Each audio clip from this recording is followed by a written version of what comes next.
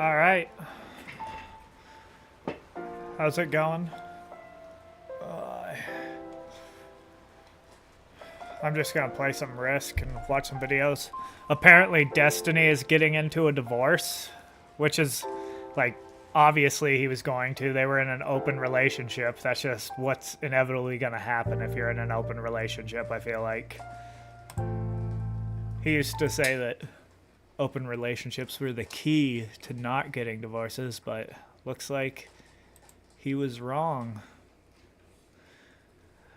I remember there was this, like a bunch of his fans. I saw a clip of a bunch of his fans, like a few months ago, talking about how they thought that they were probably going to be getting a divorce, and he said no, but looks like his fans were right. So yeah, we'll watch a few videos on that, and then I got some other videos that I was going to watch. But yeah. All right.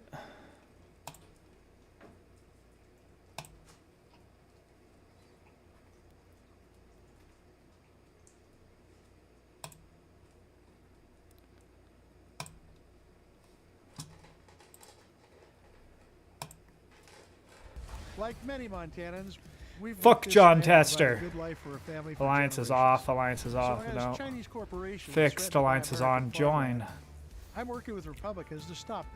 I'll always defend Montana and keep our nation safe. All right. Do you try to save the population of a dying world, or burn it all with the intent of containing heresy? Listen, I've lost. Yeah. So this is the clip of him talking about his fans thinking that they were going to get a divorce. Right here. Okay. Communist Sweden. The conservatives were right. Okay. So Sweden, the communist country of Sweden. Ooh, Okay. I do not like this. Not only are their taxes f***ing insane, all right, which is whatever. You get a lot of services. That's okay. Not only are their taxes insane. Melina and I have been struggling to sort out like everything going on for the past 2 or 3 years. It's difficult to figure out like where does she have to pay taxes to, where, like how do we account, blah blah blah. It's been a f***ing nightmare.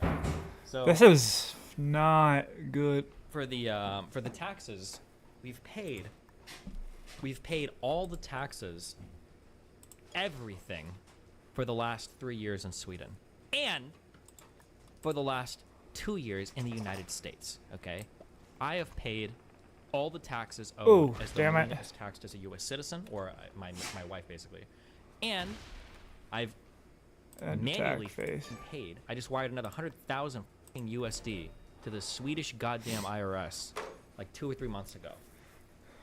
I'm gonna send this guy an To give them their alliance pound request. flesh that I thought I was getting back. My expectation is that money is coming back once they sort out all of her bullshit. Because she shouldn't Oh, be paying why taxes would you in do two that? places.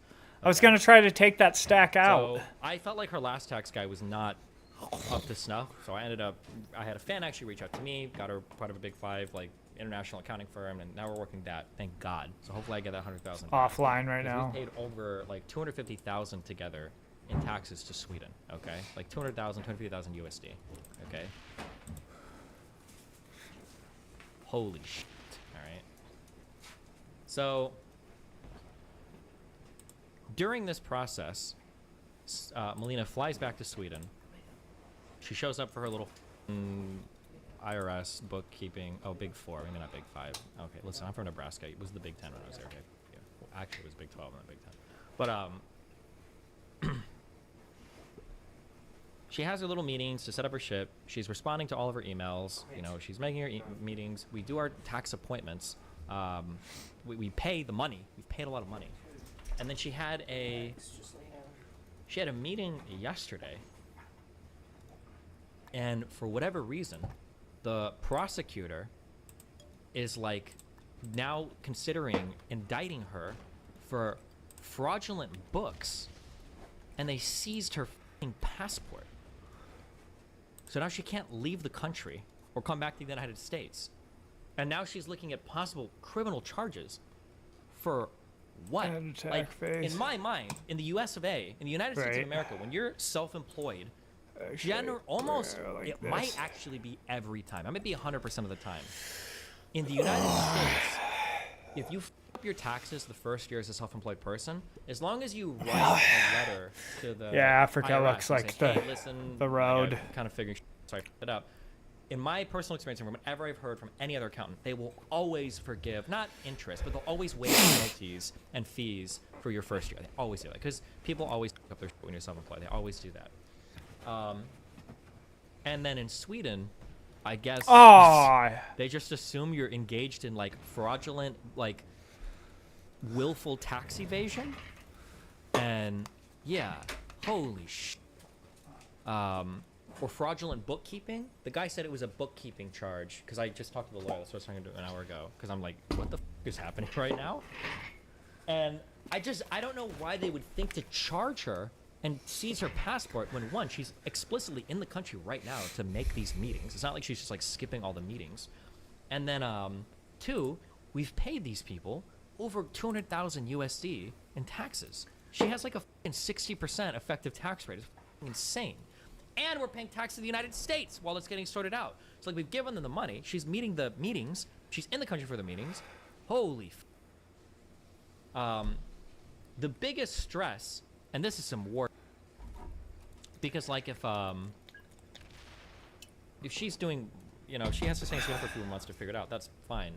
But the biggest stressor is that if for some reason there's some actual formal trial and she's got to do some if she's out of the country for more than a year, she's gonna lose her green card, and then I'm gonna lose my mind, because that was a 4-year process to get her green card. And once you've got a green card as a U.S. citizen, you can't spend a year out of the country because you're not a citizen. I'm sorry, you're not a citizen yet. You're a permanent resident. You'll lose your residency, and they'll revoke your green card. And I'm pretty sure you have to go through the entire process over again. there we go. Destiny, you should be getting a foreign tax credit. No, so your tax in the U.S. should be 0. The tax in Sweden should be 0 because we're paying them in the U.S. and she lived in the U.S. But apparently, so here's like a really weird thing. If you're a European, you're not going to understand this. But in the United States, you don't really exist anywhere or in any database as like a person that exists in an area. I don't know why or how, and I noticed this when we were doing things for Melina, where it's like, because I would ask, like, oh, like, they're like, do we need to get a name change for Melina? And everyone's like, well, what's her name? And it's like, I don't know. Like, don't you guys have like a record of that? Something like, no, just give us her passport. It's like, you don't have like she's not like registered as a human being. And it's like, the U.S. like doesn't really do that. We have social security numbers attached to names, but in like other countries, I think in I don't have a social security number. Europe, it's more common that like a person will be written into an area where it's like, oh, like this person's first and last name lives in this area. We know that. And in the U.S., we don't have anything like that. We have no like registrar of people. Like even our census is like every 2 years. I think we just mail all the houses. We're like, we think you live here because of IRS records. Like fill some shit out. But one of the challenges with Sweden was we didn't realize, or Melina didn't realize, how the fuck would I know, that when she moved to the U.S., you have to actually write yourself out of the United States. Or, I'm sorry, you've got to write yourself out of Sweden as having moved out. It's not like in the U.S. where thing. So we've done that now retroactively. We've got an actual CPA that's like working on this. But part of the tax code is like, oh, you're trying to write yourself out of the country. Now we know you're up to no good. And it's like, bro, are you f***ing serious? Holy shit. Yeah, so a lot of people thought that they were breaking up because she was in Sweden for so long. And he's saying that this is the reason why she was in Sweden for so long. But now it comes out that that they're getting a divorce because she's with a guy who is from Sweden.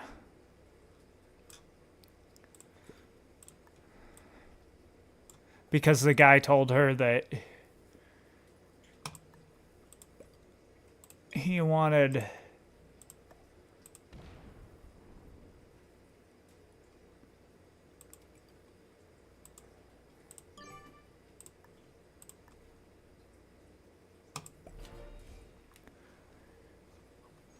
I'm just gonna send this guy a heart because he so that he knows that I'm not aggressive towards him. I only have that big stack there because blue is right next to me and they'll attack for no reason.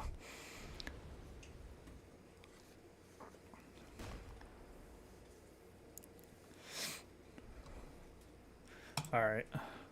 But Jesus, it's actually so, it's just so, it's unbelievable. Won't she not be lending the U.S. if she has a criminal record in Sweden? I don't know for taxes. I'm not worried about that. What I'm worried about is just the green card stuff right now. You can stay outside the country for more than a year if you apply for a re-entry permit. I don't know if that's the case. I have to go look it up again.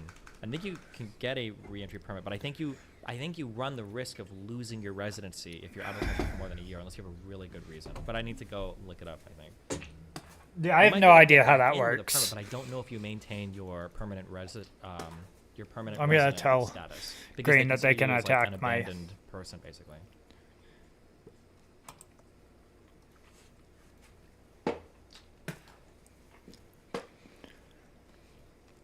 I'm so confused. Hasn't her father lived outside the country for work for long periods? Yeah, but I'm sure that her father has like an employer. Her father works for the Swedish police department, so they probably handle all the paperwork for that themselves. I doubt her dad has to like manually do any of this shit, you know? I'm so confused. They're mad at Melina because she paid too much in taxes. So I talked to the lawyer. Apparently some prosecutors don't like the influencer and they like look down on it. And apparently, I don't know if this is true, but Melina and her dad tell me, so I take it on their word. A lot of the systems in Sweden are incredibly archaic. Now, again, I'm just repeating my part. I don't know if this is true, but supposedly in Sweden too, there are like some people, like when you pay bills, you still have to like do it like by mail and shit. That like not all of the parts of the government and everything are as like online or accessible as you'd like them to be. Again, I'm not sure 100% that's true. Melina and her family told me that. I've heard And maybe he did think that that was why she was in Sweden for that long. I don't know. You know what I'm saying? Maybe he did actually think that she was in Sweden for that long. And maybe she was in Sweden for that long because she couldn't get back into America. And then she did meet a guy over there. I don't know. But it turns out that her fucking other dudes made her leave Destiny. Which, I mean, like, yeah, obviously. Those Swedish people said, I don't know 100%. Yeah. But Some of you are technologists, some of you are critical of technology, but everyone sitting here at this table is an original.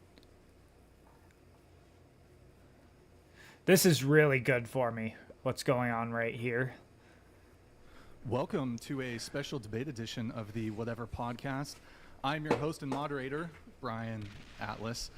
A few quick announcements before the show begins. This podcast is viewer-supported, heavy YouTube demonetization, so please consider donating through Streamlabs instead of Super Chatting, as YouTube takes a brutal 30% cut. Some quick maths for y'all. So if you Super Chat 100, YouTube takes 30. If you donate 100, Streamlabs only takes 3. Streamlabs.com/whatever. Link is in the description. For the sake of a smooth stream and debate, we have boosted the TTS triggers. Donations and Super Chats $10 and up will be displayed in Stream Overlay. Donations and Super Chats $50 and up will be read, answered. If you want to interact nearly instantly with us and weigh in on the debate, consider sending a TTS, text-to-speech message.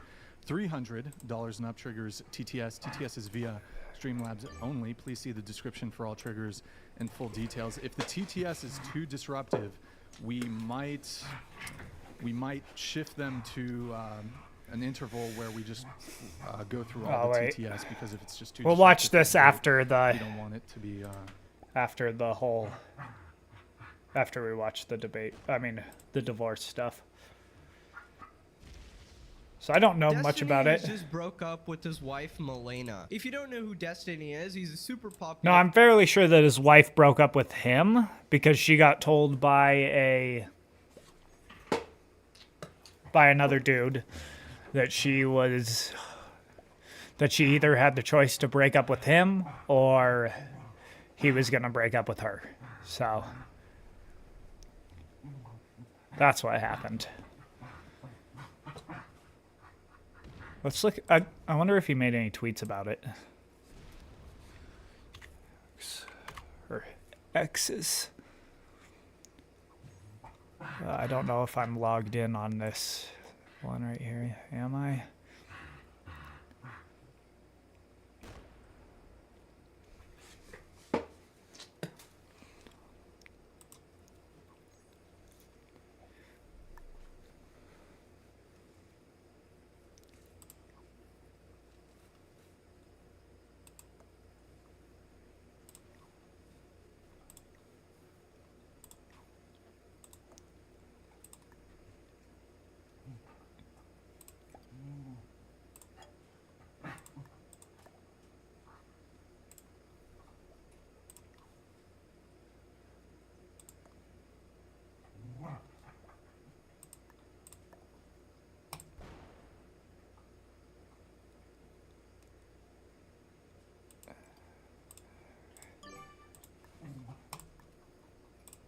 Bro, you can't have you can't have South America and America. That's not how it works.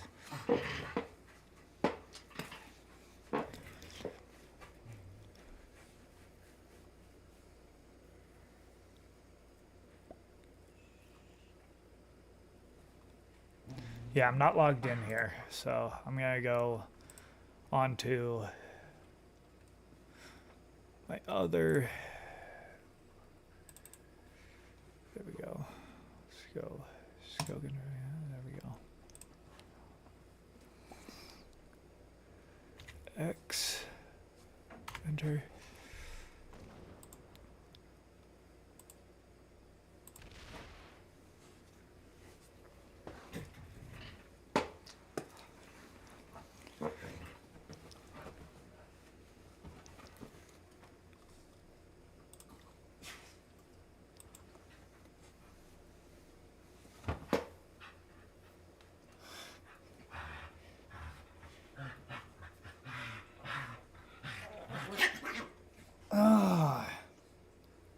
He is getting so. I'm gonna.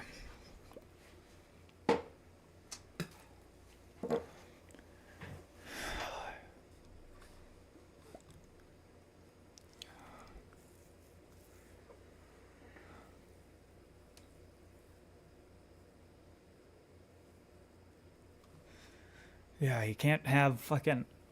Because that puts me at a disadvantage.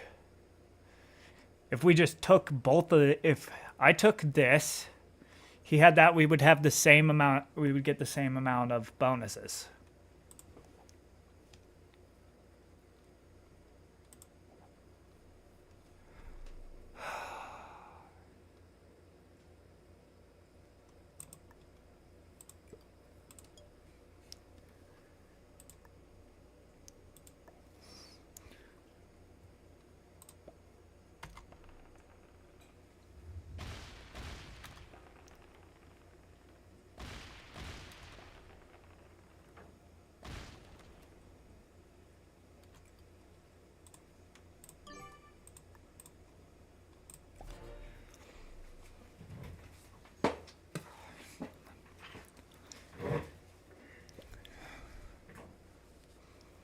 Let's see what I get here. Fuck. Still didn't get dude. Alright, let's see. Let's see if I'm logged in to my Twitter on this one. Yeah, I am. Alright.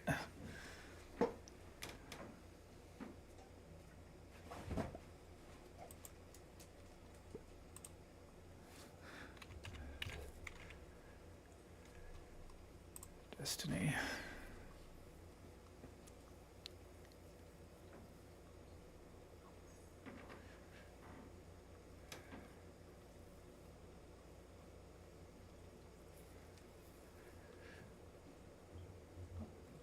Doesn't look like he made any.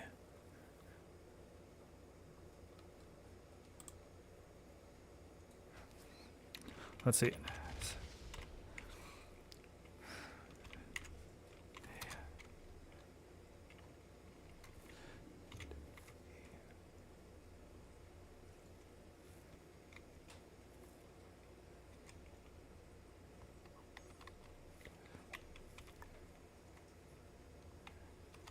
Whoop.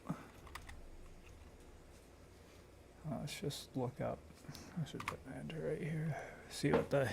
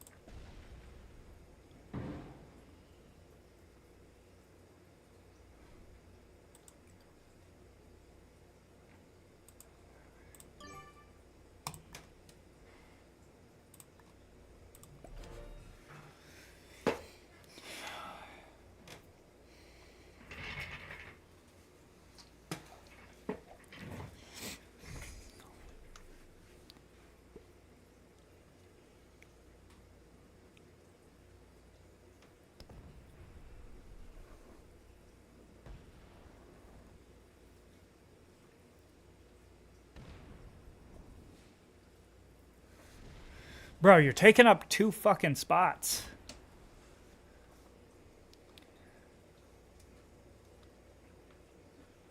Let's see this. Bruh, this is the guy.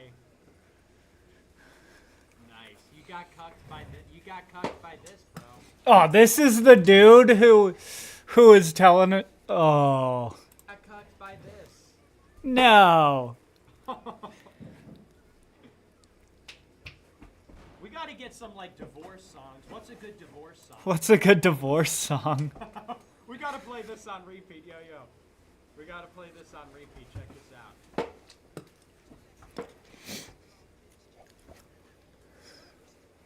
Wait for it, though. Wait for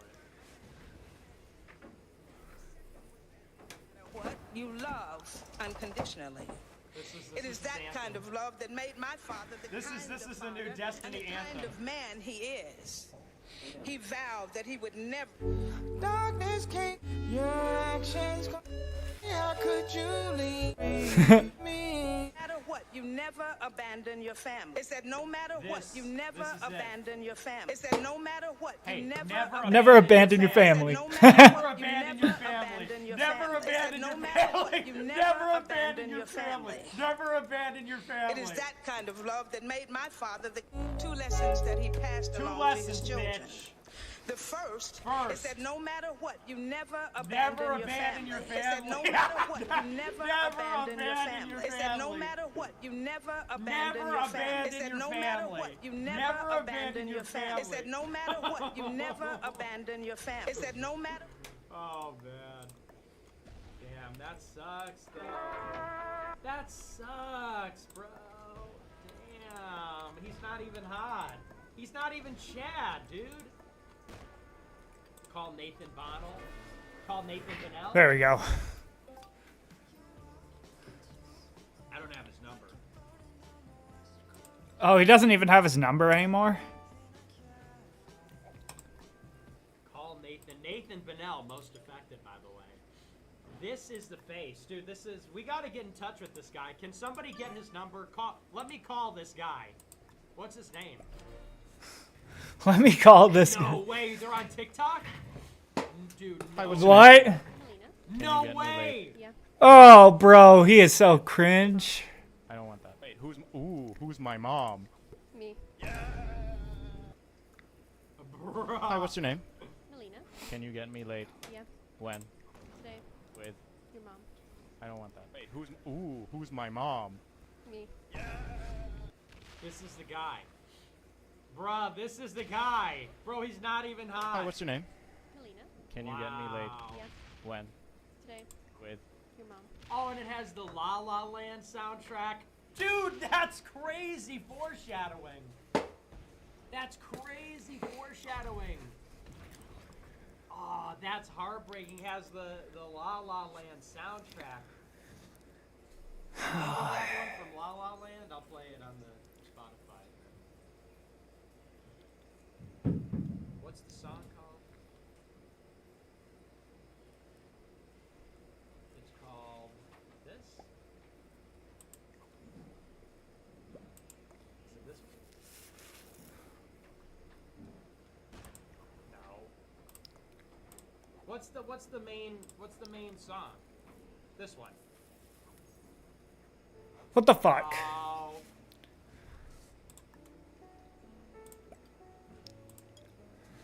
What could have been? That's brutal, dude. That hurts me. That hurts me. Oh no.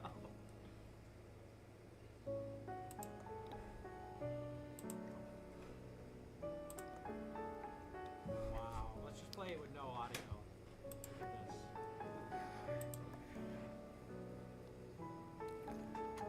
No! Melina! Come back! I miss you! It's Mel time, remember? Mel time? Mel time? Just like it used to be. Mel time. It's Mel time. It's Mel time. Mel, why'd you have to leave? Don't leave me. Fuck, dude, I'm getting fucking. That's terrible. That's terrible. That's terrible. This Is he a fucking cunt. TikToker? Yo, no, he's a TikToker. Okay, I had no idea about the lore. He's a dude. He's a famous TikToker. No chance, bro. I need to know that. Oh, what the fuck is this gonna be about? No, there's no way. With my mind. What if I split this cucumber in half with my mind? What if I split this cucumber? I thought it was gonna be bad. But bad in a different way. I thought it was gonna be like dirty. I thought it was gonna be like dirty, but it's just regular cringe. Medic's merch. We gotta get his merch, bro. We have to get his merch. Support Let's the go like site. this. Black Boom. Memetics Rhinestone hoodie, my personal favorite. Memetics. Then we have the gray Panda Memetics hoodie, also very hot. We also have a black t-shirt, very His merch is sick. His merch is way better than Destiny's merch. How are you gonna have shittier merch than your whatever, your homebreaking bull? Fuck you. Yeah, look at this faggot's merch. Your merch sucks. Really, a black hoodie with a black zip up with your logo? What is this? Merch for a school shooter for the most this is like tranny school shooter merch. If you're like a 27-year-old Bro, are you gonna break me? going like, Really? I fucking hate Christians, you know. This is the merch that you would wear. You would zip this up with a balaclava and kill like a shotgun. This is like trans. Oh, okay. This is a uniform for trans school shooters. What the fuck is he doing? Dude, your merch is shit. Look at this gay little icon. Memetics' merch is so much cooler. That's why she simple left with you. a cool logo in the. Look at this merch is fire, dude. This is actually cool. This merch is actually sick, bro. Are you serious right now? That's actually fire. Dude, that's tough. That's tough as hell. He's actually look, he's got the pearls. This guy fucks, dude. This guy's got the freaking pants. He's got the merch. He's got the rack. He's got the pearls, the side, the middle part. And you look like He looks cringe, bro. a bum, dude. You're wearing freaking trans school shooter merch. Trans what? DC bum. Of course she left you, dude. That's crazy. What else has he got? Yo, is this... No, different girl. Dude, this guy's the Rizzler. He's clearly got a type. He likes these buff He's offline. Swedish girls. Fuck. Clearly got a type.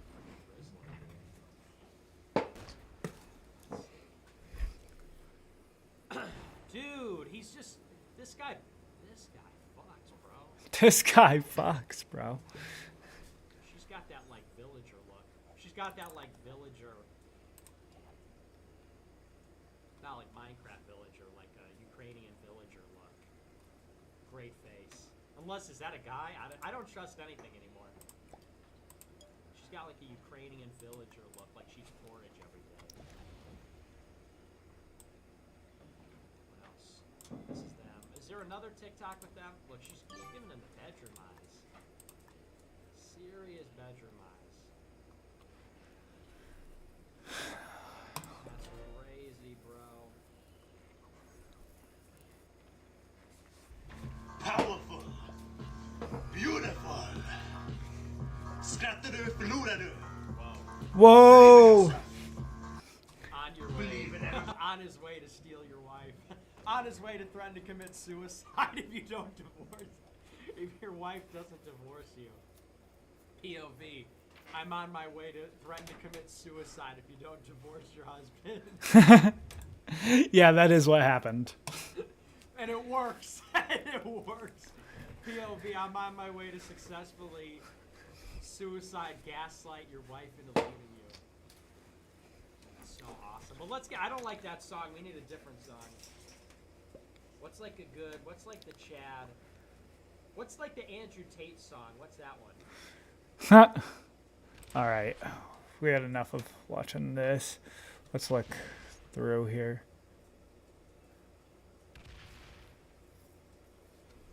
Fuck.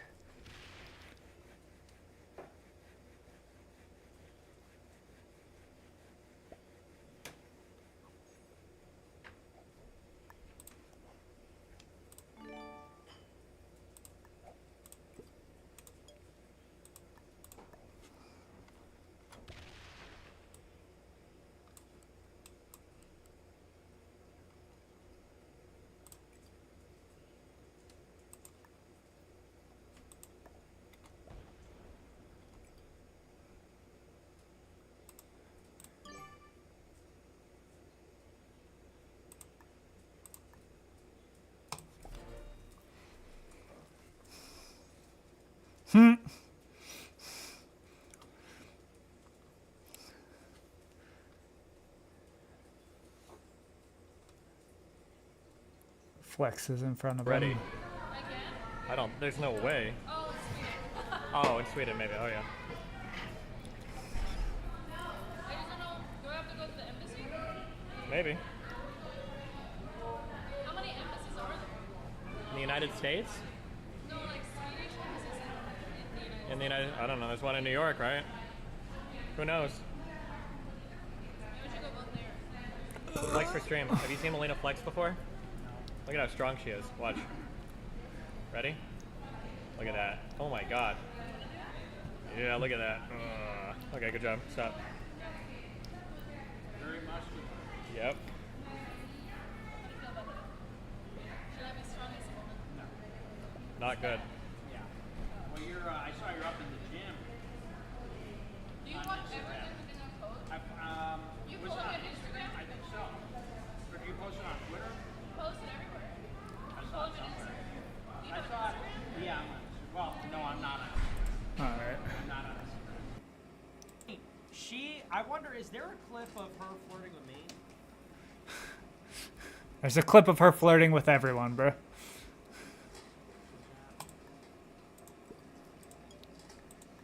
Well, I'm not gonna.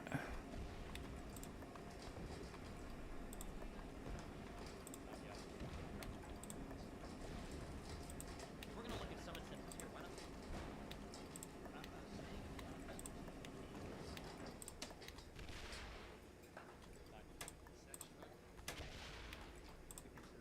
This is too long. Does anyone have the clip? Can anyone post a clip on Twitter? I'm gonna lose, but But you know, I think the reason that Melina was flirting with me, and I think the reason why Melina wants to have sex with me more than Destiny or this other guy, is because she really is like a demonic force. You have to realize women that are like this, they really are a demonic force. And they can almost sense that I have a pure soul, and they want to destroy that. That's literally, she's literally a succubus. Not all women are, but some women are, and she is one of them. She sort of detects, oh, here's a guy who hasn't totally given himself over to lust. Here's a guy who hasn't totally given himself over to sin. Here's sort of an interesting guy, a sensitive soul, whatever.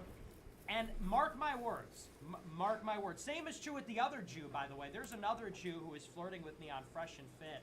I think her name was Laguna or something. And same thing. She was so trying to get in with me and texting me weird shit and all this. And it was the same deal. They all see me, and they see a guy who is celibate and wants to get married and is sort of sensitive, introspective, whatever. And mark my words, they want to sleep with me. And the moment that I would sleep with a woman like this, they would totally cut me off. That's their plan. A woman like Melina, a woman like that other chick, their plan when they see a guy like me, they want me insofar as they want my soul. They see me, they see my kind, sensitive soul, and they want to go in and corrupt it. And then the moment, that's why all the Destiny fans, all the Destiny people, they always say, oh, I just want to see Nick get laid so that he stops being a Nazi. I just want to see Nick get laid. Maybe if Nick got laid, then you know, he wouldn't be a Nazi. I hope that one of those girls on Fresh and Fit sleeps with Nick, and then, you know, he just stops being a Nazi.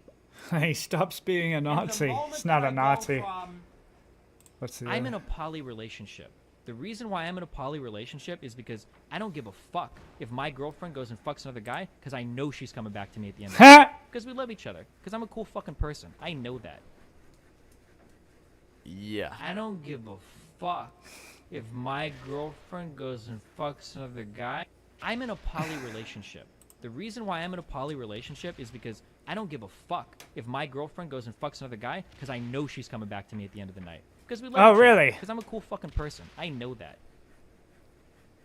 Yeah. I don't give a fuck if my girlfriend goes and fucks another guy. I'm in a poly relationship. Say how much we love Hitler, and he crashed the party to remind us that Jews rock. It's either one, I guess because Jewish people are in control of who gets banned from all. Nick wins. I don't care anything else, dude. Nick wins. Me and all my black.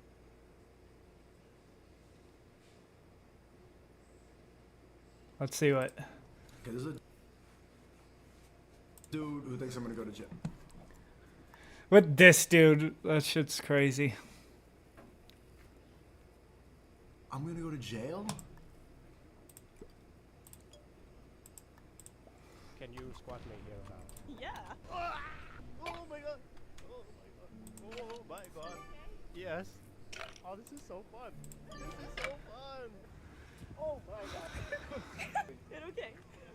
Whoa! What the parkour. fuck? That's so cringe, bro. There's no I don't have a. fucking way.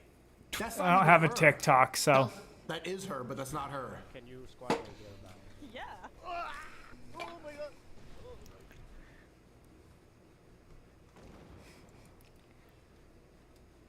Oh. Imagine losing your Oh my god, bro. Astaghfirullah. Astaghfirullah. I don't know what that means. Destiny and Moist both need an intervention on Fresh and Fit. You won the long game. Yo, bro.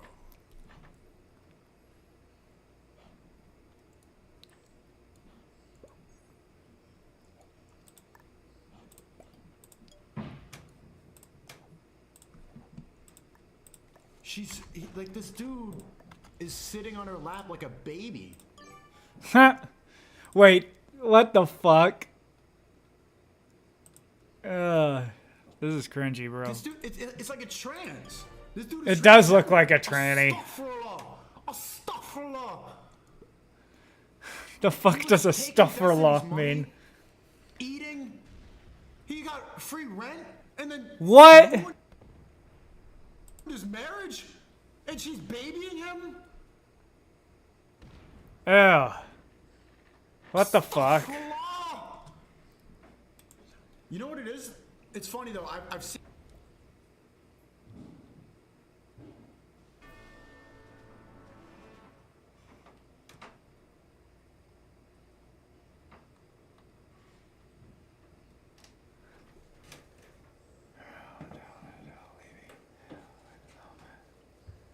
BPD twink. What the fuck is a BPD?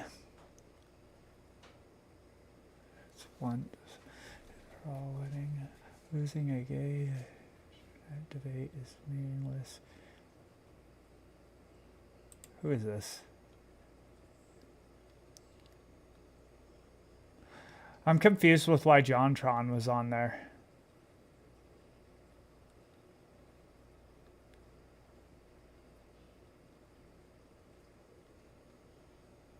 I'm confused with why there's a picture of JonTron on there.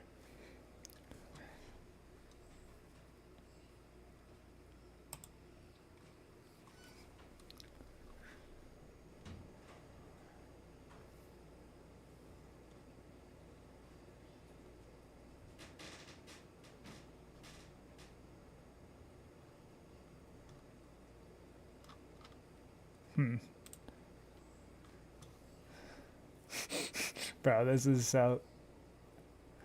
Destiny, bro. Don't. Good.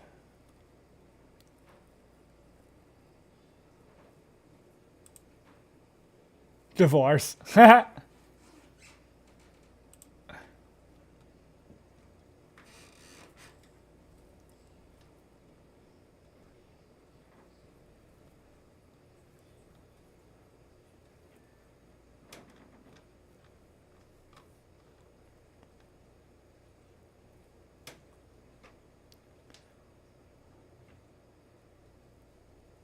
Me, I guess it.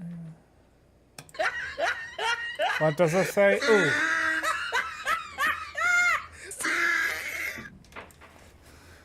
Let's read this. Why?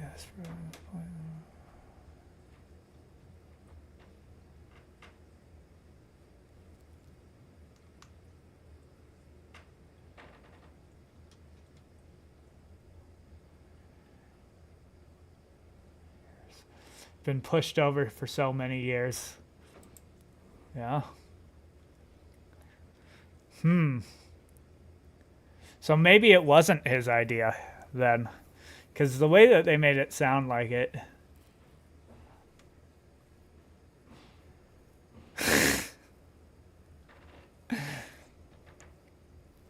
How did that work out for you, Destiny? This is actually something that the body is.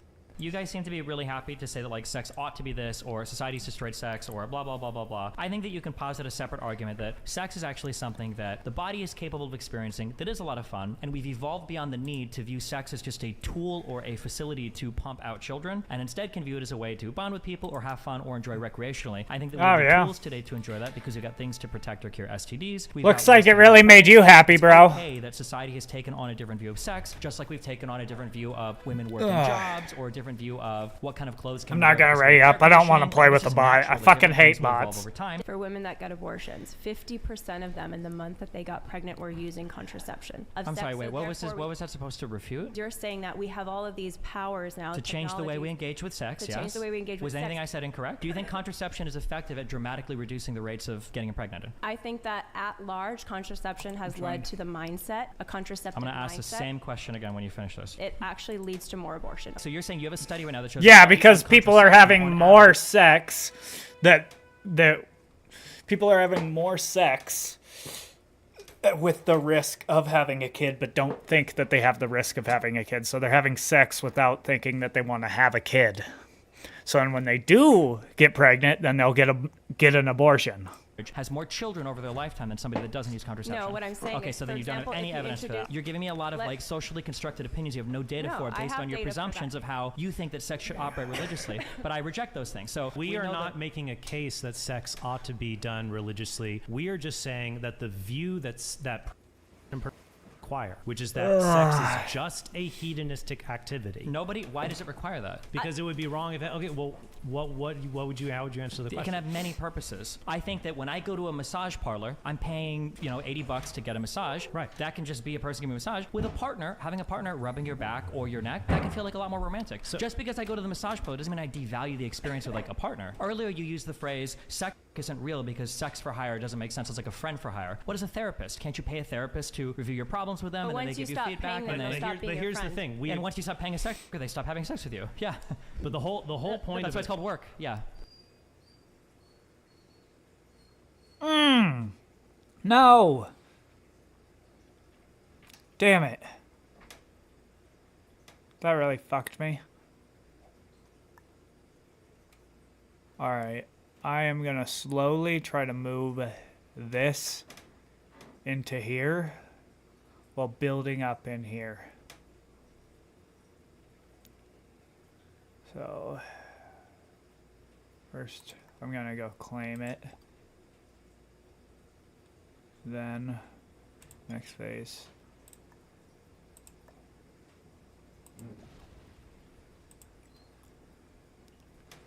End attack phase. Put this right there. There we go.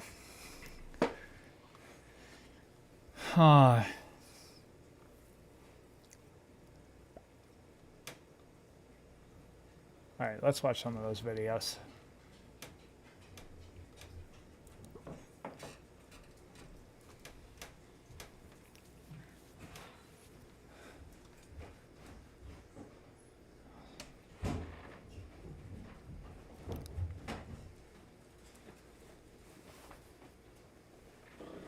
All right.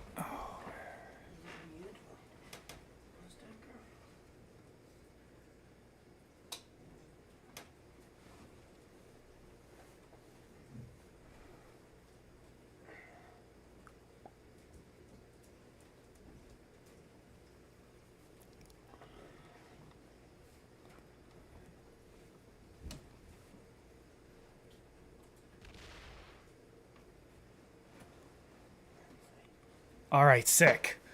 I have a way to move into there now.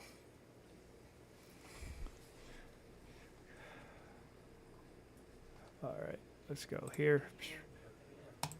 Streamer who's in an open relationship where basically either party can go sleep with other people provided you have permission from your partner that okay, this person is okay to sleep with. Basically, it's for people who want the perks of an actual relationship without the commitment, the self-control, the discipline, and without the love, essentially. Because if you're sleeping with other people, chances are you probably don't really love your partner. By the way, Yeah.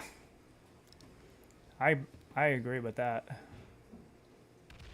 What the fuck is this guy doing?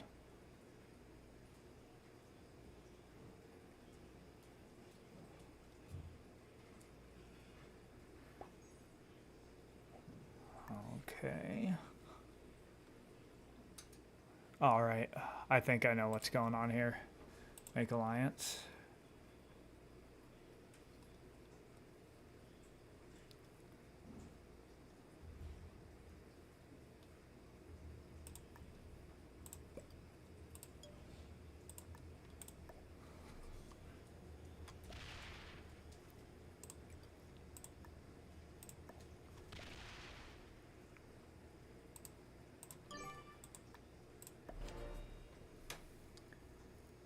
I think I understand what this person wants. All right. sorry for the voice. I'm just a bit sick now. The internet. I've is never cooking seen this Destiny guy's for this because YouTube videos Milena before. actually left Destiny for a very interesting person. It was one of the people that she was sleeping with, and it was the Swedish guy. And let's just say this dude is not the stereotypical person that your wife would cheat on. Like, you would think it'd be like a 6'4" Chad, right? Something like that. But this dude is pretty much the opposite of that. Here we have a Destiny Discord message. I'll have a small convo when I'm back about things. I'm not gonna nuke Milena or anything. But the last 2 Okay, months yeah, he and 2 seems weeks like have he's been a massive like more of a mind F for me. conservative. Watching her become obsessed with a toxic or abusive guy. When I visited Sweden last, he gave Mel an ultimatum to divorce me. And threatened to kill himself when she didn't do it. Do it. 20 other abusive things. And he's done. threatened to neck himself and when she didn't do it. Among 20 other abusive and manipulative things he's done. And endlessly makes excuses for him, so I'm out. Anyways, have fun with the movies, whatever. Destiny, Josh, yeah, I'm discovering the boundaries was the death knell in this relationship. Nobody could have predicted that one, Destiny. Alright, why? This proves every point I've ever made. Girls can leave you for jobless, manipulative losers if they just play their cards right. Okay, so obviously, he's really salty about this because he spent a lot of time with his wife or whatever, right? But the thing is, it's not always like this, okay? It doesn't have to be like this. It's just the type of person you've picked, okay? You've picked a person who simply is not wife material, I'd say, and neither are you. You are not husband material if you're okay with your wife doing all this type of stuff. Yeah, I wanted a massive therapy session to see if I could express myself better and iron out some boundaries, but it's hard for me to ask for anything if I've been a pushover for so many years. I find this extremely ironic. You a lawman or an outlaw? Bit of both, I reckon. I took an oath to protect everyone.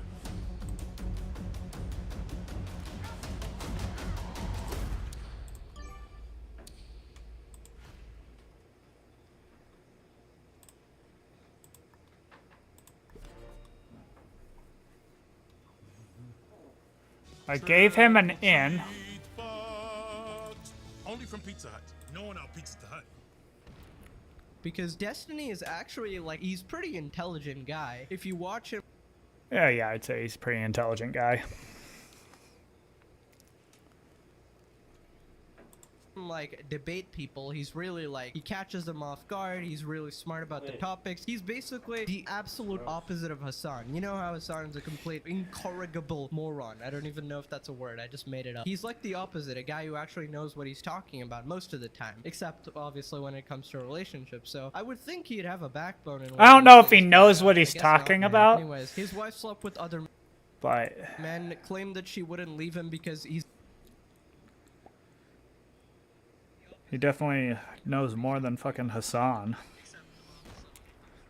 a cool person. Wife meets a toxic guy who tells her to leave Destiny, and she instantly does it. Now, probably the most insane thing is how everybody pretty much accurately predicted exactly what was gonna happen. Insane that Sovereign Bra fully predicted Destiny's divorce. God forbid this happens. Will it be fun if this open relationship ends up causing things to fall apart down the line if one of you guys finds yourself in an entanglement, so to speak, with with somebody who you might find a deeper connection with? Yeah, okay, so I probably put up a picture before when I was talking about him, but this is the guy, and I'm not one to judge or whatever. It's just I don't know, it's just weird. It's not the traditional person you'd think, but whatever. Like, if that causes the relationship to fall apart, that probably wouldn't be very fun. No, it would be horrible, and it would be sad. Do you guys have a high degree of confidence that your marriage will last for decades? I mean, I married her without a prenup, so I can hope so. Okay, Ladies my wife fucks other guys. Oh wow, that was interesting there at the end. But ladies and gentlemen, this is a message to all the guys out there, okay? It doesn't matter how much you're in love with your wife at the moment or whatever, you have to get a prenup. Even if your wife loves you, she'll let you do it as well, because people change and this happens all the time. Now, it's pretty insane. I don't believe in prenups because I feel like it just is like betting against your own marriage, you know? So I don't think that you should get prenups.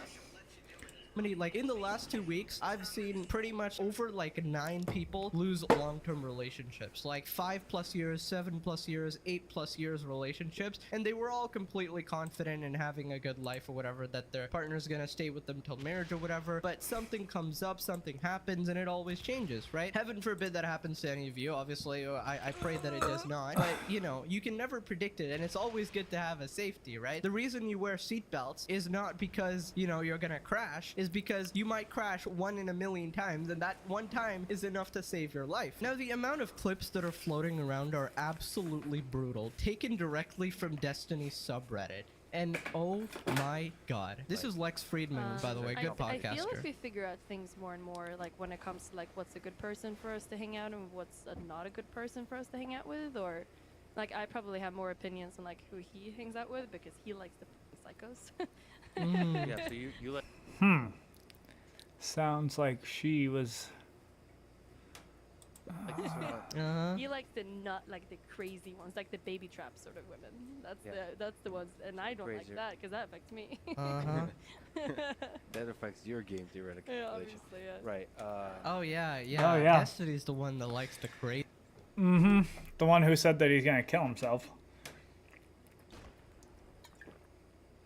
Wasn't the crazy one. There we go. Fucking finally. What the? Oh. Bro.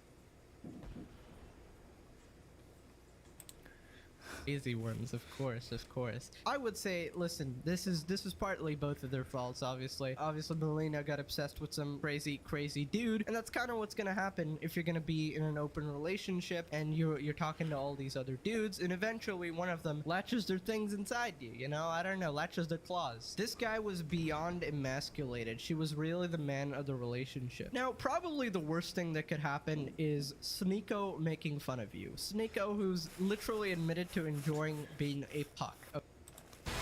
He did not admit to enjoy what? He said that it happened and he hated it.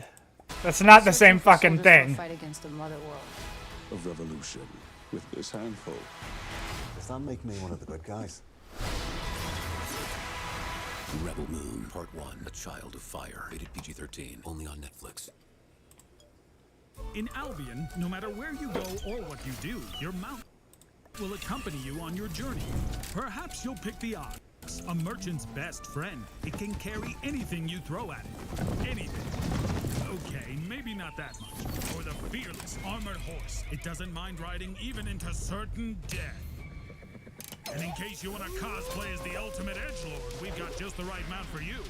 Perhaps you prefer... Okay, this guy is one step just down from Adam 22, which we'll get. Yeah, Adam 22 is fucking disgusting right now.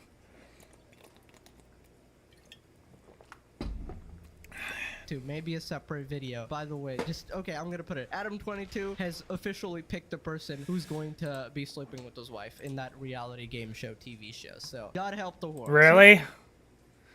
Controls Destiny after his wife left him. I don't give a if my girlfriend goes and f***s another guy, because I know she's coming back to me at the end of the night. Because we love each other. Because I'm a cool... Okay, that is copyrighted, so I'm not gonna play the rest of that, but that's the hypocrisy thing. So, this obviously hasn't aged well. I don't give a frick if my wife F's other guys, because at the end of the day, she's coming home to me. I can't even fathom it. Maybe I'm just extremely old-fashioned, right? But I cannot fathom it. If the person I love was going effing around other dudes, dude, it's over. The second you even, like, think about that shit, it's over. Like, how can these people have the mental gymnastics to allow that in a relationship? You know, respect to Destiny for his career and everything. He's making millions and all of that. But the thing is, like, he's a weak man for allowing that in a relationship and engaging in pointless hedonism. And that's essentially what open relationships are. You don't want to take accountability. You don't want to take responsibility for the fact that the vows you made in the relationship or whatever, the boundaries of a relationship are, hey, I will be loyal to you and only you. You're becoming a slave to your flesh, right? Essentially, where you want to sleep with all these other people, and in the end, what's the point? You just get a little nut off or something. Like, Jesus Christ, dude, open the hub or something if you want to satisfy your urges that bad. I just don't understand this. It's sad, especially when Sneeko's making fun of you. Now, people are going absolutely crazy with the memes. This is the dude that effed Destiny's wife so good that she divorced him, and it's copyrighted music, but I'm a 5'4" man who slit his wrist. Yet 100k plus kids out there think I'm the okay, and they all clap more at my expense. This is all a cry for help that they will. Wait, who is this? Never. Is this the guy who? I'm not gonna lie. All right, clap it up, guys. Destiny is now an official member of the Wife Left Me Club. Join us, Destiny, and we got Elon Musk in there. We got Alex Jones. Here we have a clip of. I didn't know that Alex Jones' wife left him.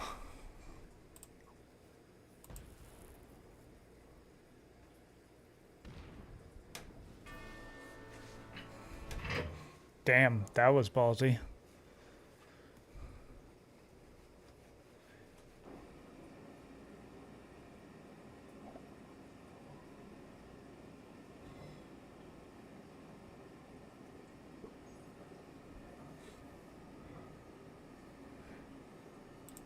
Melina and the guy, you know.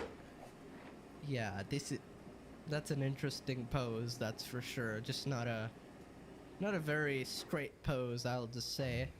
It's, yeah, no. Of course, sometimes he looks like a fucking faggot in that. I do be sitting like that. It's just not often and not on the internet, let's just say. Don't know, whatever. What the fuck is he wearing? Is he wearing a dress too? Bruh, this is fucking. Come here and look at this, one ball. What? Come here and look at this. So this girl right here was dating like a famous Twitch streamer named Destiny. Yeah. Like they were married, but they were in an open relationship, so like she could fuck other dudes and shit. She just wants to cheat on him but wants his money. Yeah, so I guess that this guy, the guy who's wearing the fucking dress right now, he was paying for this guy's rent and like to feed him through her, you know? Mm-hmm. And then he told her that if she didn't divorce her husband, Destiny, that he would kill herself. So she's getting a divorce with her husband, Destiny. So now what, they're just gonna be broke or what? Yeah, I have no fucking idea, bro. That dude look gay as hell. I know, he looks like a fucking faggot. He gonna get her to divorce that dude just so like Yeah. go bang him out and Like, lick what the fuck? Sugar plum little dick sucking fag. That's fucked up. That's all bitches be. Welcome. Welcome. Right, Lucy? You bitch. Female dog.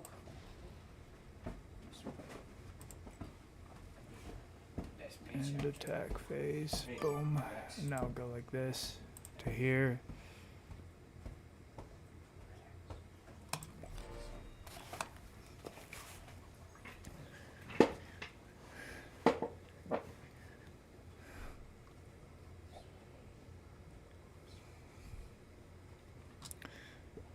Quit.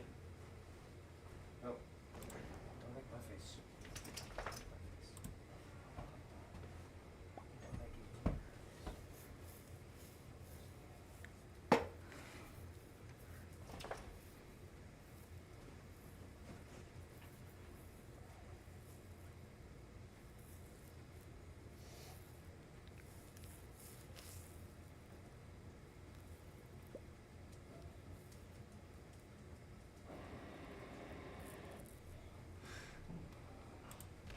If she was going with 6'4" Chad either, alright? Oh. I think this guy would be easier to beat in terms of, I don't know. You shouldn't be having to beat anyone because your wife is supposed to love you, but apparently love is dead, guys. Alright guys, that's basically it. If I had to get one lesson from fucking this, cunt. don't fall victim to the degeneracy. Please, there's so much degeneracy online. Everything is normalized. OnlyFans pulled in $6 billion. Guys are degenerates, girls are degenerates. It's ridiculous, okay? I don't know, man. Guys, stay sane, and I'll see you guys later. Bye-bye.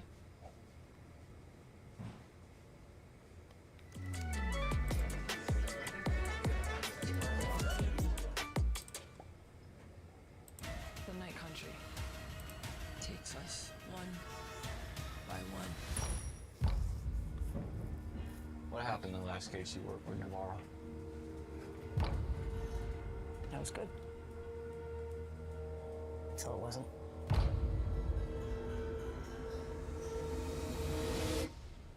We were too late. There was nothing we could do. I'm working on this new case. A missing scientist. Found on the edge of the villages. Frozen solid. What do you want? It's been 6 years. Why are you here? Because we both know what really happened. And you need my help. I've seen that before. Years ago.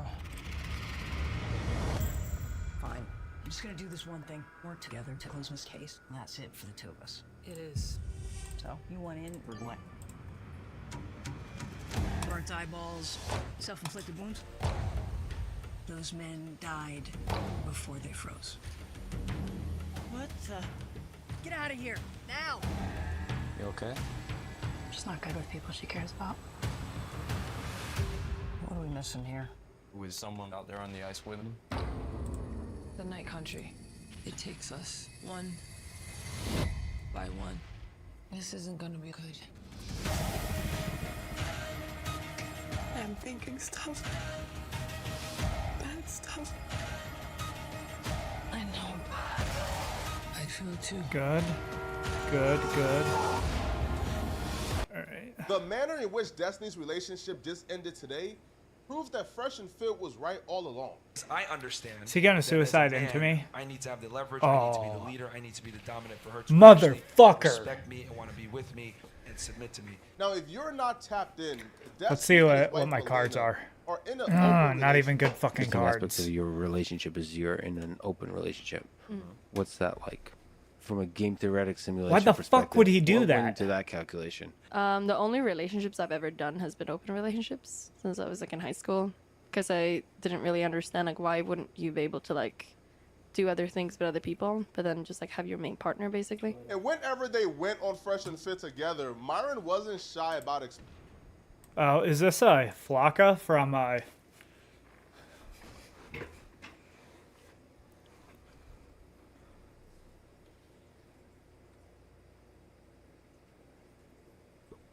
Bro, White's gonna win this because fucking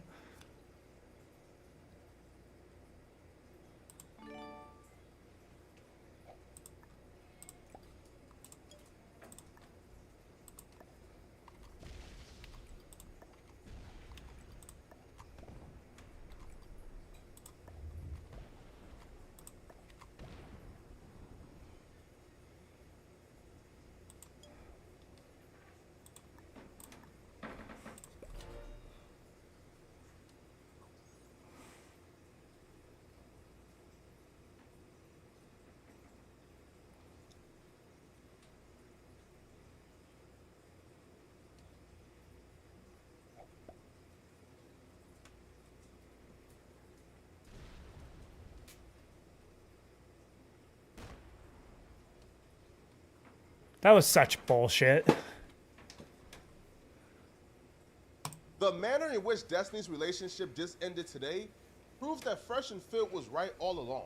I understand that as a man, I need to have the leverage. I need to be the leader. I need to be the dominant for her to actually respect me and want to be with me and submit to me. Now, if you're not tapped in, Destiny and his wife Melina are in an open relationship. Interesting aspect of your relationship is you're in an open relationship. What's that like? From a game theoretic simulation perspective, what went into that calculation? The only relationships I've ever done has been open relationships since I was like in high school, because I didn't really understand like why wouldn't you be able to like do other things with other people, but then just like have your main partner basically. And whenever they went on Fresh and Fit together, Myron wasn't shy about expressing that your woman wanting to sleep with other people isn't really normal. Like, most women, when they are in love with a man, only wants to sleep with that particular man. That most of the women here prefer to have sex with one guy at a time, correct? Right? And preferably that guy will be providing you the security as well, correct? Except her. Okay. I don't. I sleep around. Okay, With and men that's and women. and that's fine, and that's Yeah, fine. I like being single. What would you prefer to have one guy and then sleep around with Fuck! women, or do you not care? It could be men or women. It could be anyone. I live my life by the philosophy of if you like it for yourself, I love it for you. So I wanna me kill considering the- Destiny a friend, I sort of ignored a lot of what was going on. Didn't really speak on it. Because if he was happy in his open relationship, then who am I to really critique? And I ignored some obvious red flags, such as Sneeko coming out and essentially saying that Melina, right, was trying to Fuck cheat you. on Destiny with him. It's over. And I actually That guy was such a fucking Destiny, cunt. because I'm gonna be honest, I've known this couple for a while, and I knew this was gonna happen. It was very obviously inevitable that this woman was gonna get a green card and then leave him, because they got married. She cheated when they got married. She was with another guy, and then Destiny took her from the other guy, and I think she was engaged. So of course she's gonna do it again. How you meet a girl is how you leave a girl. That's how the relationship ends, and there's the same way it starts. And I feel Is he bad really gonna because let me I knew maybe this was even gonna happen. fucking She invited me to Europe, bro. Like maybe 2-3 survive? months ago, she was texting me a Whoa. lot, and then she invited me to He come and visit is. her in Sweden, and then go to a music festival with her and her friend. And I actually like, even though all the disagreements I've had, all the shouting matches I've had with Destiny, however many times I she could tried to still discredit what make I it? talk about, What? and No. Oh, just a he's lot gonna of take me. disagreements. A lot of like attacks, all that. I saw Oh, nice, I nice. saw I got that text message like from his wife, come visit me in Europe, and I was like, bro, fuck, can't do this, man. I can't do this. The Hebrews created history as we know it. You don't get away with anything. And so you might think you can bend the fabric of reality and that you can treat people instrumentally and that you can bow to the tyrant and violate your conscience without cost. You will pay the piper. It's going to call you out of that slavery into freedom, even if that pulls you into the desert. And we're going to see that there's something else going on here that is far more I'm getting a cosmic second. and deeper than what you can imagine. The highest ethical spirit to which we're beholden is presented precisely as that spirit that allies itself with the cause of freedom against tyranny. And Yes, there is that exactly. hope. I want villains to get punished. But do you want the villains to learn before they have to pay the... That's so trifling, bro. Like, that's so trifling. The fact that Destiny and Sneeko weren't on good terms at the time, and some may say they were enemies, and Melina was still texting Sneeko, her husband's enemy, to invite him to All right, Sweden let's to watch go this. to a concert together or a festival, aka hook up, to me is just trifling. Now, some may Yeah, say that Destiny shit's brought it upon fucking- himself. it's I pretty will crazy. argue with that. All right, because how Destiny got his girl was kind of scandalous too. Sneeko and Fresh and Fit tells a short version of the story. Yeah, didn't the way that Destiny got his girlfriend, wasn't it because... Wasn't it because Destiny was like, went and saw her and he was streaming and the guy let Destiny fuck his girlfriend and then he left her? I mean, and then she left him afterwards? Isn't that what the fuck happened? Destiny had more status, he had more clout. If we're gonna be all the way 1,000 here, like, because women typically do monkey branch to better guys, and your own mating practices have proven what I'm saying, that you went to a better guy that you had, and you did it overtly on a camera. Let's be honest here. If we're gonna be 1,000. So there's absolutely nothing that I could say to change your mind to believe what I actually feel. But what I'm saying is that Destiny was able to take you from that male because he was better in some Not regard, because of his money and not because of his or success. he had more potential. But they didn't tell the full story. You see, Destiny went to Sweden to hang out with one of his fans, Emelina. Oh yeah, it was his fan's girlfriend that... Yeah. We need to. No. No, we're not Let drunk. me explain what happened. This one is drunk, and that guy is. No, it's not true. You're drunk. So right now, I'm babysitting these two guys because they're very drunk. So I'm trying to make sure that they become sober, right? You want to be sober? Okay. Now, Melina and his fan Yeah. were in a polyamorous relationship. Now, apparently, Destiny asked for what they were comfortable with beforehand, such as groping, etc., etc., and he said he was fine with it. So this is what we're doing. We're having a rehabilitation. Oh, that was her boyfriend before this? Bro, he looks disgusting. What the fuck? Just sensation for She's not very good at picking men, it doesn't seem like. Steven, so he knows what it's like to be a real human. Because a big part of what society does today is that it disconnects you from the human experience. It makes you believe that you're not human. Bro, what the fuck is this dude talking about? Trying to rehabilitate Destiny, and Destiny was trying to put 6 inches in his woman, bro. Diabolical activity. Is Destiny 6 inches, bro? I don't think you guys hit them I can't well. believe. No wonder that guy was a Don't look at beginner. them like that. Obviously. Are you judging me? We're in Queensland. They could throw them out. I don't even think you guys hit them well. What? But this dude was just thinking, you know, Destiny will come, they will hook up, and it will end there. But Destiny apparently hooked up with Melina, you know, liked it too much, and he took Melina from the fan. So a woman like that who would branch hop as fast as she did, Yeah, bro, why would you fucking start dating that woman and marry that woman if that's how you fucking met her? That makes no sense, bro. Obviously, she's just gonna leave you for the next fucking guy who... Like, what the fuck? If that's it how... looked like it came back to bite Destiny in the butt. Oh, dude, it's a guy from Iraq. Discord messages will leak from Destiny to where he essentially breaks down how him and Melina is breaking up, and he broke down exactly why. Let's get into it. Destiny would tell his head mod that him and Melina recently had a 5-hour therapy session to rediscuss the boundaries in a relationship. And that stemmed from Melina now having a new boy toy in her life, since it's an open relationship, and Destiny isn't okay with the boundaries that they're currently breaking. apparently this dude is really demanding of Melina's time. They have gotten a little bit too close. He consistently disrespects Destiny, and she does nothing about it. He even told Melina to leave Destiny and divorce him right now. Or else he was gonna kill himself. Or else he was going to unalive himself. Now, so this dude is extremely toxic. And Destiny, who was married to Melina. This guy seems like a fucking beta, like just faggot, too. Has been telling I mean, Melina but so is Destiny, so. to leave this guy and stop talking to him. But Melina has refused to stop talking to the guy. So apparently Destiny has had enough. And he's now divorcing her. And he Oh, so Destiny is the one who's divorcing her. Okay. told her to get her stuff out of his house before he gets back on the night. In the final message, Destiny will say, I'll have a small convo when I'm back about things. I'm not going to nuke Melina or anything, but the last 2 All right. months and 2 weeks have been a massive I'm gonna go mind piss effort. real quick. Watching her.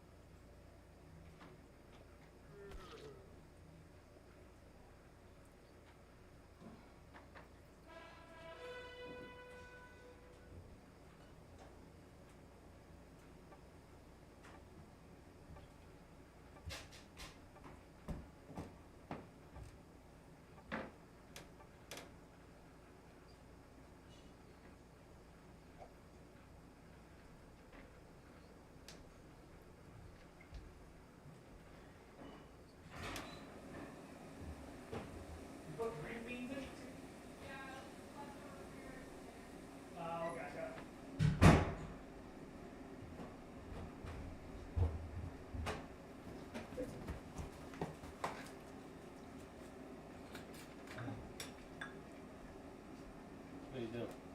What? What are you doing? Oh, JJ made hamburger for the dogs. I was like, did you ever escape? No. All right, let's get back to this. Ranked, yes. All right. Join. Her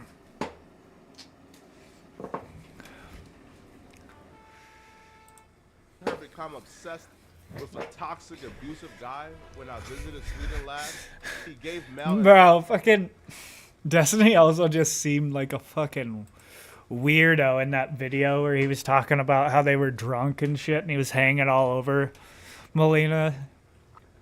Ultimatum to divorce me and then threatened to unalive himself when she didn't do it. Among 20 other abusive / manipulative things he's done and endlessly makes excuses. All right. So I'm out. And this is the guy she left Destiny for. Listen, man, I've never used the term soy boy, bruh. But if the term soy boy would apply to anybody, bruh, it definitely applies to this dude. Yeah, this guy's a fucking faggot. Right here, bruh. And what's even worse about it is Destiny would admit that Melina moved this dude into the apartment that Destiny was paying for. Bro, yo, these chicks got some nerves, yo. Honestly, this is the natural progression. Some women are hypergamous and will date whoever they gotta date to climb that ladder. And once they climb the ladder, they date men who they really want to date. So Melina probably dated Destiny when he was the top streamer and she needed his money. Now that she got married, probably got half his wealth. Now she's also a lit streamer off of his clout. Now she don't need him. Now she can date who she really want to date. Now Melina is a sexual deviant. She's hypersexual. Sexual She's deviant. probably got some mental health issues that requires, you know, she needs a guy that she wants to take care of and pamper. Because the dude is sitting on her lap. She can't be sexually attracted to this dude, right? And ain't no man in a dress sitting on a woman's lap. How are you sexually attracted to that guy? But she probably has a mental health issue, man, to where she has mommy or daddy issues to where she wants, to be a caregiver, right? That's her kink. But people That's are her saying this kink. is Destiny's karma for taking the fan's wife. I don't know.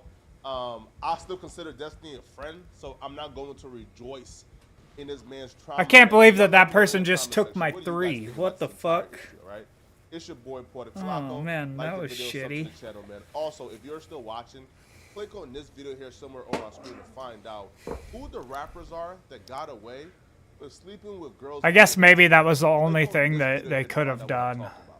Out of here, folks. Peace. Now streaming. All right, let's watch that debate that Destiny just had. Let's see, because he just had this debate. What was it, like 2 days ago? So it happened when. Welcome to a special debate. I wonder. Oh, he does look a little disheveled right there. All right, what's the plan here? Should I move?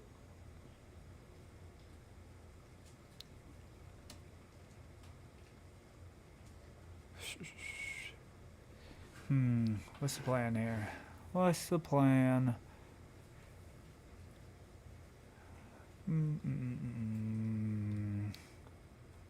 Ba-ba-ba.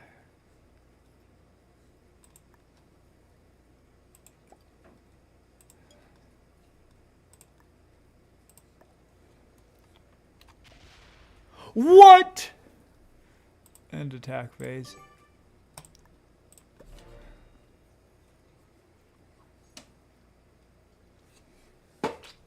Damn.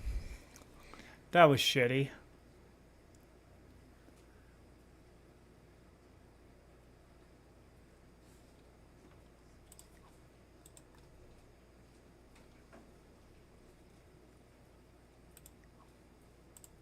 Okay, so they're a bot.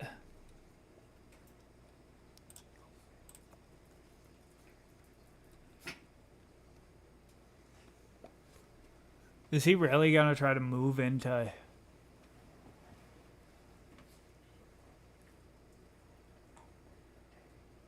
No. Oh, what a fucking... What?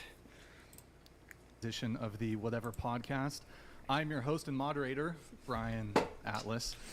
That's weird. Why is he sitting there? Usually he sits over here. Demonetization, so please consider. Oh, it's probably because it's debate style, so they have the two opposing sides over here, and then he's in the middle. That makes sense. Okay.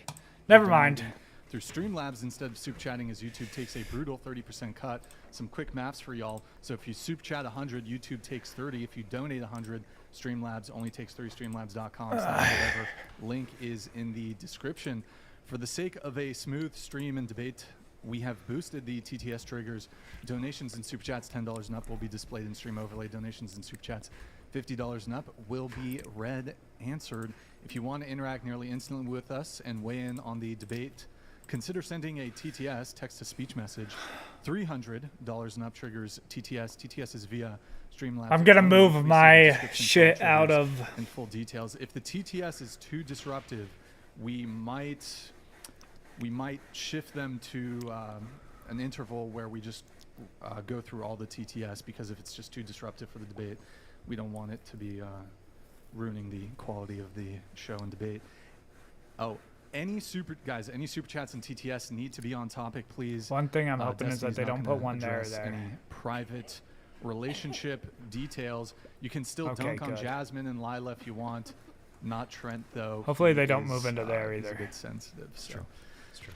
Without further ado, I'm joined today by Destiny, famous internet personality, live streamer, and political commentator. Joining him is Jasmine Jafar, the self-described hoe lawyer. She does Hoe lawyer? porn and What the OnlyFans. fuck? We have Lila Rose. She's the founder and president. Wait, so is she like a lawyer for hoes, or is she a lawyer that is a hoe? I'm confused.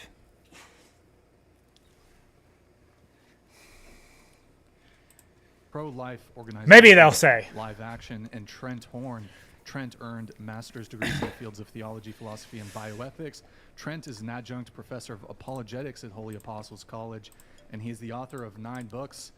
Welcome, everybody. Thank you, Brian. So we originally planned to have a proper debate moderator who was going to join us. Unfortunately, there was emergency and they couldn't make it. So this is going to be a very laissez-faire when it comes to the moderation. For the most part, I'm just going to let you guys talk. The topic of today's debate is sex work bad for society? And I think a good jumping off point, if you can each one by one summarize your position on this topic, starting with Destiny and then Jasmine and then Lila and then Trent. Also, we ought to define for each other and the audience what is meant by the term sex work. I mean, sex work strikes me as this sort of nebulous, vague term meaning anything from taking non-nude lingerie photos all the way to selling $5 blowjobs in the back lot of a 7-Eleven. So go ahead, starting with you, Destiny. Yeah, bro, I'm getting such bad dice. Society, I think it's important to recognize that there are forms of what the fuck entertainment that we can consume that aren't necessarily like good, but they don't necessarily do a bad. It's just a matter of whether or not consuming some things for entertainment purposes is like a thing we want to defend in society. I think broadly speaking we do. We would say that like video games, for instance, aren't necessarily good, but I don't know if we would call them bad as long as they're enjoyed in an appropriate environment with an appropriate level of consumption. So I think as long as we say that people want to buy sex work and people want to sell sex work, and if it can be done so in a way that is safe to both parties, and we can't see any like clear or obvious damage to society, then I think that that transaction ought to be protected. And I think I would say, like all other forms of entertainment, we would say it's a good thing in society. Yeah, so I think sex is a drive everybody has, and there's always going to be a demand for consensual sexual services, and there's always going to be people who are willing to supply it. I think a society that grants its citizens certain So this is about if you should about sex work. Civil liberties and freedoms, like the ability, like sexual autonomy and the freedom to control their own sex lives, is better for society. And I don't think adding money into that should really change anything. I think anytime we're addressing whether something is good for society, we have to think of how society would look if we were to try to come in and remove that thing. And I think, for one, there isn't at least compelling evidence that sex work or porn or any of these things are harmful enough that we should try to do that, especially if we compare it to other things that we allow, and also the times that people have tried to come in and restrict those things haven't shown to be very successful. Let's start with Lila again. Okay. And apologies for I think I should try to move up into but anyways, thanks for North America, actually. I think that I think that's my move here. And it has a design to it. It has a purpose to it. And I think to ignore that design is to live in an unreality that brings harm to oneself and other people. And sex they're going to try to take North America. That's what it looks like. Amazing between two people, and it can also bring life into the world. Or are they going to go and across? I think there's a ton of social data that shows that they're coming when you to divorce take sex from its meaning and you treat it like it's meaninglessness, like it has no meaning. I hope he loses hedonistic view of everything right sex here. leads to a lot of social ills and harm. Beautiful. It's destructive to the people that was good behave for as if me. it's meaningless, and it's also destructive to people that are also hit by the consequences of that behavior, like a spouse in a marriage whose partner is using porn and they're deeply unhappy, or the children of that marriage, or promoting sex work leading to sexual behaviors that can bring life into the world, and then you have this life that doesn't have committed parents who are going to raise them and love them. So I think we have to live in reality that sex has meaning, it has consequences, it's a beautiful and powerful thing, and a society that orders itself to recognize that meaning is going to be a healthier, happier society, and that's what I want for everyone. Yeah, I would say that, excuse me, see, I'm the one coughing now. I took it from you. Sorry. Sex is a very important thing. I think nearly everybody agrees that sex is something that's really important, but the problem that I have with sex work, and that's a term actually that I don't consider legitimate. Other people want to use it, that's fine, but I don't think that sex work exists any more than friend work exists. Sex is more than just a biological process or an activity between people. When sex is reduced to hedonistic in its meaning, that sex is an activity that one engages in for pleasure, that does lead to bad things in society. It leads to further degrading sexual acts. Like when we look at popular forms of pornography on the internet based in violence, degradation, scatological urine, feces, rape play, that the human brain is rewired by seeing this kind of stuff. Yeah, it's pretty hot. And this isn't just stuff on the margins either. To look at what sex work does, if it takes sex and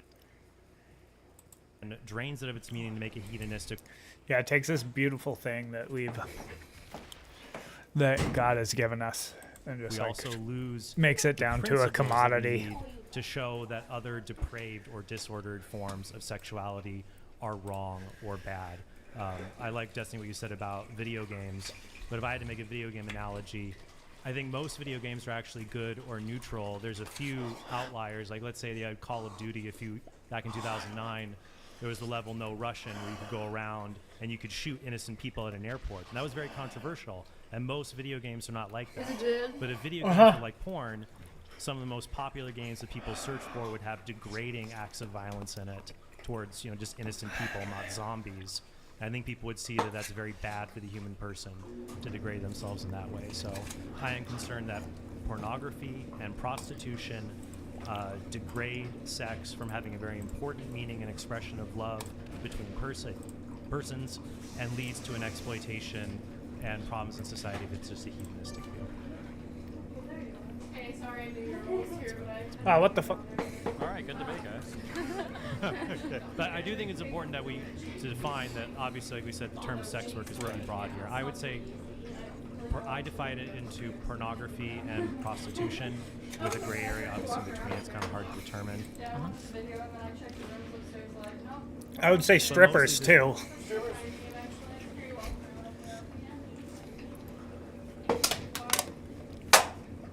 Just involves monetizing the arousal of other people, or the sexual arousal of other people. So you have to be making money. Yeah, that actually is a good definition of it.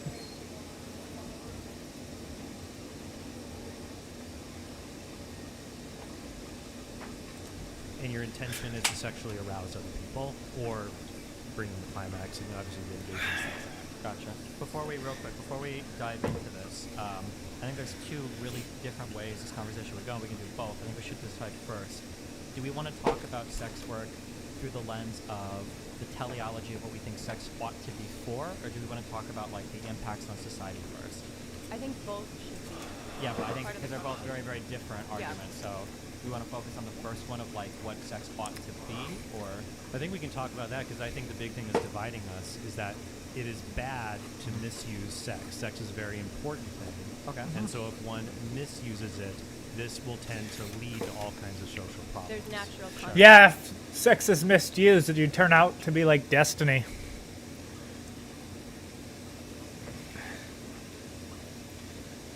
Consequences to the misuse or the abuse of sex, and you can live in an unreality and Fuck. mitigate those natural consequences, but it only goes so far, and there are going to be casualties. So, like, a question I have is, you guys are saying, like, porn, like, it's been so bad for society. What are some of these outcomes you've seen since, like, the late 90s, early 2000s in the internet? I really hope that this motherfucker doesn't get Now making society worse, when in a lot of ways, it seems like a 10. late 1990s and early 2000s, we have less cases of SA, less child abuse, abortion rates are down like 41%. I'm not saying this is because of porn, but it doesn't seem like porn has turned everyone into violent. That people are having less sex, we have less teen pregnancies, all of that stuff. So what? Well, I dispute the claim that the sexual assault. Can I say that or just success? That's fine. Yeah, okay. I dispute the claim that porn leads directly to a reduction in sexual assault. And we have to be careful to not do after, therefore, because of. That porn becomes more prevalent. What happens after that? If you look at statistics of sexual assault, they have been declining since the 1990s, but since 2012, they have dramatically. Okay, increased. sweet, I Anyone get a who's 10. watching this, just Google rate United States 1990 to 2022, or rate UK. Sorry, rape UK from 2000 to 2022, and you see a dramatic rise. Like in the UK, it's like goes from 60,000 reported cases to 130,000 reported cases. from 2012 to 2017. What's driving that? Wait, can I ask real quick, actually, because I just looked these up and I noticed that what you said is exactly right. From 1992, they fall until 2012, and then they spike. They spike. What happened in 2013? Wasn't 2013 the start? After, therefore, because of. That porn becomes more prevalent. What happens after that? If you look at statistics of sexual assault, they have been declining since the 1990s, but since 2012, they have dramatically increased. Anyone who's watching this, just Google rate United States 1990 to 2022, or So rape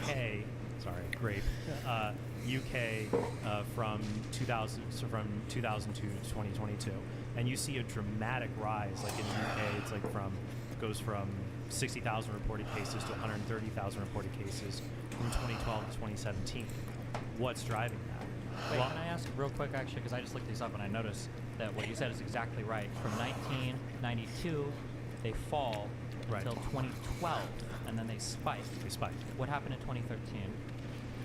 Wasn't 2013 the start of the Me Too movement? Me Too movement started in 2017 with Alyssa Was it Milano. 2017? Yeah, okay, Alyssa I Milano. thought 20. Okay, gotcha. I thought about that too, that might be. Now, I think that when we talk about what causes things to happen in society, it's rarely ever one thing. Yeah. Because people are complex. So, like, why? Also, there's a difficulty in assessing how many rapes occur. Like, it's not as hard to figure out how many murders occur because you just count the dead bodies, or how many cars are stolen, you count the cars that are taken. But many rapes are not prosecuted, or they're not reported. Shit. But I think the number of allegations, and I do want to hear, Lila, your thoughts on that. We see it going up, but I think Motherfucker. one element that would make sense to see that drive from the 2010s is that online pornography had a huge boost during this time period. That we have Pornhub was started in 2007, and it explodes going through 2012, 2015 on. And if you're wondering, like, the things that I'm concerned about, you look at like Pornhub from 2012 to like 2020. What are the most popular terms being searched? Most popular terms are teen, mom, stepmom. This is not just like your vanilla pornography people are looking for. Though I find it suspicious that Pornhub isn't reporting the teen search anymore. So I think that could be a part in there of that further degradation of sexuality during that time. I think that's a very significant point that you just raised about Pornhub and those popular search terms. The reality is child sexual assault material has proliferated in recent years with the rise of more internet spread of pornography and the ease of use of the spread of pornography. Pornography that is violent is increasing. Pornography that involves minors is increasing. So there's that world of that, people involved in that, and usually those that have you can use the word addiction or compulsion around pornography. There's a need for it to be increasingly intense or violent or disordered in the sexual acts that are being portrayed for them to find it fulfilling, and so they have to continue on this porn use journey that they're on, and it leads to many other victims left in the wake of it, like children. But another side of it too is the relational side for people that are trying to make families, because I think civilization is built on families. Families is where what we're born into, is where we find our greatest meaning and worth. How we're formed as kids. Family is the main building block one day, of society. Love for the first time. And today, around 20% of couples report that they experience conflict because of porn use of one of the partners. Like, this is a significant thing afflicting a lot of relationships. And one of the top rated things in divorce settlements are the porn partners. So it's really damaging, and I think the life experience of many people, I'm sure, listening to this podcast right now, they know people, everyone knows. Blue is a noob for who's been sure. Hurt by pornography, so it's really pernicious. I don't think the pleasure of orgasm balances out the cause. So the data, I'm sure you guys, when you were looking at porn, it's very mixed. Big medical consensus is that addiction and all that's not a thing. When it comes to couples, it seems like when the couples are on the same page, that it doesn't lead to negative impacts. It means that when there's one couple. What do you mean by on the same page? Like when both, like if, in a couple, if they don't care if the other person watches porn, which is a lot of couples, then it doesn't seem to have these kind of negative. Do you think that's the majority? I think it's a lot of people. Do you think the majority of couples, the wife or the girlfriend doesn't mind? It's really hard to tell. The majority of people I know, it's like that. And the majority of people he knows, and the majority of people you know, it's the opposite. So I don't know. I do think, in general, people don't see viewing pornography as like cheating. Do you think the majority of people think that cheating is wrong, though, or even asking? Yes. Cheating is wrong because it violates your boundaries. But if that's not violating your boundaries, which it's not for a lot of people, then it doesn't seem to be having these negative. Do you think a majority of wives would think that it's wrong for a husband to even ask if he should be allowed to cheat? That's not cheating. It's about violating boundaries. But if he asks, I think it is wrong to ask that. hey, if I watch porn when we're not together, a lot of wives, girlfriends would say yes. But do you think a lot of the wives and girlfriends saying yes are saying yes because they're really chill about it, it's not a big deal, they don't care? Or they're saying yes because society is telling them you should say yes? What I was saying about the boundaries is it okay for a husband to ask, hey, can we renegotiate these boundaries? Yeah, of course. It's always So there's nothing wrong with a husband saying, hey, because I think many people, with wives, girlfriends, lots of you would say, no, that's wrong that you would even ask. That's just not okay to do. You don't ask for something like that. Some people, and I think for some people, that's not the case. I don't know exactly percentages, but the majority. Like, why are you feeding him the kill? So I have anecdotal evidence, and there's some study done on this. Is a lot of people like don't care. So I think there's a bit of a myth of this idea that, well, if my boundary is that it's okay to share you sexually with someone else, even though we're in a supposedly committed relationship. I think there's a mythology that as long as there's consent between the two adults, then it's okay for one or both to cheat as long as they know and they're okay. But you're using the word cheat when we're not talking about cheat. I'm saying not have sexual fidelity, so have sexual experiences, relationships with other people, whether that's through a screen or in real life. And you know, there are studies that show, you know, I have one right here that shows that married people who more frequently view porn, even if it's together, even if it's like we're consenting, this is a thing we're doing together, are more likely to experience marital dissatisfaction down the line than couples that do not look at porn together. So pornography has a pernicious effect even on consenting couples who are saying we're doing this together, it's so great. That was a longitudinal study based on the social science survey with 2,000 people. It's not just like a correlative effect. So even if in our minds we rationalize and we live in the unreality of this is not affecting me, I can have this open marriage or I can have this open relationship and my partner can look at porn or have another sexual relationship, it still affects you in the real world and it still affects your long-term potential for happiness and fidelity, or not just fidelity, but happiness and fulfillment in the relationship. And so we can tell ourselves a theory or a myth of like, hey, it's going to be okay, I'm cool with this. But in reality, it doesn't work that way in the long run. But see, like with a lot of this, I'm not sure if you guys are really frustrated looking up this stuff too, because so many studies conflict. Damn it. Porn and viewing, and it's like women who view pornography report higher sexual satisfaction when they view it with a partner. In fact, the data on women, a lot of why would that be, Tasmin? Why would that be? What do you mean why would that be? Well, you just said women report higher satisfaction if the porn is being viewed with a partner, because at least they feel like I'm not being 100% cheated on at this moment. No, I don't think. Damn it. I think you're just putting your framework on everybody else. Like I'm a woman too. I don't care if my partner watches porn. It's not just me trying to satisfy him. It's not just me being like. And I think a lot of people, you have to separate being with another partner physically versus porn, because Let's see what I'm at here. Will be vastly different on who's okay if their partner, when they're not around, is watching porn versus who's okay with them sleeping with another person in real life. I think you're going to get widely different opinions there from girlfriends, wives, women on whether that's okay or not. I would say when we look at the studies, like for example, in 2023, Engelkamp et al. Published a study in the Journal of Sex and Marital Therapy, and it did a quantitative analysis, and the most common themes among couples where the man views pornography is that the woman is glad that he told him, that he talked about it openly, but disapproves, or is allowing the husband to look at pornography but does not want to hear about it. So I think you would say that only a minority of women are positively in favor of this. It's either negative or ambivalent. Well, and I think the point is the longitudinal study you mentioned and I mentioned is that even those that say they're in favor of it and are like watching it as a couple have worse outcomes down the line. And I think that's part of the, you know, the point here is that even if you're in a very unique situation, you're making your living doing this thing, right? And so in your mind, of course it's going to be great. I know you're going to defend it and say it's going to be great. But the reality is even people that are defending it or saying it's fine in my marriage, down the line don't have the best outcome. Also, to be fair too, real quick, because you attacked the rest of our career, you guys are both ideologically, you could never change your position on this. That's completely not true. Of course Aren't you both religious? All the studies show that it's good for you. Would I you say it's chose okay? to be Catholic, and I can choose to reject my faith. Sure, but if like the research, No one's I mean, but she could forcing also, me to be Catholic. yeah, but she could also change her career Yeah, I too, can see. right? Like, my point is that even I'm just if saying that like all we the can data show that it's just one at a time. We can change our mind on empirical questions about whether a majority of people feel Yeah. satisfaction in something. You can't use a social science survey to determine whether something is moral or immoral. Yeah, sure. I was only pushing back on the claim that like because it's her job, she has to defend Well, it. I Because was I more could just speaking to dismiss it. outcomes, though, because what I'm trying to explain here is not. My point here is that you can say, and one can say, I'm comfortable with this, I'm fine with this, it's okay in my marriage or my relationship. But my point is, the social data shows that people who are comfortable with open relationships, pornography in a relationship, has worse outcomes.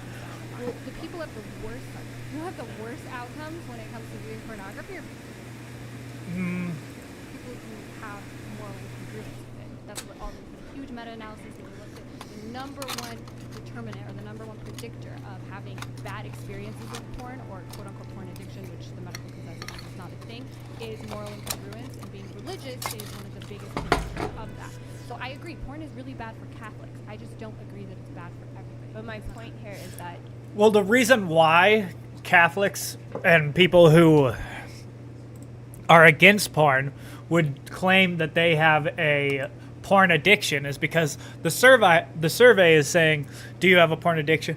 Asking if they have a porn addiction. There might be some guy who's atheist who jerks off all the fucking time and says that he doesn't have a porn addiction because he just doesn't think that he does, even though he does, to where a Catholic might masturbate every once in a while.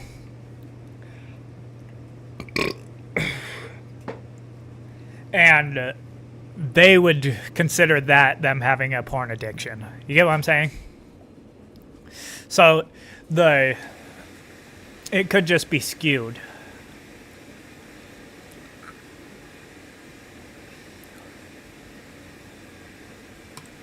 even people who find a way to rationalize But that kind pornography or whatever it is, down the line, at large, outcomes are worse for open marriage. But that kind of argument is like saying, well, gambling addiction isn't really real because the people who are most upset about gambling are only the people who are upset about losing money.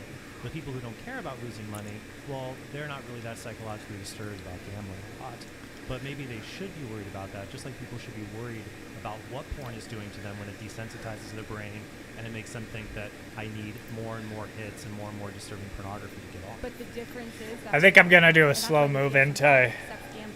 They've said multiple times. They've rejected porn multiple times because you can't make a link to how much people They do. include hypersexuality under impulse control Not in the disorder. DSM-5. That's in the world. Into... It's a compulsion, but not an addiction. But is a compulsion a good thing? Here. Well, is hypersexuality a compulsion to masturbate, or is it a compulsion to have sexual experiences? I mean, either way is a compulsion that you are at the mercy of, and that often brings a lot of harm and suffering. No, but I don't see. That is I the don't see goal. the difference there. That if you can be in a situation where I think gambling and porn, they're very similar in their compulsivity. That there are lots of people who can gamble. I gamble, and I didn't lose the house. Lots of people can gamble, but there's a subset when they gamble. It turns their brain on too much, and they need to get more and more highs from it, so they gamble more and more and more. And just even seeing the slot machine, it does something to their brain, and they're in a situation where I don't want to be gambling, I feel bad, I don't want to be doing this, but they just can't stop. Similar thing with porn. There's lots of people who watch porn, and they don't turn into maniacs or anything like that, but there's a subset where it lights up their brains, and they know, I don't want to be doing this, I know it's just killing my marriage, my wife feels awful knowing that I go and look at this stuff, I feel bad. Oh, I didn't know that that was a bot. Seem like similar levels of compulsion. It may seem that way, but the scientific consensus, right, the DSM-5 statement, is that other excessive behavioral patterns, such as internet gaming, have also been described as the research on these and other behavioral symptoms was pretty clear. They make it akin to exercise addiction, shopping addiction, and sex addiction. The data is just not there that it affects you the way gambling does. It's not me saying it. That's what the science. Yeah, but the DSM-5 is not an infallible. I think it probably affects you more than gambling does. Because it affects your innate, like, sexual desires, which is, like, natural to human beings. We don't have an innate desire to gamble. I guess maybe to make money, but like I wouldn't even say that.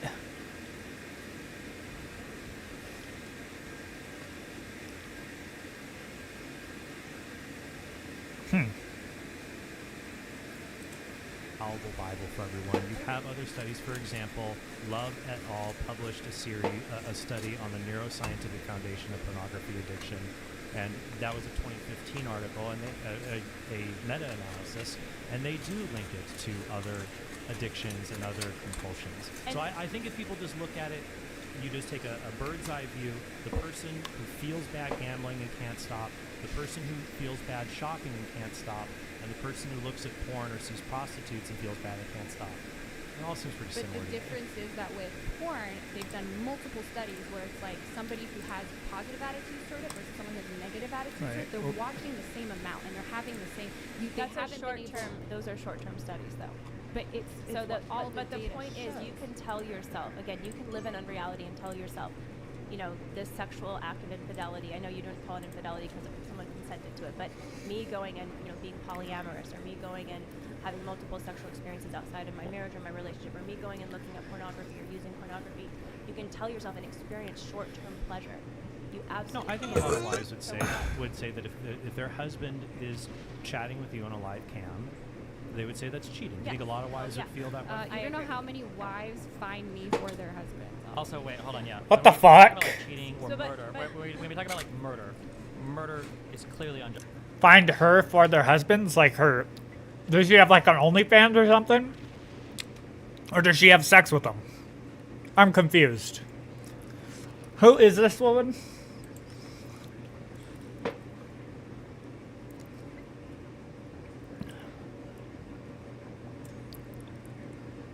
Jasmine Jafar.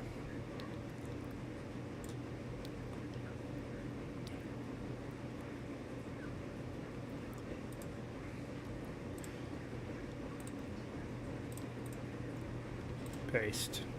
Enter. Lawyer.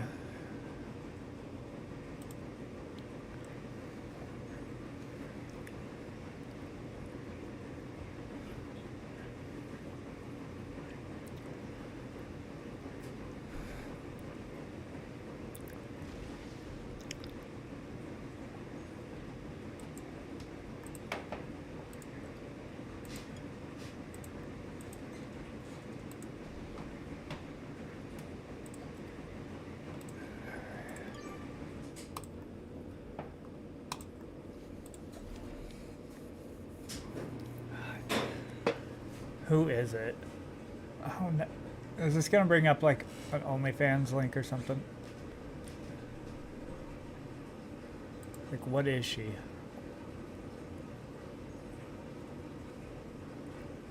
Good stuff. YouTube. Let's look at her YouTube. Not found. Twitter. Let's see what her Twitter is. Oh no. Yes, view profile. Ooh, actually, never mind. I don't want to. Okay. Alright, at least it doesn't show it.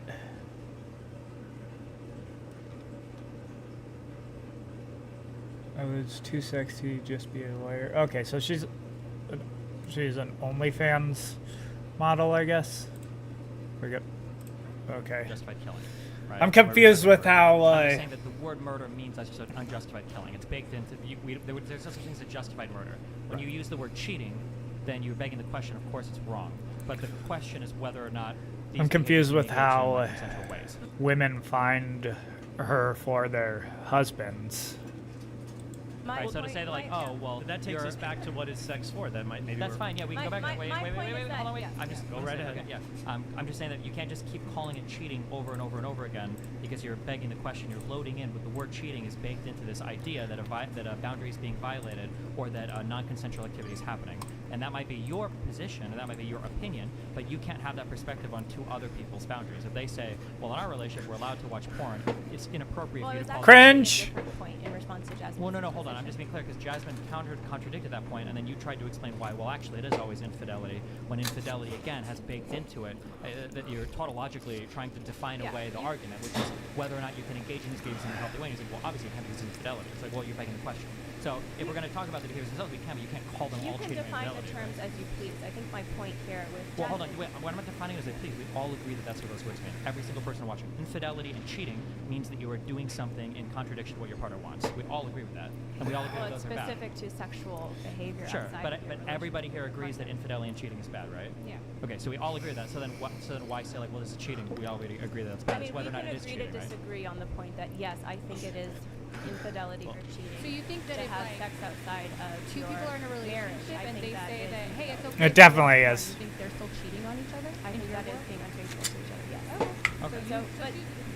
Yeah, I understand, but and we can agree to disagree on that at this point. But my larger point that I was trying to make with you, Jasmine, or trying to get to the bottom of was, yes, you can say I'm feeling great about this. I just had an orgasm. It feels great. I'm so happy with this, pornography I just consumed, or this, webcam person I just spoke with, or whatever, or had this, relationship with, or whatever it is. But in the long term, these things don't serve the person or society. So we can actually agree with you that hedonism feels good in the moment. Like, I don't think Trent would even disagree. At least for the person taking part in the hedonism, they might feel sick deep in their conscience. But I think in the moment, physically, they're going to feel good. And that's the temptation of hedonism, right? It's like, it feels good. Of course, I'm going to do it. But that's not true. I mean, women who view pornography report higher sexual satisfaction, improved communication about sex with their partner, greater comfort with long-term their own study on sexual, them? well, greater comfort with their own sexual Oh, orientation, more no. frequent and higher Is quality that sex, is that a easier is time that a reaching long-term orgasm. study following There's their multiple studies. Almost and their all the porn data use? on women in pornography in the old days, it used to give them negative body image issues, but since like people like me, you're welcome, or like more amateur porn started coming out, actually women report feeling better about their bodies. There's a huge study about women feeling much better about their vulvas now because they're seeing different types of vulvas. All right, let's see what the fuck happens here. Pornographic accounts online, like there's a lot of Instagram accounts, for example, that are kind of some soft-core pornography, are making women at large and young girls at large feel good about their bodies. Pornography, there's I don't think studies that's about correct at all. pornography and women who view pornography, because a lot of women watch like amateur porn more so All than right, the good. mainstream studio porn now, and you're seeing all different kinds of body types. So that study that was done on women who now feel like, oh, I actually feel better about my vulva, I feel better about my body. When we compare that to women who viewed porn in the past, but when studio porn was the only kind of porn out, we're seeing a big difference. Yeah, I mean, And at large, sexual objectification of women online and Who is the objectifying majority? certain, Who views porn especially more, certain men or body women? parts, has been detrimental to young girls' mental Men health. view porn more, but women also do view it. Sure, pretty I don't disagree with that, but I think we just still need to go back to just the idea of my argument. I think Oh, man. that why pornography and prostitution is bad for society is that it encourages this false view about what I sex shouldn't is have for, and tried to and take leads that to so all these fast. kinds of bad consequences. I should have waited. Also, wait, real Right. quick, can I run through something? So I'm taking notes. Okay. Okay, real cool. quick, on just like a Cool, from cool. top to bottom. So, Well, why don't we go back and forth? Yeah, sure. Yeah, we can. Yeah, I just want a chance to go back and forth with something. So I heard a lot of points of red. I'm going to jump in a lot of these. On the first one, so in 2013, the FBI redefined rape to include all forms of penetration on somebody, including like digital penetration. So that largely explains like the huge gap in numbers there. I don't know if you were trying to imply that in 2013 there was a spike that happened due to pornography or due to some other reason. I'm saying that's certainly plausible. It's a part of it, and you don't have enough evidence to say that explains all of the increase. No, but there was a massive redefinition. It also wouldn't explain the increase at the same time in England. And you I have don't no know about the evidence increase that in England. porn- I don't know about the increase in England, but I feel like if the numbers dramatically jumped in 2013, it's strange that you did a search for the answer for why they jumped. You just assumed because it fits the There's- narrative of it must be pornography or whatever. There's When a also- redefining of rape would be a really big reason why the numbers might change. For But instance, if there's- you're familiar with Sweden's sexual assault statistics relating to immigration and everything, like the Swedish redefinition of a lot of these crimes is a reason why some of these numbers jump. So I think anytime you see a huge jump in the data, I think if you're inquisitive, you'll usually ask like, oh, well, I wonder why the data changed. But definitely, there's also been meta-analysis of porn consumption that shows that many studies that show the link between porn use, and keep in mind, a lot of porn today, some studies say 88% of porn today involves violence or aggressive acts. I don't and believe that. There's a Women link are more between, Wait, when you there's a say link violence or between- aggressive acts, what does that mean? Oh, I didn't. Why involves did I end the- my I mean, turn the right there? extreme That was stupid. stimulation of No, you sexual said assault. 88%. I watch a lot of porn. I don't know how much porn is violent or aggressive. I'm just curious what counts as an aggressive act. 88% of porn is aggressive. He watches a. That's not a flex, bro. forceful. That's causing, disgusting. Pain or discomfort. Why the to fuck would you admit to that? person that's being involved in the sexual act. So that's one that was was a 2010 study. Another one that was published by Vera Gray, 2021, in the British Journal of Criminology, said that it put it at 1 in 8 had acts of violence that would be considered violence, like under, things like for example, binding forelimbs and penetration, gagging. Sure. So I could buy the 1 in 8. Yeah. Let me finish my first point. Women are the ones that are disproportionately actually seeking that stuff out. So is that also just the police? They're also disproportionately. I would say. Wait, hold on just a sec. Destiny, you wanted to go, and then Lila. Yeah, I'll have you I just respond. wanted to Go try ahead, Destiny. So I could believe the 1 in 8 number, the 88%. There's no chance that that's true. That's not of all pornography. It's of the 300 most common.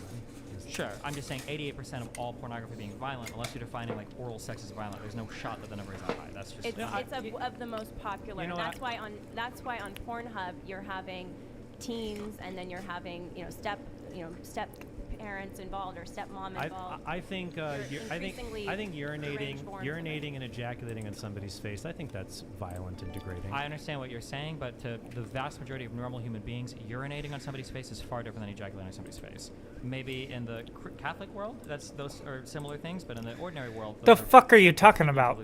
I think most people in the regular world would consider that utterly degrading.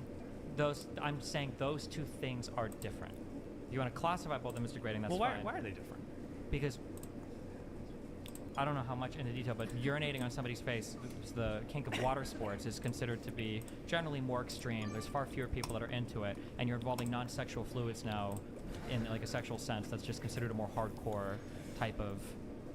Why? If anything, urine is probably a more sterile liquid, and just because fewer people do it doesn't mean it's more extreme. I'm sure there's fewer people who do like Star Trek cosplay porn, but that doesn't mean it's more extreme than others just because it's a minority. I think that's just It's considered more extreme. It's not an intuition. It's because generally the further you get away from things that are less directly involved with sex, and then like the more uncomfortable those things tend to make people, the more we would classify those things as being kind of like extreme. I think it's like, I mean, I don't know if, I'm sure we can have a huge debate on like, is bukkake porn considered extreme, or is it just like a hardcore kink? We can get into it. I'm just saying in general, you look at the number of people into a kink like water sports, or you mentioned like scatology, like stuff like that. Versus water people that are sports. You're talking about. Is that just urinating on others, or is it other? Urinating on people. Yeah. Or I think anything involving people. I'm not sure. I don't know. Maybe Brian can fill us in more on. Because that's just euphemism. I enjoy water sports. I don't enjoy that. Well, that's what it's called. No, right? I don't care. I mean, people can come up with What all the fuck? this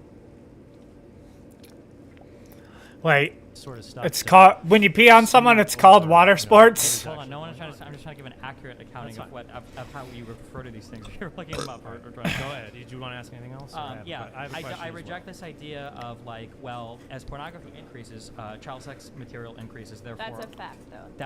That is a fact. Yeah, that's true. Fine that it's a fact, but what I notice is oftentimes with porn, to try to refute like the central point, people will point to a negative outcome that might be increasing and pretend that counts as a refutation of the single point. A statement that I can make. That's not what we did, though, Destiny. That's exactly what you're doing. No. You're saying that as pornography increases, child sexual material might increase, which means it's an attack against pornography. What I would say is... It's a form of pornography. Let me finish my statement. What I Yeah. would say, it is a form of pornography. Literally, the increase of anything involved... I am set up pretty well right here. necessarily increases the exposure of them to people looking to abuse children. That doesn't necessarily mean that online video games or children playing online video games are bad. It just means you have to control for the negative outcome of people abusing people playing online video games. Same thing with pornography. It's not an argument against pornography. If I'm gonna have to build this up because there might be some people that actually record actual sexual assault. Oh, That's no, not an never argument mind. against pornography. It's an argument against people doing that bad thing. It is an argument of the most commonly searched for terms are things like teen, barely legal, and they're constantly searched over and over as the most popular thing. Is MILF one of the most popular things? I thought that I heard that MILF was one of the most popular things, but I don't know. Which people aren't doing with like video games. I mean, here's the theory that I think that the social data proves very clearly, and this is the point that when we disorder sex, when we divorce sex from love, fidelity, commitment, family, like the whole project of marriage, I'm gonna, sex can bring life into the world. If we do bring a life into the world, we're going to stick together, love each other, build a family together.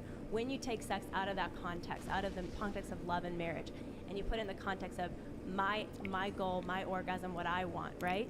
At whatever cost I can pay, provided someone else consents, right?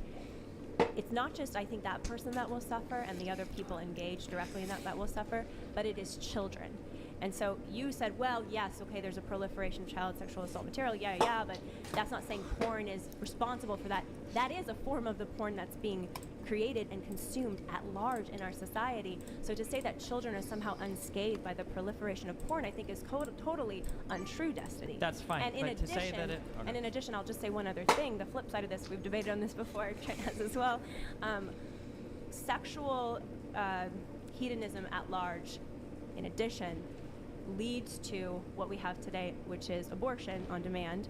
You mentioned abortion rates are so low. They're actually very high. There are nearly 1 million a year they're lower in this since country. When porn, with the wide availability of porn, it's gone down a lot. So But I'm just the curious, internet you has- guys are saying, but oh my gosh, not there's all in- this violent stuff now. But Jasmine, I'm looking you at know, the data. Jasmine. There's nothing linking porn Jasmine, to there's increased more- violence. Is there actually a lot of studies that link the wide availability of pornography to less Jasmine, violence? I have there's 3 more studies pornography right here. today. We found that in the But Czech Republic, in Jasmine, Denmark, 3 or in 4 Japan, decades ago, in it was China, find and a in Hong Playboy Kong. magazine or go to an adult video store.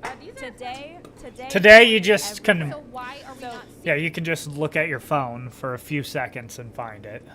seeing this proliferation of violence and all these terrible things we are happening? seeing a No, lot. I just don't know what we should do about that. You know what I mean?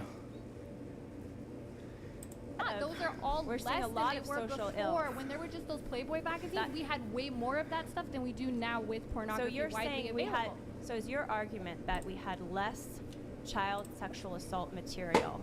Child abuse has declined. So And you this is saying from the- are you saying that child sexual assault material can be created without child abuse? I'm saying that like child abuse cases, all of those have gone down. I'm also saying That's that incorrect, STD Jasmine. rates have gone. This is according to That's incorrect. So That's Is incorrect. this incorrect? Okay, well, what data do you have that shows So that that's your argument is that the proliferation of porn somehow that has led to less I didn't child say it's sexual abuse. led to. I'm not saying causation. So what's here. your argument My then? argument here is that if porn became widely available and it's so violent and it's so terrible, then how come we're not seeing those outcomes Why is there a reflected in real proliferation life? of child sexual assault material on the internet and it increases Because every year? we have the Jasmine? internet now. We didn't have the internet before, but since we've had the internet, we've had less abortion, less syphilis, less gonorrhea. I don't know if that's true. I'd have to look that up. Less teen sex, less teen birth rates have fallen 33% according to the CDC. SA has declined, and then So there was your a spike. your And argument is that child sexual assault material is not porn, or what is your argument? my argument, I'm not even talking about sexual assault, child sexual assault. What are material. you My argument here is that when porn became widely available, we didn't see an increase in violence. In fact, I have lots of studies here that show that once porn became widely available, like for instance in the Czech Republic, when did porn become widely available in the United States? around the early 2000s. That's what I read. So I think I can understand the argument you're making, but I don't think it bears out. For example, with divorce rates, as an example, as I said earlier, one of the second highest, most quoted thing when it comes to divorce today is the pornography use of one of the partners. But divorce So- rates have also gone down since the. But early overall, 2000s. they've gone up over the last Not since the 40, So this is 50 my years. question. But- Since porn has So- become available, they have not gone up. They've actually gone down. Since the early 2000s. But one reason So- they go down is people are choosing not to marry in the That's first place. fine, but what I'm saying, Yeah. I don't think they're choosing not. I don't think they're not choosing to get married because porn is available. But you have no link to that. My question is. But hold on, if I think it's all a of- fact. It is a fact that the sexual revolution, which took place in this country mid 20th century, which opened the floodgates of pornography, first with, Playboy magazine, and then later on with the internet, which opened the floodgates to, no-fault divorce, more divorce, swinger culture, open marriages, all of this stuff, abortion, all of this stuff, that those social ills all mushroomed together. And So they then- still exist in large quantities in our society today together, because when you treat sex just as orgasm or as something that as an adult I'm entitled to as long as I consent and someone else is consenting, and sex has no other morality around it, you are opening the door, and we have the doors wide open to divorce, to abortion, to a lot of the unhappiness that we're seeing in relationships So you today. said all the And social porn is data, part of though, agrees with you, but I'm pointing out that abortion rates have fallen 41% since the 90s. So But since- abortion rates, since porn has been entered into the mainstream, Yes, has gone up over the last 50 years dramatically. But it became widely available in the late 90s. So the CDC abortion rates have fallen 41% I don't think the data since shows the what you're saying it's 1990s. showing. People look it up. This is the CDC that's saying this. But you don't think that porn is the only reason? I don't think that. But my question to you is that if it's such a terrible thing, where are these terrible outcomes? And I'm Because trying not to say seeing that them. I'm trying to say that porn, whether it was the Playboy porn or it's the vastly available internet porn. The terrible So you think they're the same? I think that they are part of the same problem, which is divorcing meaning from sex and putting arms around hedonistic culture that breaks down families and breaks down marriages. And I'm saying that in the last 50 years in this country, we have seen unprecedented divorce, 50 years? unprecedented abortion. We've seen unprecedented STIs. The sexual Yeah. revolutions harm at large. So the debate is just about the sexual Revolution or revolution. porn? Because I'm not talking about 50 years. I'm talking about since porn became widely available. You guys are saying, and all these terrible things, teen mom porn, so violent. Where are the outcomes that show that this is such an harm? Because I'm not seeing that. I have 3 studies here. Actually, there's a lot of evidence that porn has a cathartic effect. Do you think it's bad, Jasmine, that the average first stage of exposure to pornography is 11 years old? I don't think that's ideal, but I don't think No, it's not asked. I said, is it bad? Yeah, I think it's bad, but I'm not seeing that it's so bad that it's leading to such terrible outcomes, because it's not. Where are these outcomes? What happens when children are exposed to Okay. pornography? Actually, there's also a lot of conflicting data on that. A lot of the data on this is really frustrating because it's really conflicting. I have studies here Well, that we're show living that in it's a not. But really. Jasmine, part of the reason for that is we're living in a social Wait, experiment. hold on 1 second. I want to know, is Go it ahead. bad when 11-year-olds their first exposure to pornography? I'm saying that's a bad thing. Yeah, it's a bad thing in the sense that it's not Why ideal. is it bad? What does it do to them?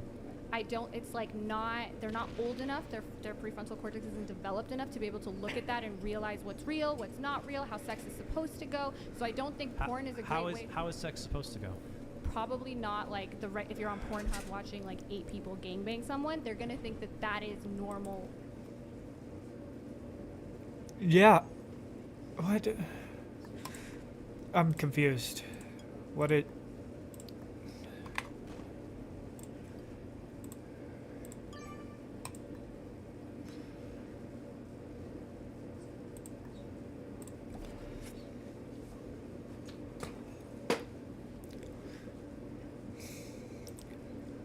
That's not normal? Not Okay, wait, hold on, wait. Okay, I think when we talk about how sex is supposed to go, okay, I think we have to build a constructive case for what are different ways that we can view sex. You guys seem to be really happy to say that like sex ought to be this, or society's destroyed sex, or blah blah blah blah blah. I think that you can posit a separate argument that sex is actually something that the body is capable of experiencing, that is a lot of fun, and we've evolved beyond the need to view sex as just a tool or a facility to pump out children, and instead can view it as a way to bond with people or have fun or enjoy recreationally. I think that we have the tools today to enjoy that because we've got things to protect or cure STDs, we've got ways to prevent pregnancies, we've got different types of birth controls. I think that it's okay that society has taken on a different view of sex, just like we've taken on a different view of women working jobs or a different view of what kind of clothes. Yeah, but then you turn out to be like you, Destiny, and no one wants that. Can we wear because we have air conditioning, or a different view of what are the hours that we can be awake, where we can travel. I think it's just natural that different things will evolve over time, that will view different things. Yeah, we can view things differently based on our way of engaging with them. According to the Gobecker Institute, for women that get abortions, 50% of them in the month that they got pregnant were using contraception. So when you kind of say, well, now we have these technologies that can somehow sort of blunt the natural consequences of I'm sex. sorry, wait, what was therefore that supposed to refute? So what's that supposed to refute is you're saying that we have all of these powers now. To change the way we engage with sex, to change the way we engage was with anything sex. I said incorrect? I think it's fully incorrect. Okay, to say do you think that this- contraception but let me finish, reduces the Destiny, likelihood? let me Well, no, finish. let's one stat at a Let time. me finish. No, hold on. I You're didn't started even with get to ask my question. I didn't even barely talk for 2 sentences, and you wanted to cut me off with the thing about abortion. So I'm going to ask you: do you think contraception is effective at dramatically reducing the rates of getting impregnated? I think that at large, contraception has led to the mindset, a contraceptive I'm going to ask the mindset. same question again when you finish this. I It think depends. that over time, I'll it just keep actually asking them. That's okay. increases, it actually leads to more abortion over Okay. time. Do you think that contraception is effective at preventing pregnancies. It can in the short term, but over time it leads to more abortion. Really? Do you have any evidence that There's somebody been- that there's is been on? So studies- you're saying you have a study right now that shows that somebody on contraception, on average, has more children over their lifetime than somebody that doesn't use contraception. No, what I'm saying Okay, is, so for then you don't have example, any if you evidence for that. introduce- I don't know. no, I don't. let me You're finish. well, no, because There you're have giving been- you're giving me a lot of Let- like socially constructed opinions you have no data No, for I based have on your data for that. presumptions of how you think that sex should operate religiously. But I reject those things. So obviously we know that contraception. Destiny, yeah, we are know not that- making a case that sex ought to be done religiously or ought to be done in this particular way. We are just saying that the view that prostitution and pornography require, which is that sex is just a hedonistic activity. Why does it require that? Because it would be wrong if okay, well, how would you answer the question? It can have many purposes. I think that when I go to a massage parlor, I'm paying, $80 to get a massage. Right. That can just be a person giving me a massage. With a partner, having a partner rubbing your back or your neck, that can feel like a lot more romantic. So just because I go to the massage parlor doesn't mean I devalue the experience with like a partner, no? Or do you think it does? Earlier you used the phrase, sex work isn't real because sex for hire doesn't make sense. It's like a friend for hire. What is a therapist? Can't you pay a therapist to review your problems with them But and then they once you give you stop feedback? paying them, they'll stop being your here's the friend. thing. And once you stop paying a sex worker, they stop having sex with you. Yeah. But the whole point That's of why it's called work. Yeah. No. Go ahead. Because the point we is that don't it's more have meaningful than that.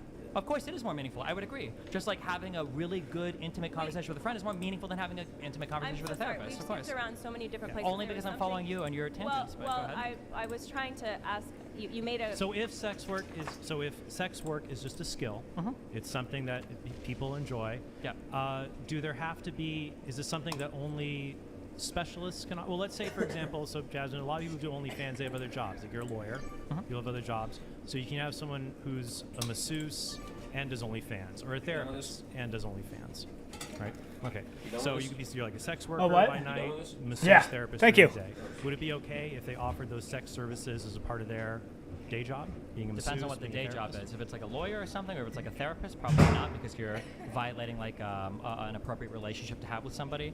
But if it's like your auto mechanic and he also sells you like pictures of his dick, it's probably not as big of a deal. Let me give you another relationship. example. So my wife was a nurse at the hospital, so she worked with neurotelemetry and people have brain injuries, spine injuries, stuff like that, and also older people and people who would need things like bathing and cleaning. Okay, so they need to be cleaned, including clean their perineal care. So just like groin, crotch, butt, that kind of stuff. Sure. And some of them would ask her, and this would also happen to other nurses, hey, while you're down there, could you just like, play with my wee-wee a little bit, or, masturbate me.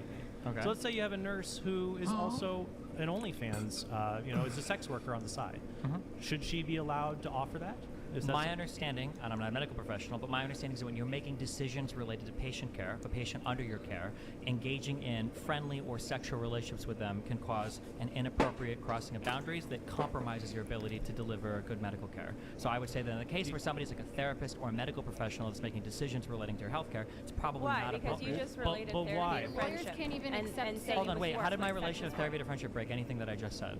Because you're saying that you can't enter this new dynamic of sexual relationship in a healthcare setting because that somehow violates the healthcare setting. What's Why? being violated? That's Trent's question. Why?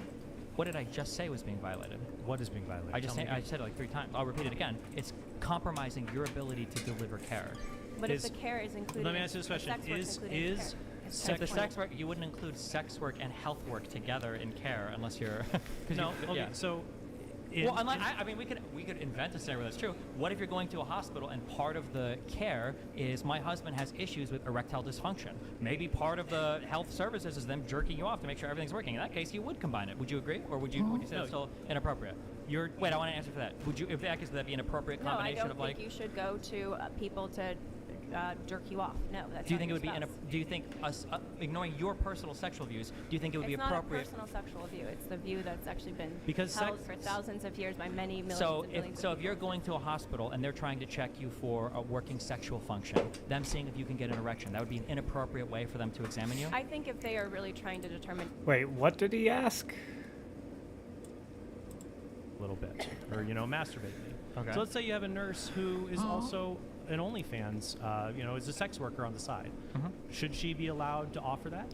Is that My understanding, and I'm not a medical professional, but my understanding is that when you're making decisions related to patient care, a patient under your care, engaging in friendly or sexual relationships with them can cause an inappropriate crossing of boundaries that compromises your ability to deliver good medical care. So I would say that in the case where somebody's like a therapist or a medical professional that's making decisions relating to your health care, it's probably Why? not Because appropriate. you just related but therapy why? to friendship. Lawyers can't even and accept say Hold it on, was wait. How worse did my when sex relation is of therapy worse. to friendship break anything that I just said?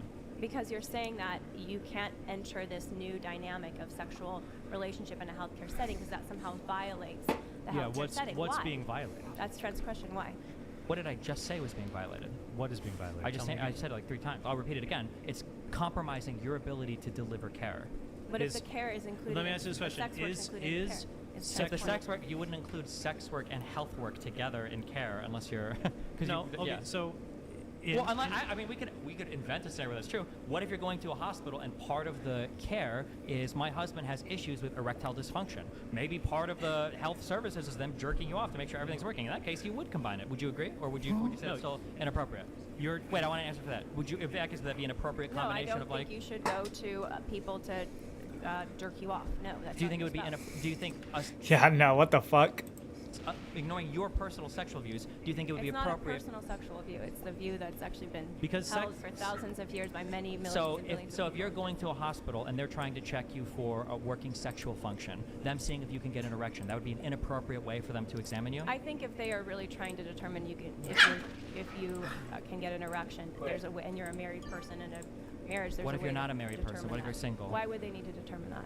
Because believe it or not, What there are would be the people in this medical world that even when they're not married, they want to ensure that their sexual function is working. And sex is Wait, no, wait. I really want to answer that. I really want to answer that. I You don't disagree think, with I that? You don't think your it's sexual function is necessary. relevant? Oh. No, I think it's relevant, but I think that I don't think it would be good care to go into a hospital and say. Okay, hold on, wait. I really want to answer this. So, if you have problems with erectile dysfunction, it would be inappropriate for a healthcare provider to assess the ability of you to get an erection while you're at the hospital. That's inappropriate. I mean, I think it depends. I'm curious what the standard of care is for that right now. I mean, do you know what the standard of care is? I'm right not, now? but I'm asking you as a hypothetical. But I'm asking if you go to the hospital, you have problems with erectile dysfunction. Doctor, I've got issues. And they say, okay, we're going to give you a medication. We're going to try something, and we'll see if we can get an I erection. think it would be a strange form of care to say, well, let's try I didn't ask if it things. was strange or not. I asked if it was I think appropriate. I don't think it would be appropriate. No, you don't think it would be I appropriate. think giving a Okay. medication. So that type of that type of healthcare is totally outside. We would agree. To be It's clear, fine. giving a medication would be appropriate. It's fine in to that case, use but medical to treatment. stimulate them. It's fine to use is medical not treatment to see if your body is working properly. It's fine to do things to acquire semen, for example. You might use, for example, with some patients, use electroejaculation stimulation of the prostate. What the fuck? In order to get. Well, for some patients, that's what you have to do, including if they're paralyzed. Okay, I understand what you just said was a way more hardcore kink than water sports, but okay, go ahead.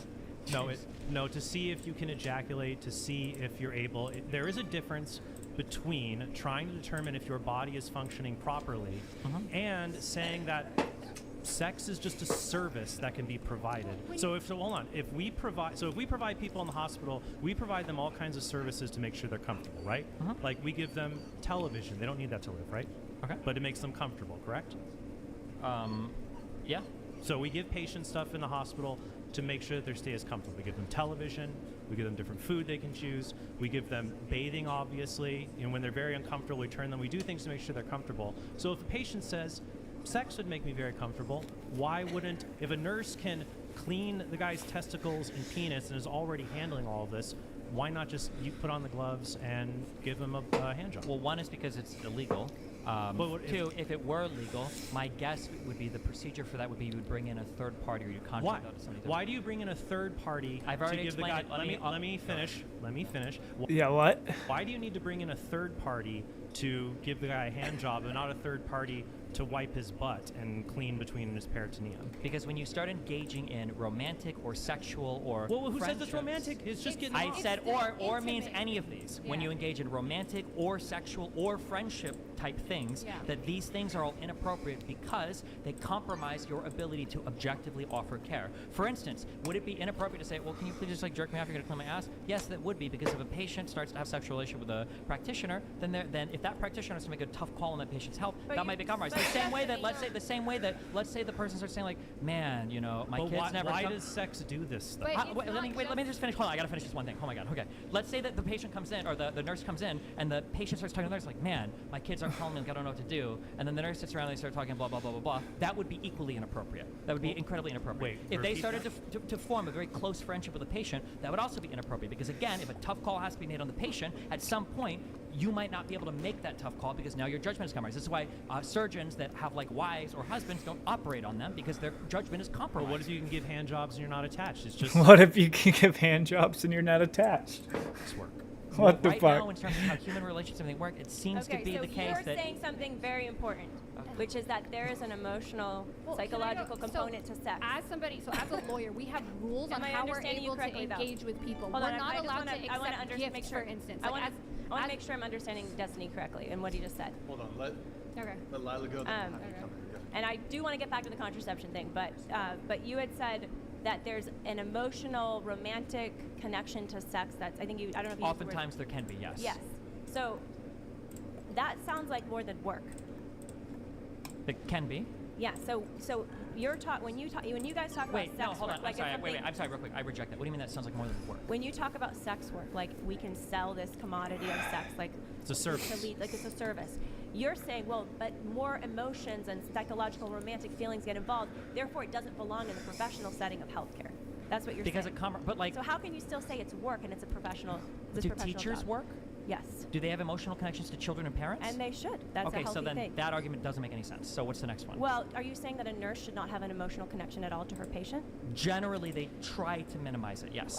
They should have empathy. That's actually required for nurses to have empathy. You're telling they shouldn't have empathy. They should have compassion. They're two different things, because empathy can compromise your ability to. Are you saying a nurse can't understand the personal background, desires, hopes, and develop a friendly rapport with a patient? You can have like a friendly. where there isn't you one. can no. It's a key. It's a crucial distinction.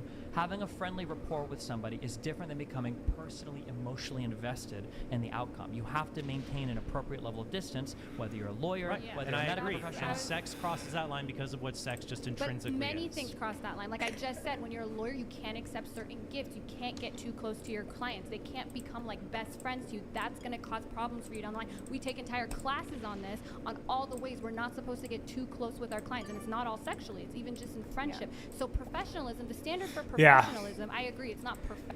Yeah, we're not. But this is completely different. Professional to offer sexual services to somebody in a setting where that's not appropriate. But there are other things that aren't appropriate either. It doesn't mean they're all bad and that you can't use them Yeah. in different So I ways. think, the point that you're making though is that sex is personal. It involves it can involve romance. It involves feelings. It involves this connectivity that you sometimes can't help but have, and that's our point. Well, I have a question. No, that's not your point. That That's is part of every- a very no, no, important part of our that's point. No, that's every single human's point. We all understand that. Everyone here agrees that a therapist. You understand that, but you also think it's acceptable to have these sexual relationships with potentially thousands of people You're online missing. for You're sale. not understanding. The whole point of your argument has to do with dual relationships, and you're trying to apply this to singular relationships. We all agree here that a therapist having sex with a patient would be bad, right? Why? Because it impacts Don't. their What do you ability. mean? Why? Let's say the therapist is a Well, sex a therapist should be. A sex therapist is obviously not the type of therapist. But why- hold on, No, hold on. but that's the thing. from Is my sex client. therapists? Wait, hold on. It's illegal for sex therapists to have sex with their own clients. They can talk to them I'm about not even. sex. Hold on. I'm not even sure that's true. Hold on. Okay. Is it illegal?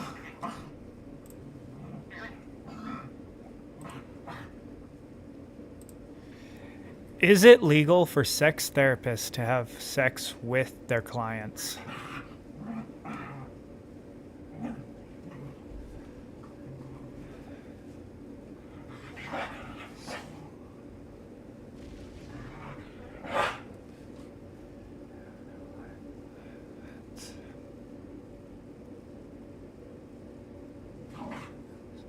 Okay. Okay. Okay, I can't ask a question because I'm not going to get any engagement. You so may I'll just ask- make my That's point. not true, Jeff. I'm not. We're It is a very simple question. Can a therapist have sex with a patient? And then you're like, well, what about sex therapy? No. Well, They I can- think they Jasmine cannot. considers what she does a Correct. form But of I'm And they saying can't because that it compromises your ability to give good But therapy. what I am saying is that if sex is just a service that is provided, And it has this. We don't have to. I understand the next stage of your argument. I'm trying to show why that's ridiculous. I understand it. You're going to say, Well, fine, then I will take it out of the dual role to the single role, and I'll give you Wait, a hypothetical. let's just explore this for 2 seconds, then we can go to whatever you're going to jump to, okay? A therapist cannot have sex with a patient because it compromises their ability to deliver good therapy. Well, it we depends agree on that their relationship, right? And no, that's not the only reason. Oh my God. Go ahead. It does. It would also be equally inappropriate for a therapist to form a close friendship with and to go out and like have drinks or meals with a It's patient. not the But it reason- doesn't mean that drinks and dinner are super inappropriate. It's not just and that, because when a ultra-special. therapist has sex with a patient, Destiny, it's grape. Because the therapist has a power imbalance over the patient and can manipulate their emotions, and there are consent issues involved. Sure, that's true as well. That's not what we're That's the focused more on here. important reason. Okay, we can pick a nurse and a patient as well. I think it must be said that a lot of people involved in creating pornography and prostitution consider what they do a form of therapy for the client. There is a reason that the sexual revolution has coincided with us being more cognizant of things like consent, because the whole point of the sexual revolution and allowing people. I don't know if we are more cognizant about that, though. Like, are we actually, or do people just say that now? Do people actually act that way, or is it just like said all the time? You know what I'm saying?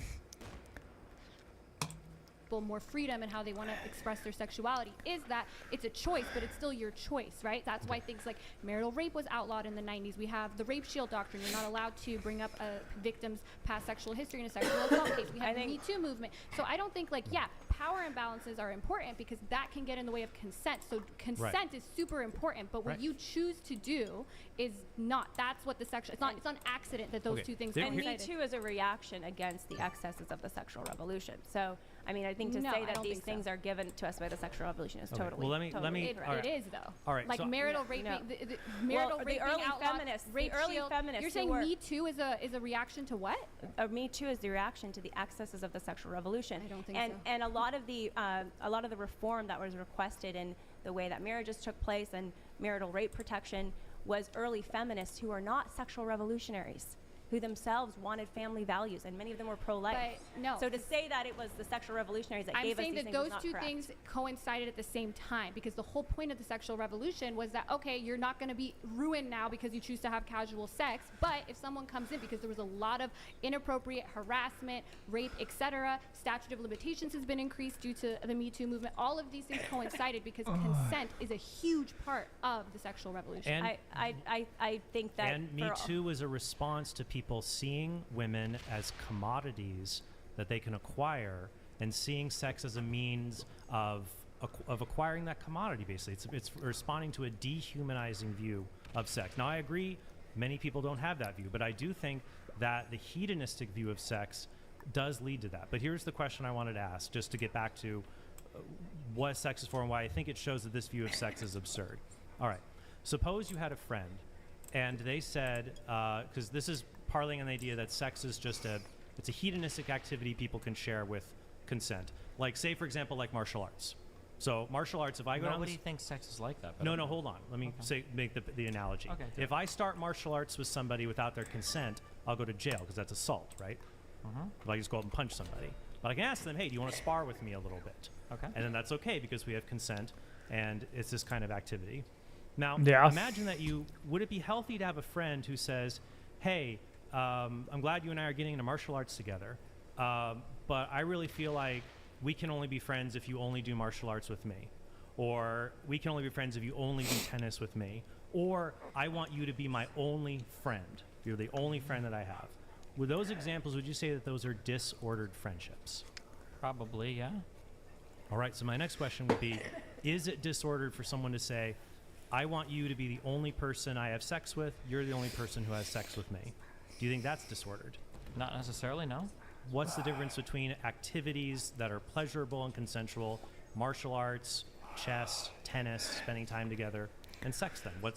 What is the difference between the two, that one is disordered, it's a friendship you should not get in, and the other we would say not even that it's not disordered, but it's the way things ought to be It might with be the sex. love of your life what's, in a what's the difference? The difference is going to be the preference of the people that are partaking in these things. Some people might feel like They like to do martial arts with a lot of people. And for sexual activity, I think people tend to prefer to be more exclusive with that. There's probably other things we could think of that Is people that tend is to that be. natural? Or should we think like that's the way they ought to treat sex? Whether or not it's natural or not is a separate question.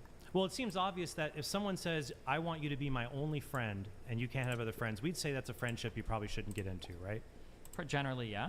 Then why? But don't like, we, if we're gonna use like why the don't natural, why don't we say the same thing then about I want you to be the only person I have sex with? It In fact, we say depends. that's a good. So if we're Hold talking on, about wait, sex because we work, if a subscriber told to me, "You're the only person I want you to," I'm the only person I want you to have, I would say no. That's not the context of this. Yeah, because you're selling a business and you can't have one customer. Yes, but my point. Yeah. Is that just because that's one way to see sex is like an intimate monogamous thing, there are a lot of people who don't view it that way, who don't want to view it that way, and I'm wondering, back to my original question, where are these outcomes that are so detrimental to society that's happening because some people people that want to be polyamorous are not getting in the way Well, of you your don't think that 20% of couples expressing unhappiness because of porn use in the relationship 20% is a problem? of couples? Where is that? Yeah, this that is gonna a find study out? from, and then also the statistic about the amount of people that are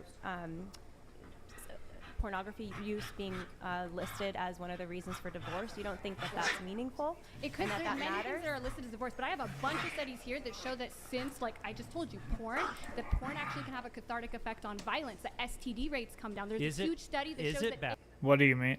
I don't AIDS think that or, that's true. Yeah, HIV could go down by 30 to 40% if we were to just decriminalize prostitution. So there is evidence going both ways when it comes to porn and sex work, and I don't see anything that's super conclusive that this is just a terrible harm. More than That's something a like study from the alcohol Wheatley would be. Institute, by the way. About 20% of couples report a degree of conflict in their Yeah, relationship and due to there's a- pornography. Can- One real in quick, 4 on- men report hiding porn from their partner. On the- One in yes. 4 men. Awesome. Okay. Hiding it from their partner. Probably because they're looking And at you that might- prostate electrode stim porn. Okay. But The- I think the larger kind of the meta point here, and you were speaking to this earlier, Destiny, but then we kind of got, the conversation unraveled a bit. But you were saying about how we have all this technology, and so now we can treat sex recreationally. Did I understand you correctly? I'm saying that it's allowed us to change the way we view sex. Yes. Okay, so my point is that even with the technology, the natural consequences and outcomes still find a way. Even if we can live in unreality for a short time with the technology.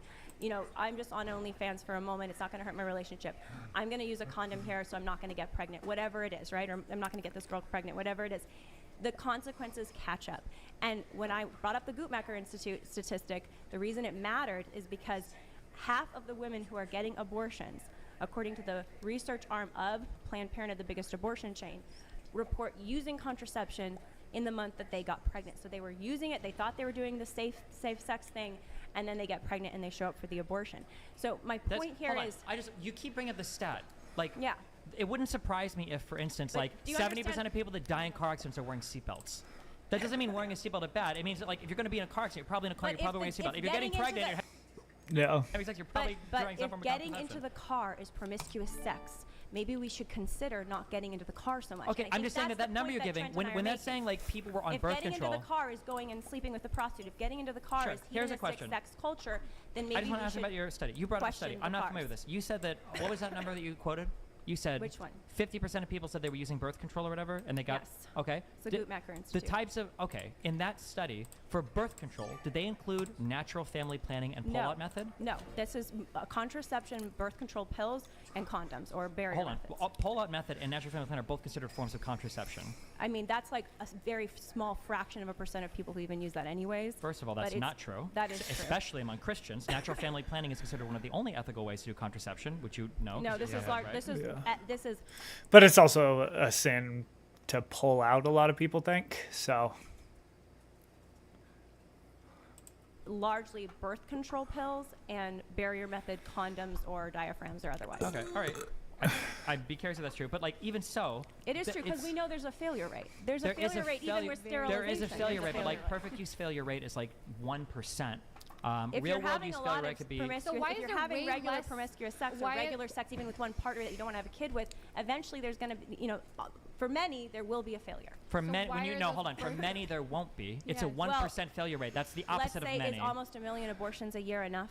No, And I by want the way, a million abortions here from and- 330 million and- people. and I don't by- know if that's enough. Well, Hold and on. by You're, the way, wait, and by you're the way, so one other- easily. can I when say you one said other point? Many people Destiny, experiencing one a other race. That's point. not what One 1% other means. point. 1% is not many. One other point, because I know that you think abortion typically is acceptable up to a certain point. There's over 10,000 abortions that happen after the marker where you think it's a human life. Okay. So is 10,000 abortions, 10,000 murders, you would consider it murder of children that are viable in this country a year? Mhm. Is that worth the promiscuity of adults? 10,000 murders But you're of children? linking that to sex work and promiscuity. I don't. Yeah, I'm I don't connecting see, you just all said, of it. oh, it's affecting 20. Alcohol is also like I think 10% of divorces list like alcohol is the issue. Is alcohol bad now? I think alcoholism is bad. Alcoholism is bad, Yeah. but alcohol it doesn't have to be alcoholism. Do you think that's In- bad? in moderation, So porn, yeah. I agree. If you have Well, a and I think compulsive, sex- but Jasmine, problematic porn use is bad, but is porn bad and is sex bad? That's the I question. think sex Porn is is just great. bad, I think yeah. Porn is bad. What is the Okay, Jasmine? What's the difference between porn use and problematic porn use? Problematic porn use is where people personally identify, that's the medical term, with it being a problem in their lives, which is a very small, the only representative sample we Is have it- puts it at like 4% Is of it men. possible for someone to use porn in a bad way if they don't personally feel anything bad about it? What do you mean? Can you give me an example of how using porn in a bad way? In A that husband context uses a husband looks at porn, talks to OnlyFans girls, masturbates to them, and his wife. Yeah, I think that is. Actually, I think that any use of porn is probably a bad way. But he doesn't think it's a big deal, and it's really hurting their marriage. Yeah, and she wants just to like if he drinks alcohol too much and she doesn't think and she doesn't like it, but he still does it. That's it's bad when people violate the boundaries. Now, of their let me try another one relationship. then. Let's say, what if the wife says, you talking to any woman on the face of the earth hurts me and makes me upset? Would you say that wife has an inappropriate boundary? No, because there's a lot of people that are like that, and they Like literally that her husband cannot talk to any woman, even like a female secretary. She's so hyper jealous. My family is from the Middle East. This is literally how they set up society. Do you think that's good? I don't think that's good. But if there are people who that's the way that they're happy, I don't think that's good. I think the way you guys live your life is great. You guys don't think the way I live my life is great. The point is that when we allow people to do what's conducive to their No, own but- happiness, that's But what I'm asking you is that can Conducive a spouse to their own have happiness. Boundary expectations that are reasonable and unreasonable? I think if we're going to use like a reasonable person standard, Yeah. that depends on like the community. Sure, in Yes. certain communities, and in your community, porn is bad. I'm just In talking our about the community, it's community. This community out here, Mhm. who is non-disclosed location, would be listening in on this. That an unreasonable boundary would be a girlfriend says, my boyfriend can't talk to any other women. That would be unreasonable. And a reasonable one would be, my boyfriend should not be going around looking at other naked women. That's fine, but still, like, you guys also think like masturbation in general. Not you got not your. What do you mean by you guys? Well, like, I've watched your video. You said masturbation just in general is wrong. I don't think that our community standard would agree with you. I would agree that maybe I'm farther this way, but you're definitely nowhere near where the reasonable person. I think I'll bite the not- bullet. we're- There are definitely boundaries that are like pathological that are not okay, and there are probably some that are okay. But can we're probably draw not a circle debating around some whether that are okay. our sexual ethic is good or bad. We're debating whether your sexual ethic is bad. Okay. Yeah, and Yeah. I'm wondering where you're sex seeing work these. good If is the the only topic. thing you have is that And it is bad. 20% of marriages have an issue with this, 20% marriages have issues with substances. And That's et cetera, not right? the Those only thing that they have. What are you talking about? You said And then it's a- alcoholism and is it's a bad. leading I factor think in divorce, problematic porn Jasmine. use is also bad. Do You you should think go divorce get help is from bad? that.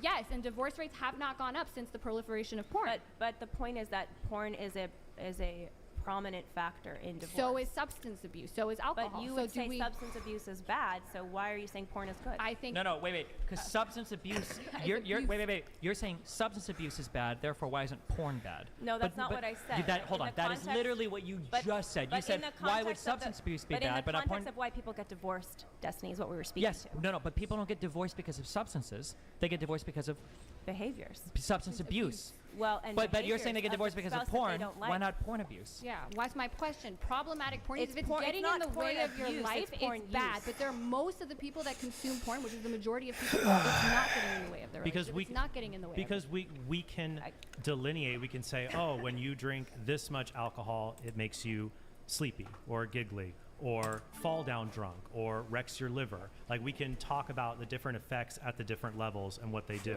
and whether it makes sense What'd you for say? a wife You have a to piece of tolerate paper or spouse to or a piece tolerate of or not paper. tolerate.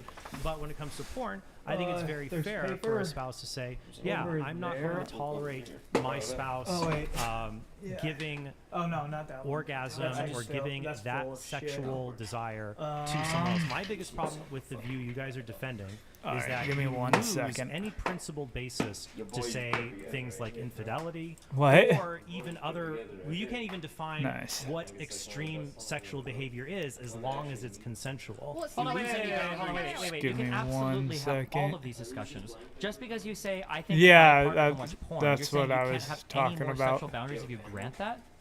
Because I could explore your lives and find a million different things. Do you think your partner should be allowed to eat? Well, yeah, of course. Should they be allowed to have dinner with a member of the opposite sex alone at a restaurant? Maybe not. Some people wouldn't be necessarily comfortable with that. And- Just because you allow something doesn't mean that you've eliminated every single No, thing. this in that goes back to my bracket. previous argument in saying about what boundaries are reasonable or unreasonable. Yep.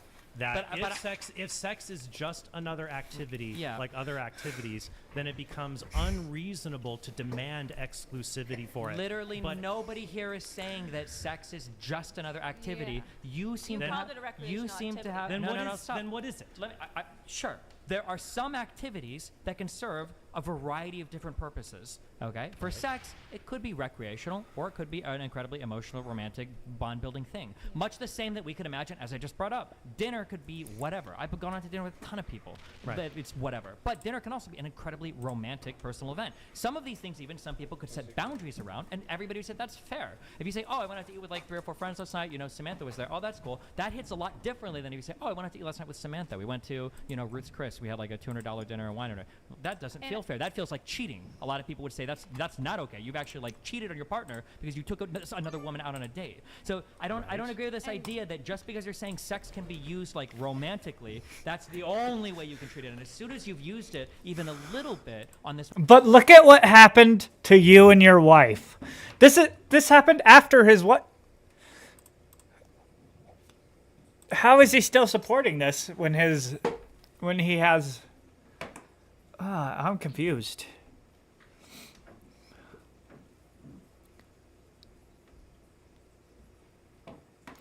How is he supporting this when he? I don't know. it's recreational side, you've lost all ability to have romantic utilization of it because you wouldn't apply that same standard to literally any other activity in the world. Because sex is not like any other activity in the world. I didn't say. Wait. What do you mean it's not like any other activity? It isn't. Like, sex is something that's unique because it has the ability to create new people. It is designed to bring people together in a close, intimate bond that no other natural activity is created towards. And because it has those propensities, we have moral norms around it. And that in order to have prostitution and pornography, you have to say, well, those moral norms are just what puritanical people come up with. It's not intrinsic to the activity itself. Sex can be utilized for other things. For instance, when you masturbate, you're not procreating, and masturbation is about as natural as it gets. Plenty of people learn to touch themselves at incredibly early ages. It's like a natural part of human development. But it is not natural, the state that we're in now, where people can masturbate to a nearly an unending supply. I would like to finish, please. Okay, it's not relevant to what I just said, but I'll bring it it back absolutely is relevant Okay. because we're talking about whether this is bad for society. No, we're not. We were talking about if it was natural. Whether what's natural. You're saying that sex is made for procreation and blah blah. First of all, ignore the fact that a designed process. Well, we could fight over that, but that's going to get into religion. But I'm telling you that there are forms of natural sexual exploration, like masturbation, as you're growing up, that obviously don't produce children and aren't designed for that. I didn't say sex is for procreation. That's not my answer to the question what sex is for. But I'm getting back that even if someone didn't have a complete answer to what sex is for, they wouldn't say, oh, well, it's like dinner, it's like other activities where there's just a multiplicity of meanings. There's no correct meaning to it. People have a lot of different meanings to it. I think a lot of people would end up rejecting that. Wait, rejected how? When casual sex is so prevalent, who do you mean a lot of people would reject that? A lot of people will reject that when you talk about what is it for, like especially when you're in the context of a relationship. Well, yeah, in a context of a relationship, it changes, of course. And the most telling thing here, in my opinion, is all the social data shows, the vast majority of it shows that these problems arise when there's when there's a moral issue with it, right? Because alcohol, like you said, there is a link. They have linked the amount you drink with the probability of it leading to problems. With porn, there is no link. There's no study that can link the amount you watch with having problems with it in your social social life and even Not true. That's First, not true. there are studies. It causes anxiety. What do you mean? It gets rid of the gray matter in your brain. It deteriorates the gray matter in your brain. Really what?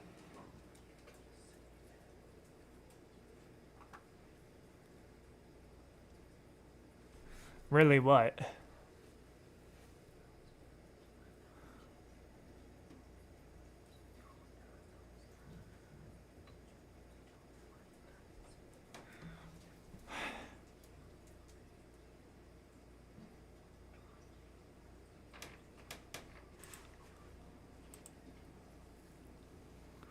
I'm confused.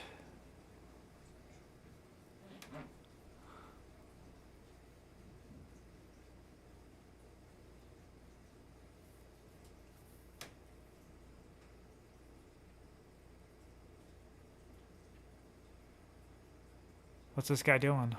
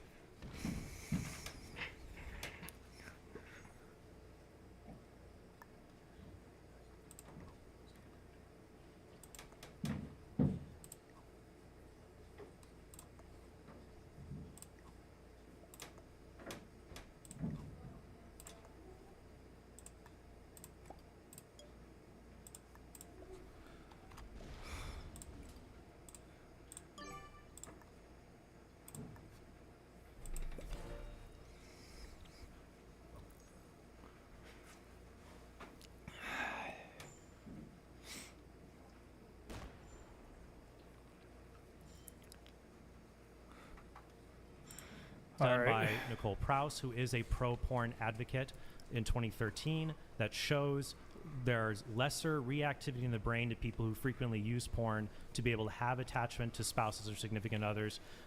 Kuhn et al. In 2014 and other further studies in 2015 were the first to use magnetic resonant imagery to show the actual changes that take place in the brain when people frequently use pornography. It changes the brain and raises the dopamine ceiling so that in order to receive sexual arousal, you need more and more extreme and even violent forms of pornography in order to reach that. That's why you have things that now people are seeking out, not just sex, they're that is seeking true. out incest pornography, they're seeking out bestiality, they're seeking out group sex, rape play, and that is bad when society falls more into that pattern. The whole point of that Nicole Prouse study, which I have here, is it's the exact Oh, opposite of yes. what you'd expect to see going on in the brain of someone with an addiction. What? The findings suggest self-proclaimed porn addicts don't quite have the same relationship with porn as someone that's with substance addiction. So yeah, she has done a lot of work. No, I'm a big fan of her that shows that it's not a real addiction, and a lot of it, she was also in this big study that found, this is the quote, moral incongruence around pornography is consistently the best predictor of the belief that one is experiencing pornography-related problems or dysregulation. It seems to be, unlike alcohol, unlike substances, that it has a lot to do with how you feel about it. And I can just give you anecdotal experience from talking to so many people on my OnlyFans.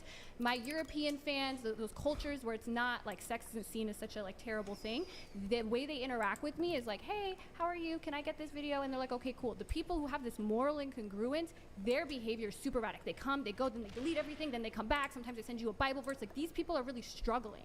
But then there are people who consistently ask for more and more kinds of frankly bizarre. So Nicole Prouse talked about this study, I think it was in Croatia, where there's actually evidence that they do it in the beginning, and then they eventually, the study they done showed that over time they go back to the vanilla stuff, and she was attributing it more to people being like, oh, this is kind of weird, like let me click on this, and then over time being like, okay, I'm over it. It's like kind of like a shock factor thing. That's what she found, and that's what she talked about. And I would say there was a 2016 study by Wright et al. That did a meta-analysis. The other thing I'm concerned about is it raises the dopamine ceiling, and this was a study that was done across 22 countries showing an increase in the level of aggression in men who view pornography versus those who don't. And I think that makes sense when you look at the most popular forms of pornography involving things like domination, subjugation of women, using verbal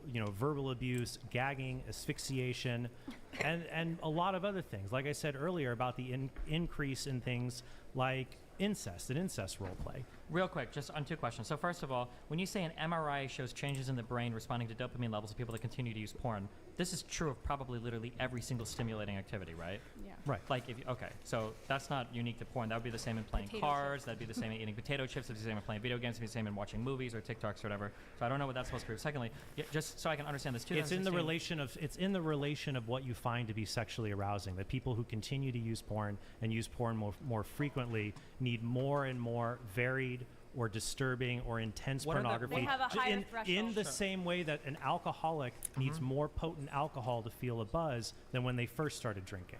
Okay, those 2 things are completely dissimilar. then Wait, hold on, wait. I'm sorry. Real quick. Okay, I hear this brought up so many times, and I'm curious if there's an actual number on this. I've heard this said over and over and over and over and over again. People who consume porn need to dramatically increase the extremeness of the porn they're consuming. What is the percentage of those people that happens with? Because I've heard that said over and over again.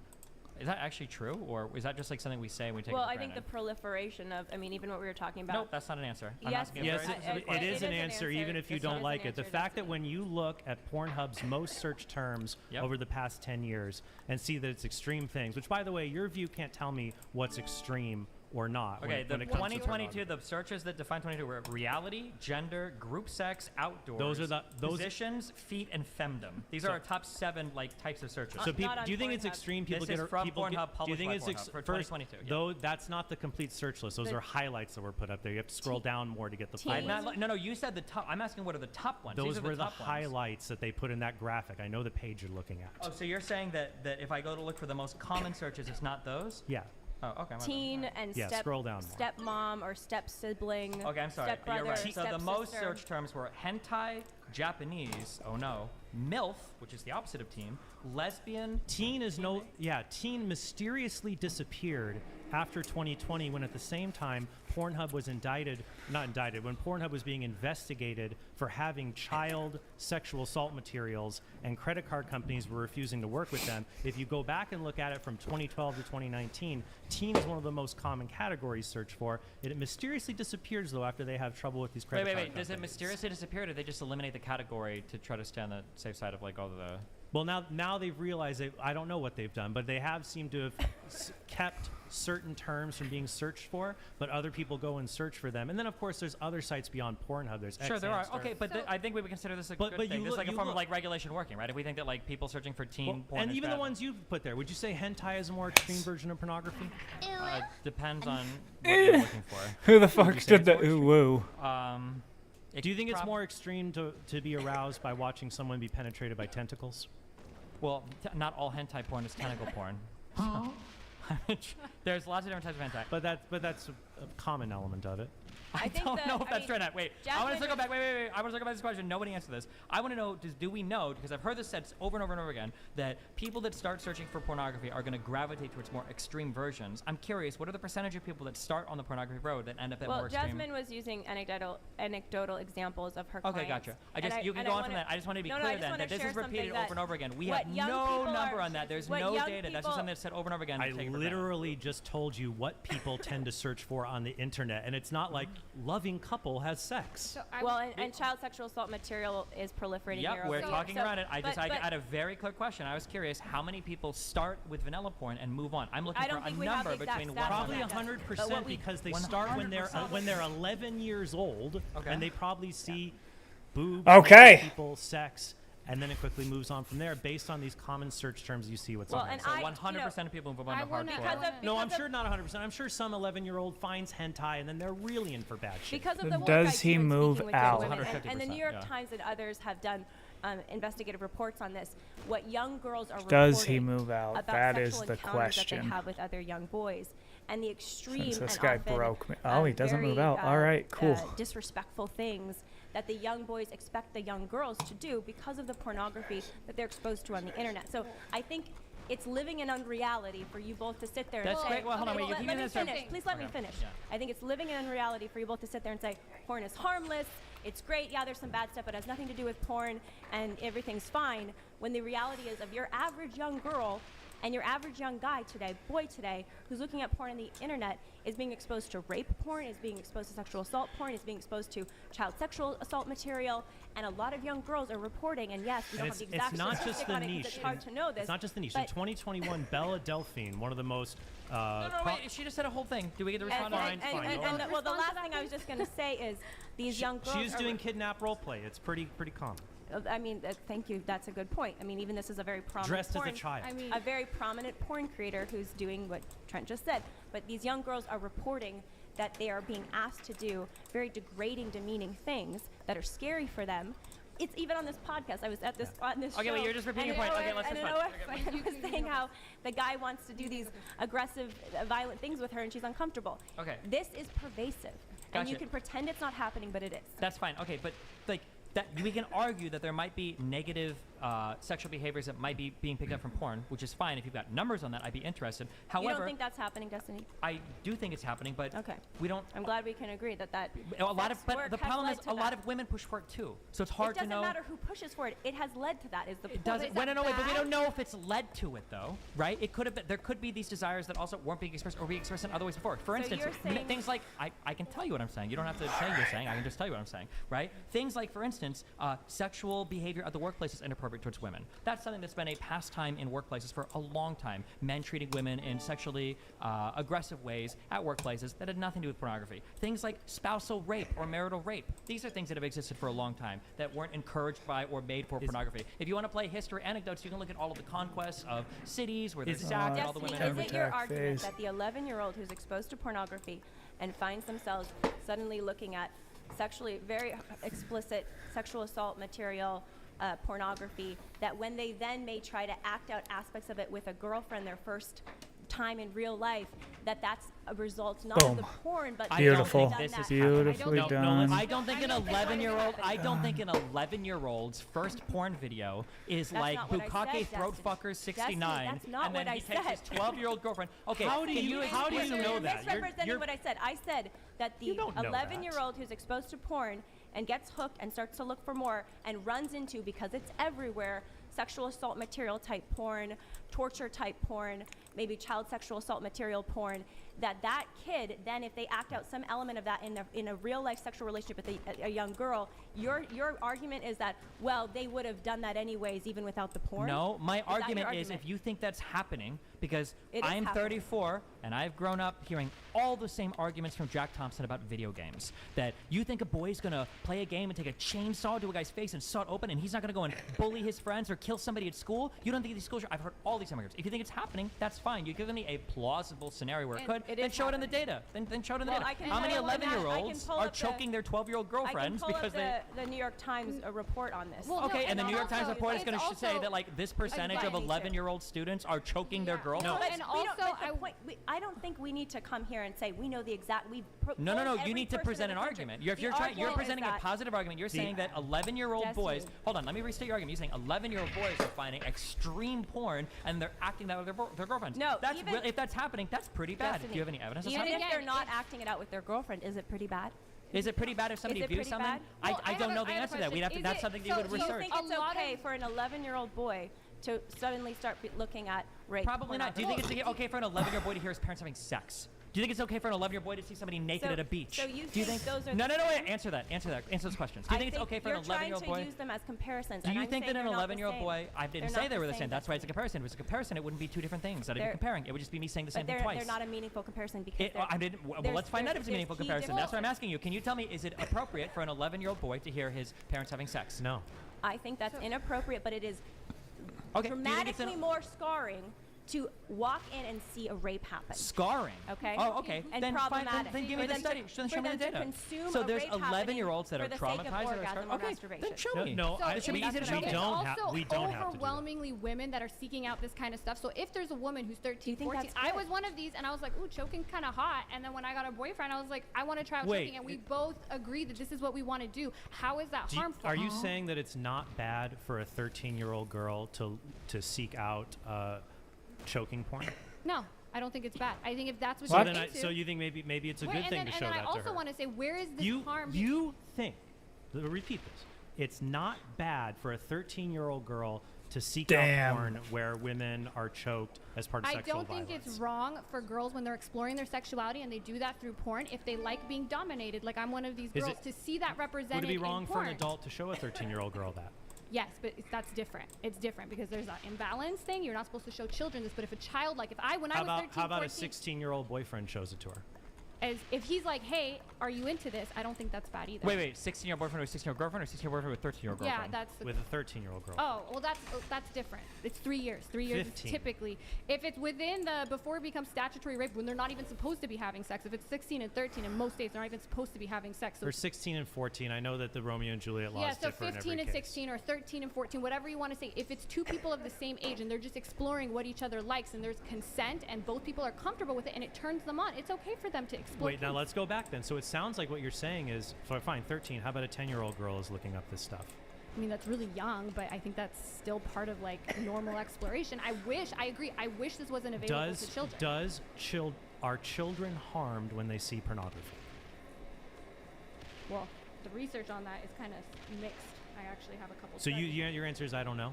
The answer is that there's research going in both ways, and a lot. It's not just me that. So does if the it now. research, so let me ask this: so if the research goes both ways and we don't know, should it be a crime? Should it be a crime then to show children pornography? Yeah, I think children, yes, but we're not talking about. But why? It's Because also a you're crime to saying give- we don't. You're saying we don't even But know if it it's causes also a crime harm. to give children alcohol. Is alcohol bad? And the other thing I wanted to point It out can be is very that bad you're for talking about the children. link. No, here's why it's a crime to give children alcohol.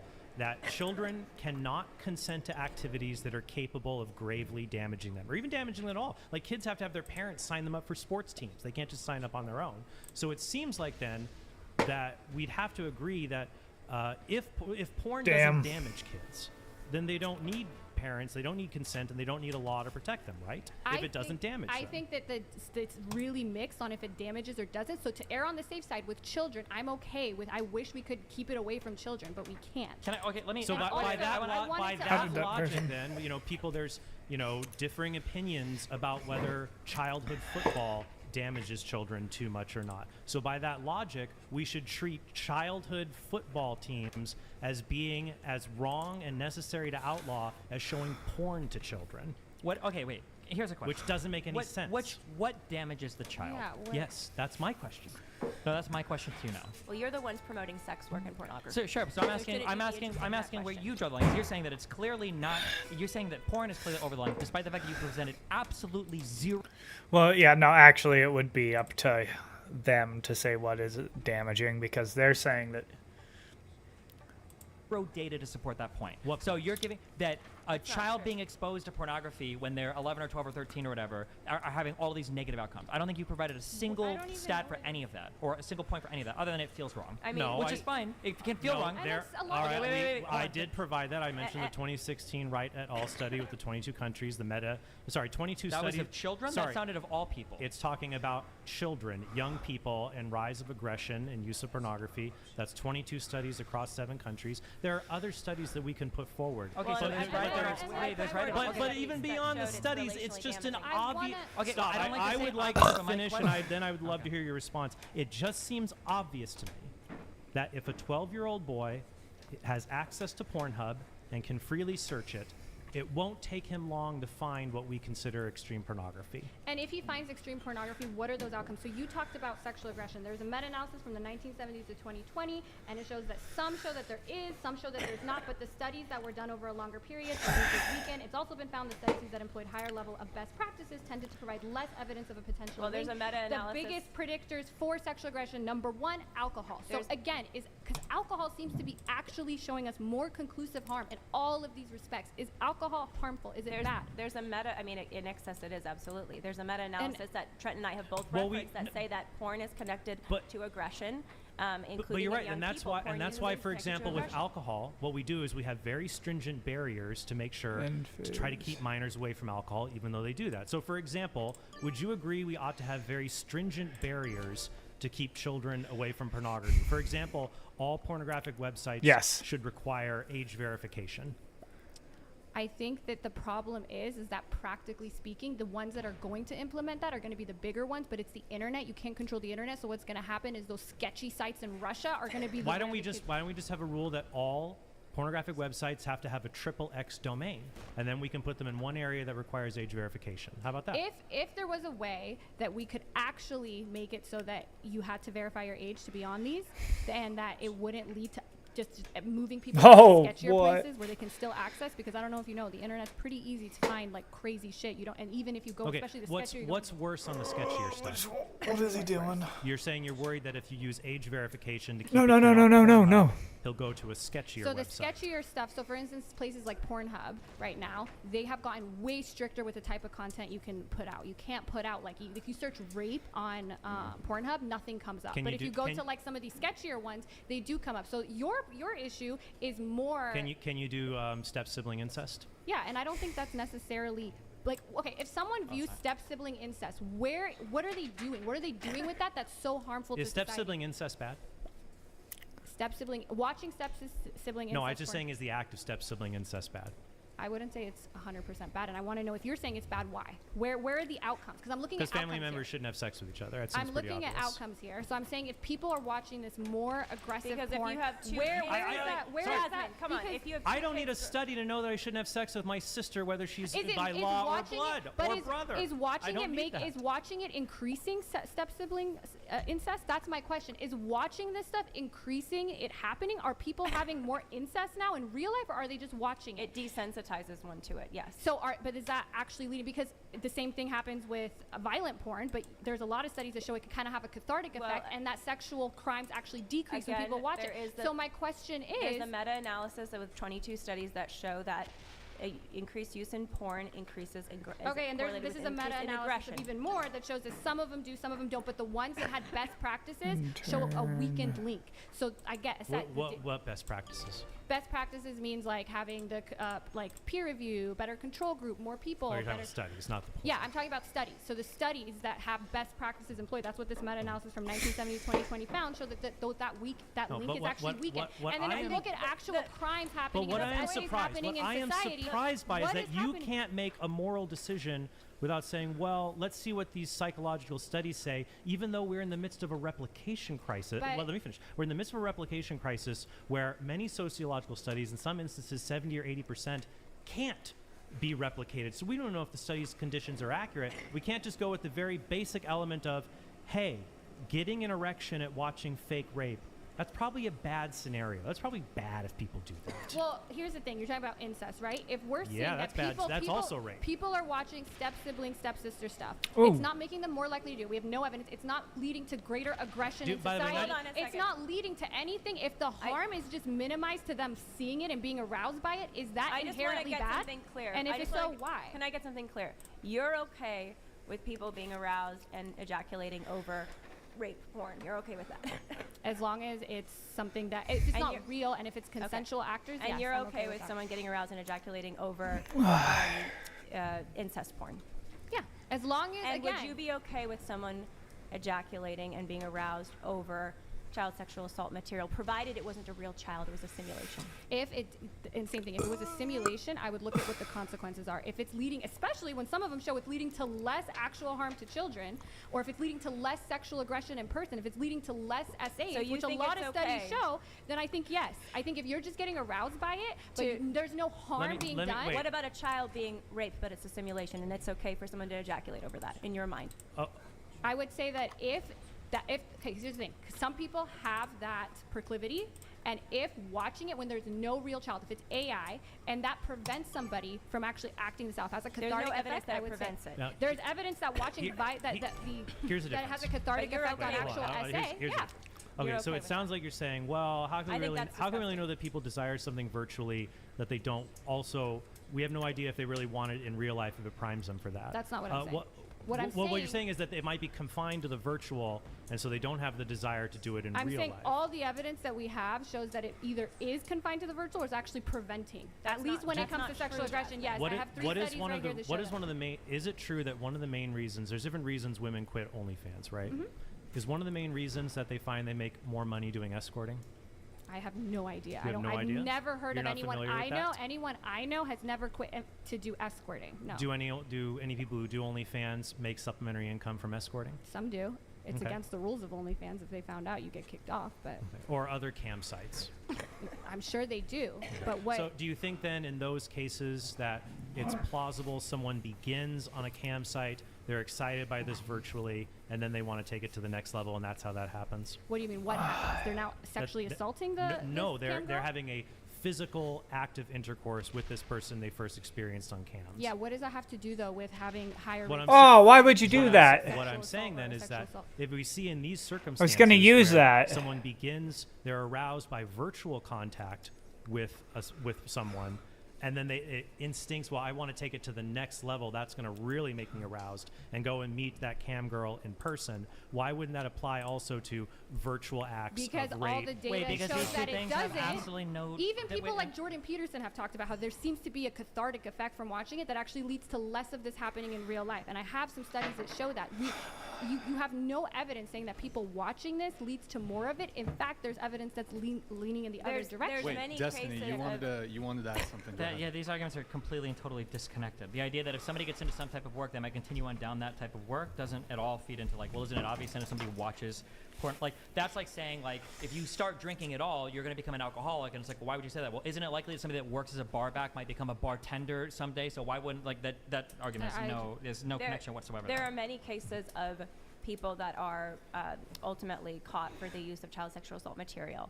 And one of the things that gets them extra penalties is that they were actively seeking What to the fuck? act out the fantasy that they were playing and the attacks that they were doing against these children. in Oh, their lives they're off. on real life Fuck. children. They had difficulty accessing real life children. Yeah, so I and- think it's a very much living in unreality argument that I think. Why do we I mean, wait, you're wait, living wait, in wait, unreality wait, because wait, you wait, have no evidence of this actually increasing that. To say that people can live this whole life in their minds, that they're acting out in their bodies through ejaculation, and that's not going to affect anything that they do in the real world. But yet that seems to be the case with movies and video games, where a kid can sit in front of a computer and play 12 hours of violent video games a day, and lo and behold, he doesn't go out in the real world and kill somebody. I think training yourself and actively sexually arousing yourself and ejaculating over these activities. No, I don't think there's a mental arousal that happens. You don't think there's a mental arousal that happens when you're out there killing people in But video to say games, there's screaming no like kill you connection, and I kill you. think is an Well, if there's how no, do you the connection has to be explain that connection has to be child proved sexual with. abuse has gone down since the That's proliferation not of true, porn. There Jasmine. is. It I'm has just- not. I Child literally sexual pulled it abuse up has on not my phone. has not gone This is down. from a study from the University. I got an idea. The decline of 30% or more in Is this I'm gonna go into. Yes, but so where's your evidence then that it's just unreported now, but Alright, it's going I up have- because people are watching after it? this, I Where have is a that question. We evidence? have insane rates of child sexual abuse. I'm in this gonna country. go And it's into gone North up because of America. proliferation And of we've porn?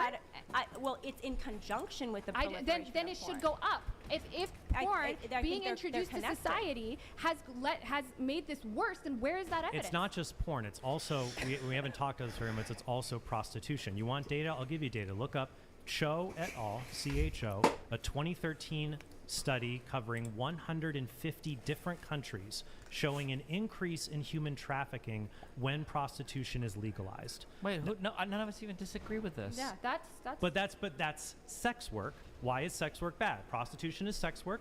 Sex work's bad because it leads to other bad things like human trafficking. But wait, that doesn't make the sex work itself bad. Yes, it does, because you can use other Hold methods. on, wait. such as- Let's say it was the case that most of the alcohol we drink in the United States came from the cartel. Would that make alcohol bad? No, it would make it bad if using alcohol also fueled some other extremely dangerous, violent form. That's of what I just alcohol said. use. Let's say that hypothetically opium was grown in the fields of Afghanistan, and that was a huge export for them. Does that make it bad to consume all products, all medical products related to painkillers? No, I'm not talking about remote cooperation with evil. What I am saying is that if you have different policies when it comes to something like prostitution, Yes. for example, if you have a policy where you legalize it, and so it's legal to both buy and sell sexual services, like Yes. you say you have in Germany or other countries where that's allowed, Yeah. you have an increase in human trafficking. But if you have other countries Wait, like but the let's- increase in human trafficking isn't necessary for the sex work. It's just a byproduct Yes, of it an is, and I will unregulated explain. market. Yes, it is, and I will explain why. Okay. Because when you legalize prostitution, let's say human trafficking goes up or down, there's going to be two different things that happen here. There's going to be the scale effect and the substitution effect. Okay. So the substitution effect would be, you would think if prostitution is legalized, human trafficking will go down because you have legal prostitutes now. They substitute for the illegal prostitutes, and the hope would be it would go down because of this substitution. Wait, what is it? I'm sorry. Wait, what is the substitution effect? There's the question of the relationship between human trafficking. Wait, I'm just curious. What is the substitution effect? The substitution effect is that human trafficking would go down, illegal prostitution goes down because it's substituted with legal prostitutes. You have sex with a legal prostitute instead of an illegal one. Okay. That's the substitution effect. Okay, gotcha. That would drive the number down. The other problem, though, is the scale effect. That when you make it legal, there is now a massive increase in demand for this, and there's not enough prostitutes in order to satisfy the demand, so trafficking goes up in order to meet that demand. So the Cho et al. Study 2013, 150 countries, including longitudinal to show Germany before and after, so it's not correlative, shows that the scale effect always dominates the substitution effect. So when I look at that, I say, legalizing prostitution this way, that seems really bad. Maybe we should do something else like the Nordic model, where you don't criminalize women for selling sex, you criminalize men for buying it, and that really Okay, cuts so then down back to my the- original question. Then wait, before we jump into a whole different thing. Okay, so back to my other question. If for alcohol, then, if it was the case that we just every time we buy more alcohol, it seems like in either cartels or gangs or whatever are the ones producing it, would you then say that we ought to outlaw alcohol because it seems like every time we increase our purchasing of it, it seems to come from unethical sources? We should outlaw alcohol if there are more social ills than social benefits. No one is talking that about social ills or benefits. Yes, that is always the case that you make when you said that there was a substitution. Can I finish?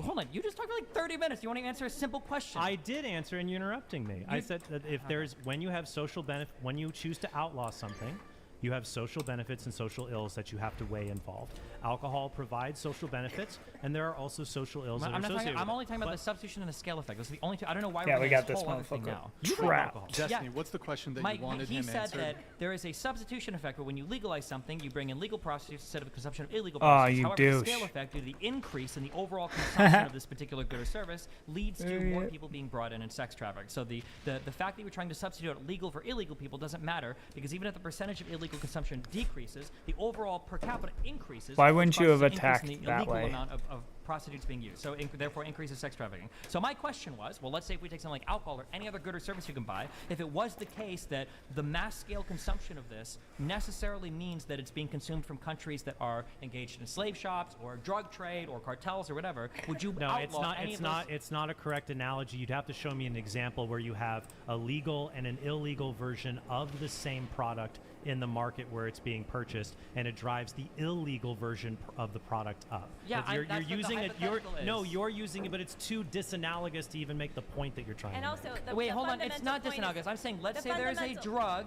This drug is something that a bunch of people around the United States smoke or drink or whatever. But let's say that it was okay. Well, If let's he's legalize it, good, and when he'll we go legalize right it, there's such there. a demand for it that now, like, And then all the put cartels one and right groups are there. making it. Would you say we shouldn't legalize it because of that reason? Yeah, if it leads to a greater net increase No. in substance abuse It's not in good. society, then we might want to outlaw that. I'm not even drug, talking for about example. substance abuse. I'm just talking about an increase in the people selling it being bad people because we have such a higher demand for it. Now the supply is coming from like bad But it's sources. not selling. That's the whole point here. It's not about selling a product and the bad people. It's about the fact that when prostitution is legalized, sex slavery goes up. And the fact that we're even having this discussion about comparing people in sex slavery to products made in different countries very much shows the entire problem with the situation. If you want, we can Well, and I compare it to think the other- sweatshops then. If you want the to do other that, sweatshops problem- versus like normal The other problem with your workers at analogy, factories. Destiny, is that There's no sex problems in is it, but sex is good, and Okay. sex is beautiful in the right.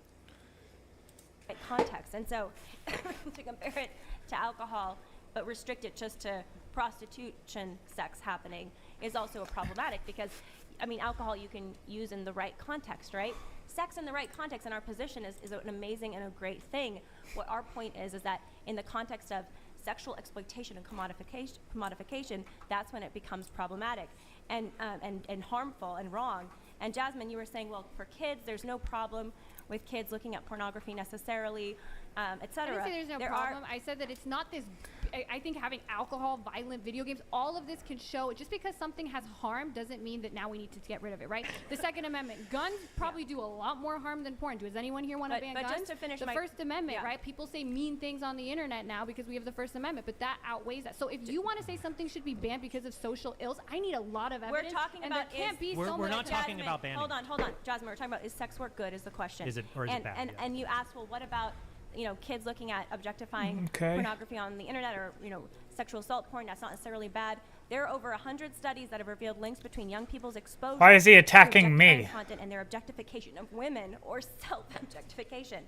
Those exposed to objectifying portrayals are more tolerant of or in agreement with sexual harassment, adversarial sexual beliefs, rape myths, child sex abuse myths, and interpersonal violence than participants without this exposure and experience greater body dissatisfaction, appearance anxiety, and disordered eating beliefs. This is the thing. So to say again, to argue that kids being exposed to porn, or for that matter, adults using porn, is harmless. Whoa. No negative effect to them or the way they view other people is simply I didn't false. say there's no negative effect to them. I'm saying the negative effects are not Okay. in that conclusion. Fuck you. Adolescence and pornography. You A review kept of saying to us, 20 what are the no, let me negative finish. effects? What are the negative A effects? review of 20 years of research since 2005. More than 65 empirical studies have appeared with a peak of 11 articles in 2011. The reviews have come to opposite conclusions, notably about the question of whether pornography is related to adolescent sexual attitudes and behavior. So some find there is, some find there isn't. The problem here is that if we just do evidence-based, I have a lot of studies that probably show the opposite Yeah, of what so we you're can just ask a basic question, which I have been continually asking and did not get a straight answer from.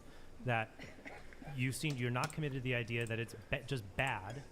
It's bad when children 10, 11 years old see porn. If it is bad, like you say, there's some studies that say, what is bad? What does it do to them? You came close earlier. You guys were saying, well, they might not understand how sex ought to be or determine what's real or not real in it. So, would you agree that pornography has distortions of sexuality in it that children like what?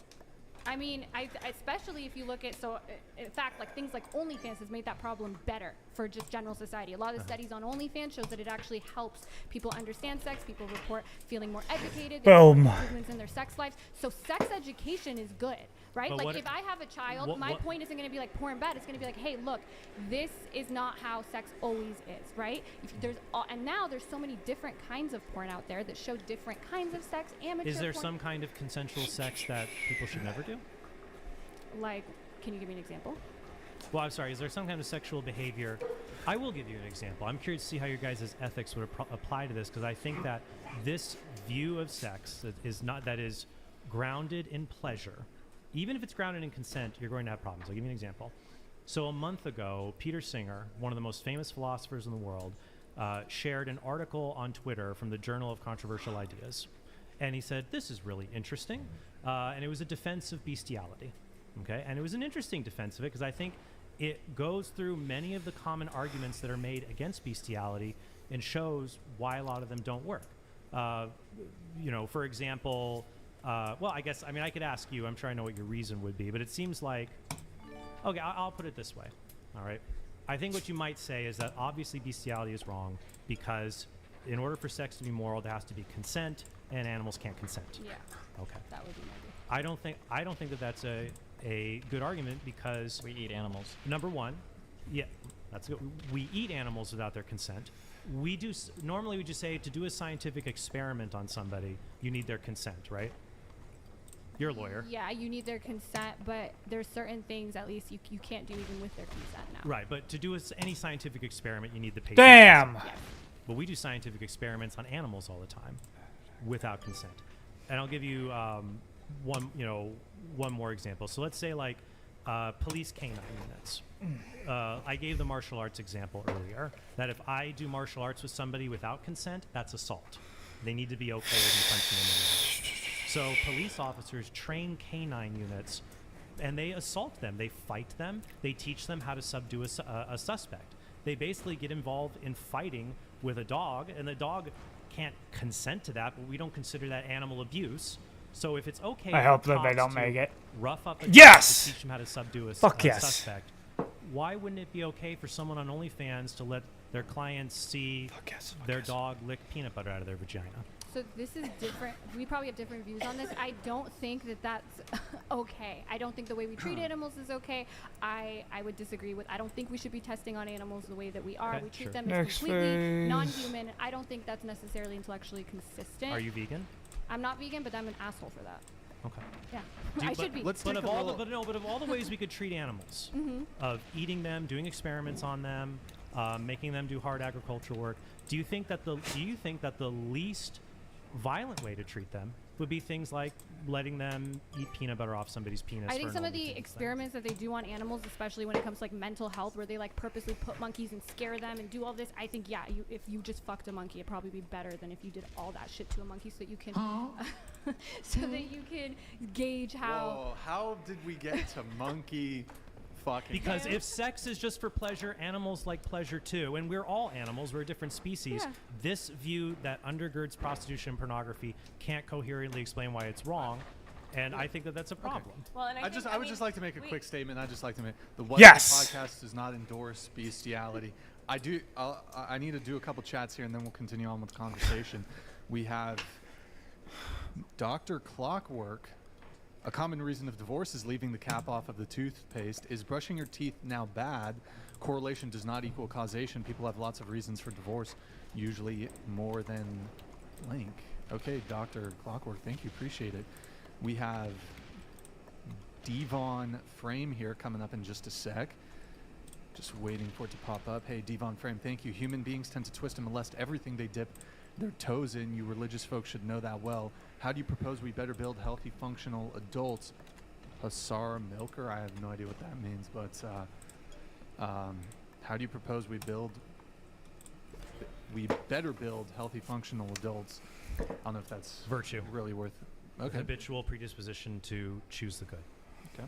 I think you have to have a realistic assessment, and you have to acknowledge the real biological forces that exist in people, rather than trying to design systems around virtues that are of religion or other sorts of origination. We've seen this fail over and over and over again, and it has failed, and it will never come back. The idea that sex can just be confined to one marital thing is just something that, even for most of human history, hasn't gone well. I think when And- people try to have relationships where sex is open and can be shared with lots of people, that's where we see failure. Sure, but we see 50% of marriages fail that don't You even can have never get relationships. everyone in it seems office, I think yeah. I think that the better thing I to do didn't is to think say there are any of different them ways you were. can engage with sex. Here are the pros. Here are the cons. If you engage with it in this Good. way, things like this can happen, or things like this can happen. And then if you engage with it this way, here are the good things or bad things. I think the problem is everybody is so ideologically driven to attack one side or support another. They end up making absurd statements like, everybody should be happy with this style of monogamous sexual relationship and marriage, and anything else is wrong, or everybody. All right, I gotta go take a piss.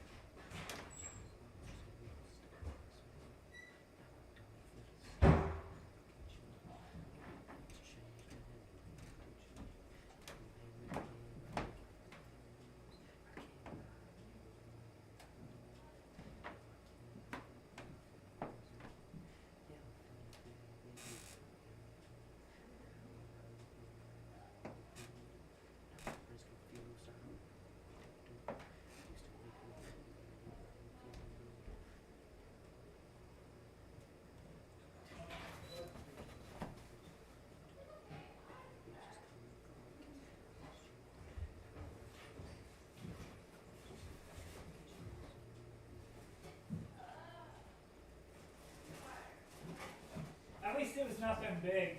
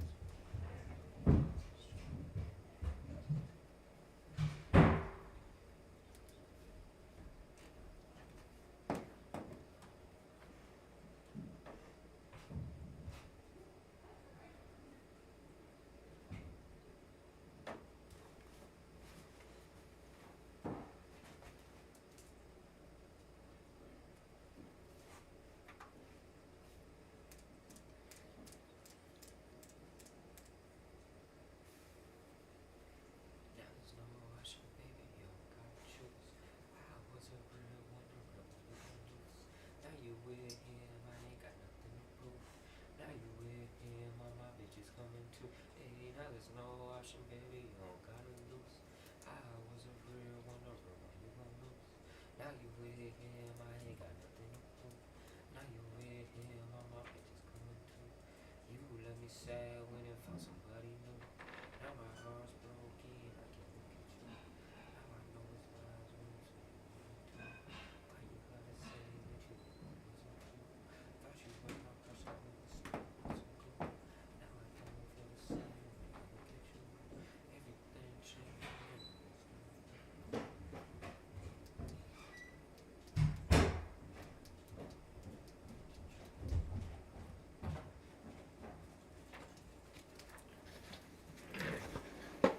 Oh. All right. Everybody should be, you know, in a polyamorous fucking 500 people, and that's totally okay. We'd say I think everybody deserves love that doesn't need to be satisfied by other people as sexual objects. Yeah, that's And fine, I and think that sort of view has led to, you know, histories of Can you marital say rape and women not even like having orgasms The case in is that relationships. sex like, has a particular design to it. Brazil, And we can Iran, pretend that it doesn't, but it does, and that design Siberia, tends towards Germany. intimacy and connectivity between two people, and it can also create life. And I think when we pretend that that's not the truth about sex, and we say that sex is just whatever I want on my own Ah. terms, provided there's consent, then we open the door to all of these things. To your point, Jasmine, you're saying, well, there's all these studies that show Join. pornography doesn't cause so many issues. I have all these studies that show that they actually lead to objectification in real life and all of these other problems. When you look, though, at the data of people who are promiscuous or having multiple sex partners, that's when you see, in what are people doing in real life, people very harmed and people experiencing more addiction, people experiencing more mental health issues. Yeah, but wait, so then do you think that we should heavily discourage so again, or to socially go to your get rid of... worldview of saying that sex is whatever and let Why do you want people to? Why do you want kids to watch porn, Destiny? Look at what happened to you.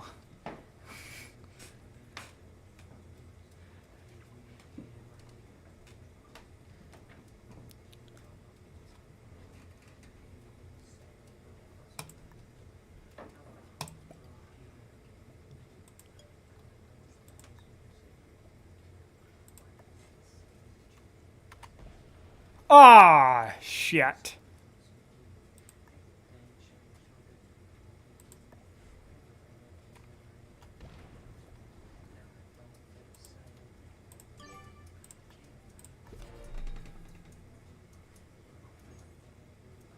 Fucking laughing and shit. Dumb fuck.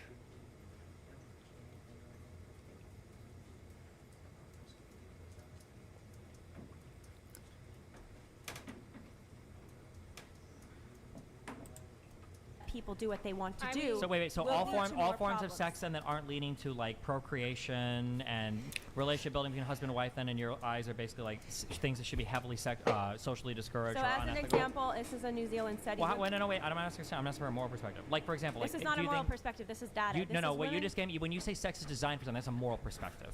That's Well, it's a philosophical position, yes. Yeah, which is but I'm moral in talking about nature, the yeah. data. No, sex is definitely designed for something.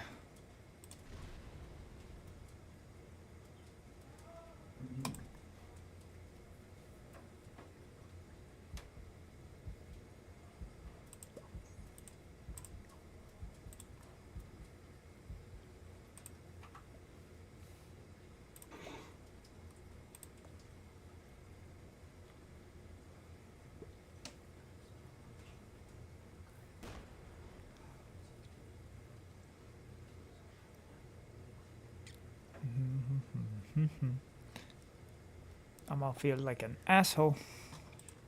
But I'm not talking about that. I'm asking you morally. You think that the Okay. only type of sex that should be encouraged in society or should be allowed in society should be sex that is for the design of like having children, basically. I think it can Se- include se- having children, but no, it's designed for the for Sex makes life children. So then what about? children. Wait, so then for things like gay sex or lesbian sex, are in your ideal society, are these things essentially not allowed or heavily discouraged? I think that sex is designed for lifelong love between two people, and it is designed to be life-giving. Now, that doesn't mean every sexual act is life-giving or that everybody can give life through sex, but it's designed for that, and I think that's the reason, one of the reasons. Yeah, but can we why engage in it marriage- outside of that? So, for instance, are gay people having sex always committing a social sin in your eyes? Is that always a bad thing? I Yes. Think that, yes. I mean, I don't think that. Okay. Do you think that all forms? And then one more thing. Do you think all But forms of that's not the sodomy are topic of this also? debate, Do you think but I that don't all think that's forms good. of sodomy are also like social sins? So any oral sex, any anal sex, all of that is also Well, like. again, I think if you want to talk about the Catholic teaching on this, and I. No, I'm we're asking for talking your about the teaching. social I'm not asking practice of Catholic this. teaching. I'm a Catholic. Or I was. We're I know not. this. Our I'm view scared. is not what's. We're not debating whether Catholic teaching on sexuality is true or not or good. No, We're but the debating positions what- that you're giving to counter the sex work debate are ones that would necessarily include these But positions. even I if, just wanna know the even alternative. if you don't Huh. hold this position, you can say this. Well, then, When it- but you haven't given those arguments. Well, though, here's what I would say. The question of whether homosexual conduct, What or is sodomy Green between people of doing? same sex or people of the opposite sex? The Bro, question of Blue's is that also just pissing me disordered? off. You cannot answer that question unless you have answer a previous question, which is when is sex ordered? Okay, so I put forward the view that I think the only way to explain why things like incest, bestiality, gross promiscuity, infidelity, other things, ordered towards a very particular expression of Where love is between a man and a woman. purple? But even if you didn't hold to that view, your view can't really say when sex is ordered, when it's properly ordered to a certain end. All you can say is, well, you just got to make sure it's consensual. But after that, That's the it's morality not that you're foreign. proposing. I think, consent. yeah, I And think that we and- can propose like and very what I'm- simple things around like as long as it's consensual, as long as it doesn't lead I to mean, like the- obvious Hopefully this exploitations guy's of not, certain like- people. But So, for instance, Destiny, you probably the shouldn't be able to have question sex until you're today- kidney or the something question like, right? Destiny, the question Yeah. today is sex work bad for society? And we're talking about, you're talking about and presenting a view of sex where, provided there's consent between adults, everything's fine and dandy, and you're saying, well, the data bears out for Let's see what this guy pornography does that here. it's fine and dandy. I'm saying, well, we have all this data that shows that it's not, and you're saying, well, do we And the not know? consensus is on my side. And there's a lot of other data that we haven't even talked about yet. That I Well, think one is thing before, important. before we cool. get into that, let me just read the rest of the chats. We have 4 chats, so let me just get through them and then we'll continue on. Modest Takama, hey, thank you, man. Brian, love the real debate format. Thank you for setting it up. Destiny, props for coming back. All right, multiple he's times, leaving. Although I mainly disagree with you, it is nice to hear actual discussion from the other side rather than libs screeching. Lib Screeching be a good band name. That would be a great band name. Destiny, do you play any instruments by chance? Or Went to school for music, so yeah. Okay, piano and saxophone. Yeah. Okay, there you go. We have Fearmatics. Hey, thank you. Hello, Brian. Oh. I find this interesting. I have friends who goes out much, etc., and I'm that only friend who doesn't because I have some level of self-respect. Virgin. My friends don't believe me. Why do people think there aren't men who have self-respect? Why you do that? Not entirely related to, Maybe. to the Oh, is conversation. he gonna go Because boom? it's like looked down on in our culture to be a virgin or to pursue abstinence, and I think good for you. I think that takes a lot of virtue. Good for you, Fearmatics. We have Kyle Whittington. Hey, thank you. Question for Destiny and Trent. At what point is consent No, fuck. relevant? Wait, hold on. I'm sorry. Wait. Can I respond to the last one? No. Wait. Hold on. I'm sorry. Real quick. You want to go back to the last one? Yeah. If you want to be a virgin or if you want to be promiscuous, you should do some exploration of your own values and don't let people like Lila. So I'm not allowed to encourage. You're not allowed to bully people because that's just not as bad. bullying. You I are think when that's you're like bullying. when I'm you not sure say if it was bullying. the That's not answer bullying. the answer Good. I'm not sure if it was shouldn't be bullying. the answer shouldn't be or the answer Destiny. shouldn't be good for you for having self-respect, but because that's the exact same answer that third wave feminists or whatever will say like so good for this girl Lila for going can't and fucking affirm the 400 people. boundaries he set for himself. I thought I sex mean, was you're all about shaming making with my boundaries. shaming my response What you to him, should say is Destiny. you should figure out what works best for you So you're sexually. saying to You him- should do that exploration, and instead, because if that guy would have said, "Hey, I went out and I fucked 20 people, and my friends all look down on me. Why don't they have self-respect?" You wouldn't be affirming his bound. You'd be saying, I would "Oh not no." affirm that. I would think that was exactly. harmful to So, him. so you weren't affirming anything healthy for him. You just liked So that he was I'm not allowed to ideologically have aligned a with you. position of affirmation in this debate that someone pursuing abstinence. You should affirm outside of marriage people is a because good they've thing. done the appropriate level of exploration to figure out this is That's what's right for them, your not view because is you're just moral pushing them. relativism, Destiny. the question Your isn't view whether is moral someone. relativism, and The you can question hold is that not view. whether You cannot- align with you me can't shame me ideologically. for having the view that I there don't is a give moral people reality. credit for exploration. I give them credit for having the right answers. Okay, gotcha. Having the right answers doesn't matter. What matters is how you get there. It's Well, more you're important. assuming that he doesn't get there through some thoughtful process, and I think that's unfair of you When to your assume answer that. is because I have self-respect, that's the answer everybody gives to justify literally any stupid behavior. I think that that's diminishing this young man. And people his talk comments. about respect to justify good behavior, that they're disrespected or they have respect for themselves and they're not going to do things like allow themselves to What be is this guy objectified. doing? Respect can be Okay, cool. respect can be a very good reason for something. You can't just throw it down the drain. That's great. And the same argumentation has been used to shame women out of even exploring their own vaginas until they're 30 years old. Like, you can use shitty arguments to justify anything. That's what I'm saying. It's the argument that matters, is not the like the word correct respect outcome. what triggered you, or what? Yeah, it's the idea that when people just give a position, they say, I do this, and my friends think that, why don't they have respect? Then it doesn't sound like something they've truly explored. It sounds like a position they've been like either bullied or brainwashed into, and not So something you're, they spend a you're good assuming time. the comment. That was the assumption. I could be wrong, but I don't think. I think that it's unfair to assume that simply because someone is.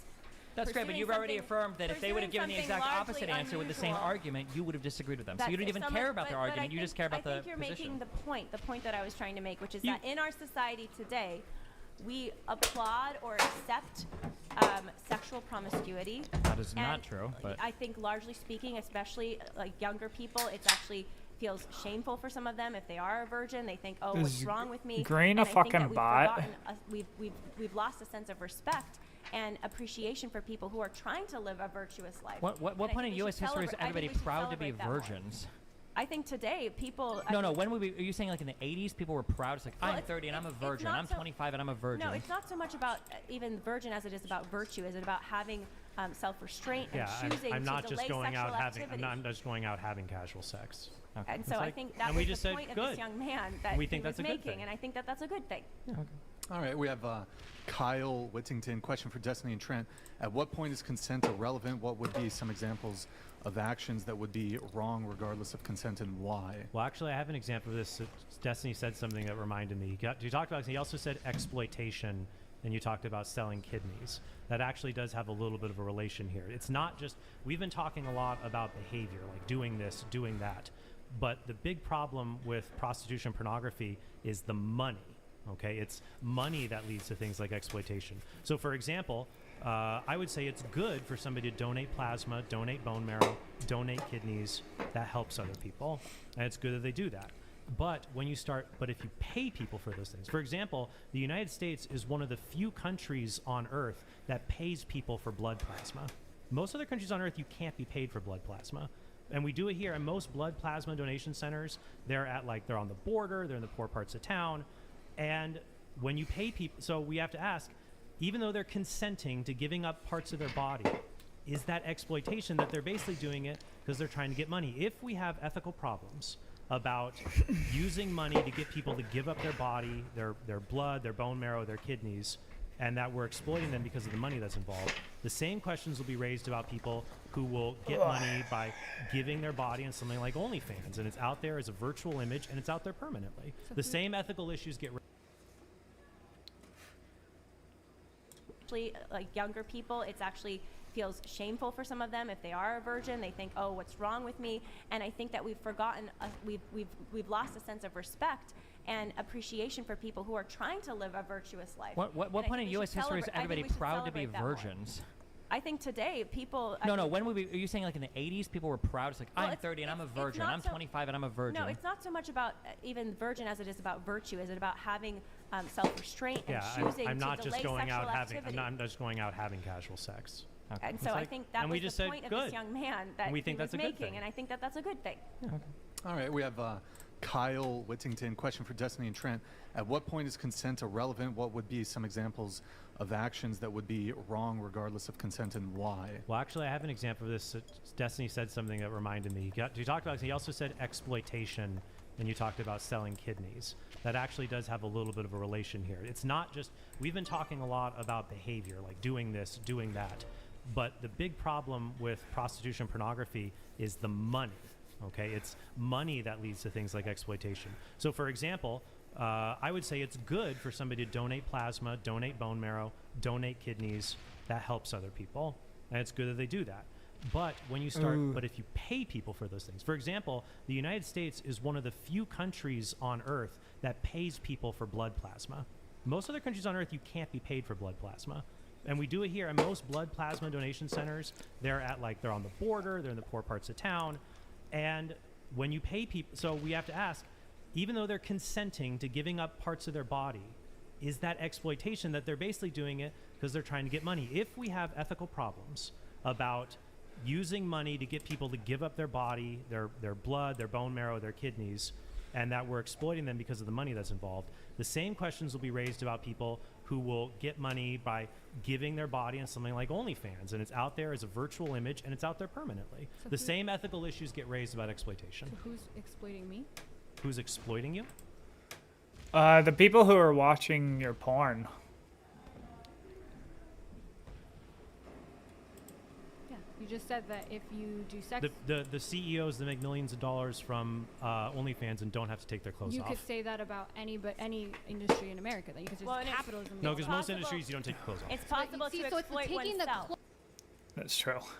clothes off. It's the Yeah. taking the clothes off that you have issue. It's, the the moral it- issue It's you not. have No, with it's not the taking your moral clothes issue. It's the off. commodification. And it's possible that, to exploit oneself. That's why you can't sell your own kidney. Oh. Or you can't sell your own One part. sec. $299. Thank you. For Trent, Jasmine, and Leela, do you think it is a big brain move for a husband to let other men cream pie his wife or husband to suck men's penises? Or is it more likely to cause a failed relationship? Good question. I think that one of the things you're talking about when you talk about the kidney thing is we've talked about consent a lot, but I think the topic that we're really getting towards is something called informed consent. So somebody's ability to give consent to something, for instance, a 14-year-old can theoretically consent to sexual activity with an adult, but they can't have an informed consent because they're only 14. We would say, can they decide to have sex? Sure, but do they understand all the ramifications? No. And that's where the issue between whether it's moral or immoral comes in. I think when we look at things like kidney donations, I think that when we look at the informed consent, we're looking at, is there a group of people that they have enough knowledge to make a decision? And if they do, and there are no other mitigating factors, the question then becomes like, why would you prevent them from doing so? So let's say, for instance, we say, okay, we do blood plasma donations, but that we pay $50 a service for, or, like medical studies we pay people for participation in. If you do that, is it an unethical transaction? Well, let's say you say, yes, it is, and then we get rid of it. Well, what are the social goods that you've achieved there? We have less blood plasma donated. People that are poor that could have made money donating the plasma don't have it anymore. What is the positive outcome that's happened there? Because we can't just make ethical decisions based on what is the most positive outcome. That's consequentialism or utilitarianism, even, that we could do all kinds of things to try to make the best positive outcome. For example, you could maybe set up a system where orphaned children, a small subset of them, are used for child SA, and then that prevents children overall from being victims of child SA, and so the overall rate goes down. Would that be good because we had better consequences? No, because we did something grossly evil to try to get the good consequences. And it's similar, even if we have more of a shortage of things like kidneys, and we do need more kidneys and organs, it doesn't justify us doing things that are evil or exploitative, like taking organs from dead people without their consent, even though they're not alive anymore to consent, Sure, but then the question- using money so that the people who end up doing it are the poor, who are in a worse place to be exploited and want to go and be able to do something where they are greatly benefiting society, but incurring massive harms because of this kind of exploitation. Yeah, but then I think this doesn't have to be utilitarian. This could literally be, we could look at this as a virtue or deontologically. We're not talking about sacrificing some group of people to save another group of people, or harming some group of people to save other people. We're just talking about an individual. Giving up your kidney harms you. Well, I'm saying things like blood plasma. The kidney stuff obviously moves a little bit you more. can but like- donate blood plasma 100 times a year. We don't have long-term studies what that does to people. It may not be healthy. Okay, but we do have long-term studies on what like blue-collar labor does to people. Sure. Is that exploitative that we allow people to get engaged in backbreaking work that leads to negative health outcomes? It might put them around asbestos. It depends on the particular occupation. So if we were to compare like construction work to blood plasma donation, what arguments do you have to save construction work from the negative arguments you've constructed to destroy the exploitative effect of like donating for blood because cancer? construction work, and this goes back actually to sex work, because construction work is a service that creates a good. It's a particular kind of service or skill that's offered. With blood plasma, what we are doing is we are commodifying people. And one of the overarching criticisms of pornography and prostitution, including from non-religious feminists from the past 40 years, is that prostitution and pornography are wrong precisely because this is not a service that is offered to people. It is the purchasing of a commodity. And a simple thought experiment shows that. Wait, let me finish the thought experiment. Okay. The simple thought experiment is if people What's have the a choice thought between two experiment? streams that they want to pay for, And let's say one is Jasmine's 5,000th stream, you know, special access, cool stuff I'm going to do. And the other one is Megan from Nebraska, barely 18, my very first stream. This one's going to be the far more popular one. With real jobs, people value expertise and experience. With commodities, like a car, you value that it doesn't have a lot of miles on it.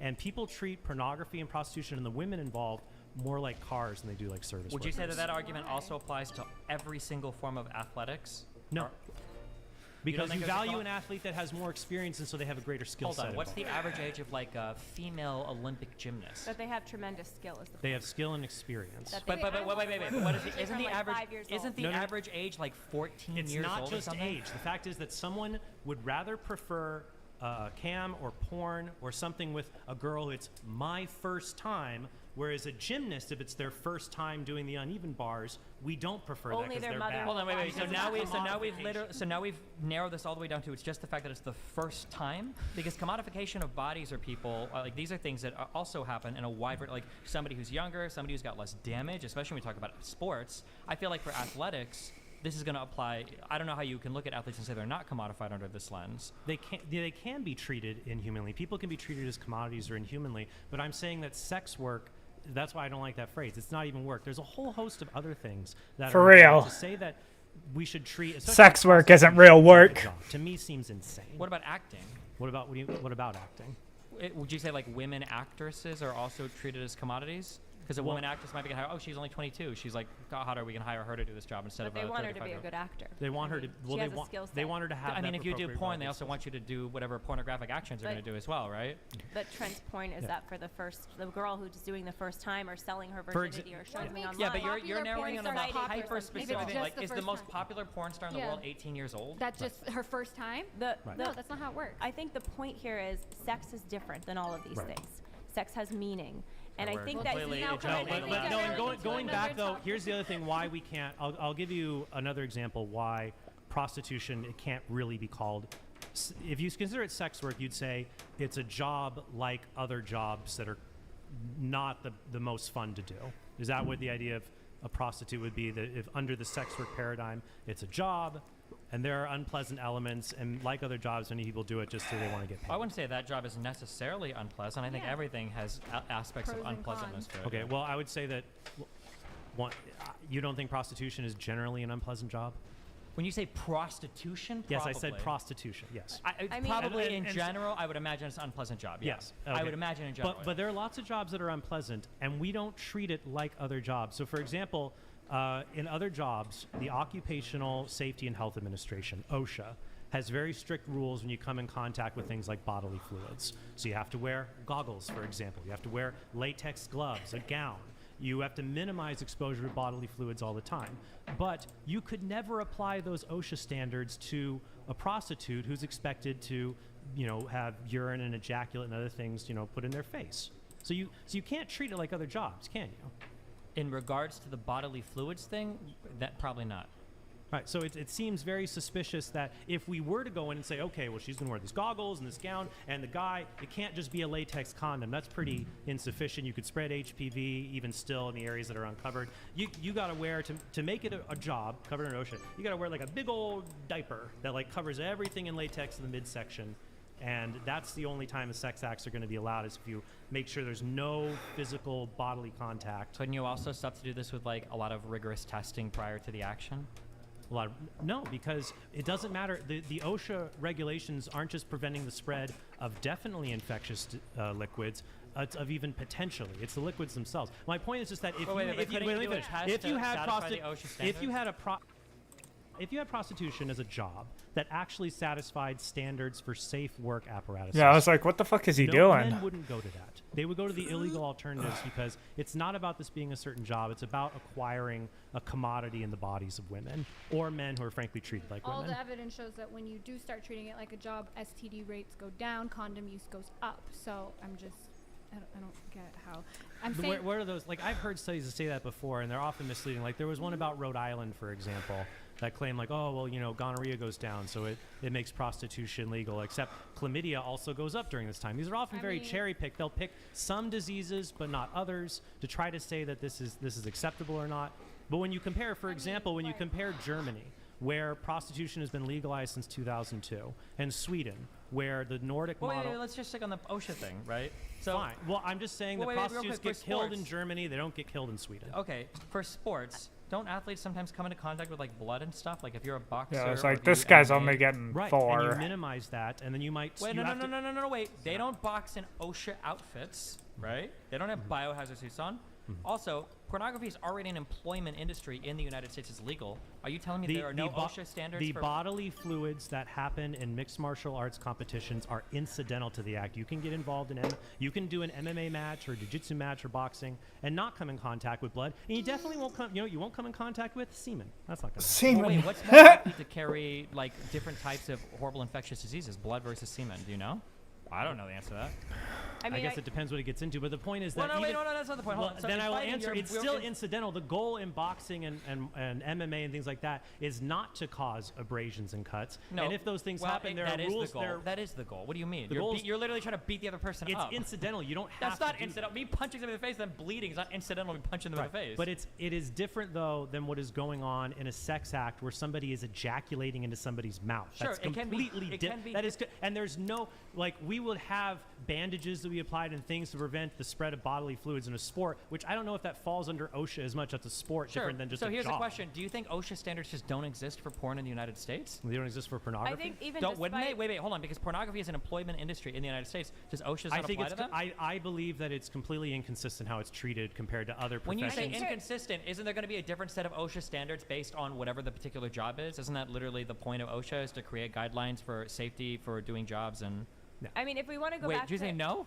What? I didn't hear the question. That OSHA is going to have a different set of standards for different jobs. There's probably going to be different rules depending on your work environment, right? There are going to be slight variations, but just the basic rules of how we'd apply these different jobs and different workplace regulations and rules just cannot be applied to quote-unquote sex work. going to prostitution in terms Okay, of wait. Also, whether it's good just or answer bad. that real Just quick because I don't want just to find a word. OSHA does have standards for pornography, and they do apply to pornography, and they work just fine. But Go ahead. regardless of the standards that may or may not apply Do what? to prostitutes today and to sex workers today who are engaged in prostitution, prostitution leads to very bad outcomes. Back to when I talk about data for prostitutes, and so I think that's something. I mean, Trent talked about the correlation, obviously, between the increase in human trafficking, but it's also Fuck harmful you. to the prostitutes themselves. In addition to that, Okay, I want to And so really I go think through. I want to go through the data on this because if we're talking about the This guy's obviously a noob. criminalizing. You can't just lock someone in like that. So I had on my show recently ex-porn actor named Joshua Broom, and he shared his story. He was one of the top ranked or awarded porn actors at the time, and he left the industry. He's now happily married with 4 kids, so his life wasn't ruined. In the end, he was able to change his life, and he's now extremely fulfilled. But he shared about how during his time in the industry, which was 6 or 7 years, 30 of his close friends took their lives because of the just extreme... 30 of his close friends took their lives. Were these And all you look porn at- stars? These are people involved in pornography, creating pornography. So if I look up Josh's story, there are 30 porn stars around him that killed themselves? Correct. Yes. Okay. And so, have you heard that before? I've never heard that in my life. Okay. Well, in the Archive of Women's Mental Health, there's a study that shows I think that he's trying to 20% of force this prostitutes have guy suicidal into me. ideation. And in fact, Wait, what percentage of women already? Wait, what percentage of women have suicidal? Not 20%. Isn't it like 47% have tried like antidepressants? or People something who like have sex for money, the rates of post-traumatic stress disorder among these individuals are on par with combat veterans. And think about how much suicide afflicts combat veterans. and the statistic for that specifically, though, according to this study, is that there's an increase in risk for suicide attempt of 41% versus the average of 29%. So that 10% increase for those involved in prostitution. Psychotic episodes, 41% versus 27%. HIV/AIDS, 6% to 1%. Other STDs like hepatitis, STDs, 11% to 2%. Emergency room visits, 44% to 34%. So the reality is, if now we're talking from the point of view of is sex work good or harmful, for the prostitute, it is very Well, harmful here's the for problem. the You're prostitute. never going to eliminate that women are going to do prostitution, but we have all But- the but data. Jasmine, No. that's not Now let me responding to my finish. Let me argument. finish. That's Now, not no, responding to it my is argument. though, because you're not going to get. There's always going to be people that are going to supply this, and when we criminalize it or when There's we always gonna be stigmatize rapists it, too, that's there's true. yeah, and when we but if there was certain things that policy decisions There that we we go. could make that could decrease negative effects for these prostitutes, because there's over 42 million of them, according to the data that we have. And the studies show that decrim and legalized locations show consistent improved condom use. This is a big study, 2021, in the Quarterly Journal of Economics. 17 work size census at 4 points in time, pre-crim, post-announcement, but still pre-crim, post-crim, and 5 years post-crim. Not only show that STD rates go down for those people, but overall in that society as well. Jasmine, the also, the crime rates and the amount of violence perpetrated against the prostitutes, both by police and by their clients, goes up the more you criminalize. But the question that we are asking ourselves today is sex work harmful? Is sex work bad? And I just read data that shows that if you are involved in prostitution, you are at higher risk for suicidal ideation. Well, now he's out. STIs. You're at higher risk for That was dumb of him. and then also here's a study that talks about the higher risk for being sexually assaulted or raped. Being a lawyer increases your likelihood of substance abuse, increases your suicide, increases your likelihood of depression. Is being a lawyer bad? We need Just because it professionals to defend increases- us in a courtroom. Men don't need professionals to have orgasms. They can do that themselves if they need it. Well said, Fred. The problem the point is sex work is not needed for a society the way that But it you always need to have is going rule of law, to be there. Jasmine. It's always going to be there. And if you could snap your inevitability fingers argument and is get not a rid good of argument. it, maybe I would take Okay. that. But we have to be Jasmine, let me practical. respond. Like I said, in order to say if something is good or bad, you have to look at what happens if you try to come in and take it. That's and good. all of the evidence That's shows. good. How many? That's not even the question. We're asking about how to regulate or make it illegal, etc. We're asking, is it harmful? Let me just finish. We're asking, is it harmful, right? And we're saying, we're showing data and explaining that it is harmful. You're saying, well, being an attorney can be harmful. The position here is, well, society doesn't need sex work the way that it needs Society rule of doesn't law. need Doesn't need athletes. prostitution. Athletes And are so then- universally harmed Let me just physically. respond. And then your response to that is, well, it's inevitable. There's always going to be some. Yeah, but Okay, so is being a This lawyer is- bad for the lawyer itself? This is Okay, so going my to question be a is- Jasmine, decent. let me finish. Oh, and he's gonna break me right there too. Murder is inevitable. It still happens even though it's against the law, right? Smart Rape, man. sexual smart assault is man. inevitable. It still happens though it's against the law. The inevitability argument that something will still happen to some degree, even if it's regulated, restricted, made illegal, etc., isn't an argument for why it's good or bad. And our argument today, that the position we're taking, is that this thing is bad. So I have a And so question. You explain were why it's talking good. about Explain you why were prostitution is good. about how it's really bad for the actual sex workers. And I'm saying, okay, being a lawyer is bad for the actual lawyer. So my question to you is, if the data showed that having sex work or having porn actually led to less violence in society, and like if the data showed that, then would it be good? Because you're saying we need lawyers. If having sex workers, the data did show that, would that change your position? No, because we shouldn't exploit people just to make society a better place. Okay, we shouldn't treat people like commodities. We shouldn't do evil so good may come. So, like, I have a question about keeping I prostitutes. don't understand how that doesn't apply to athletes.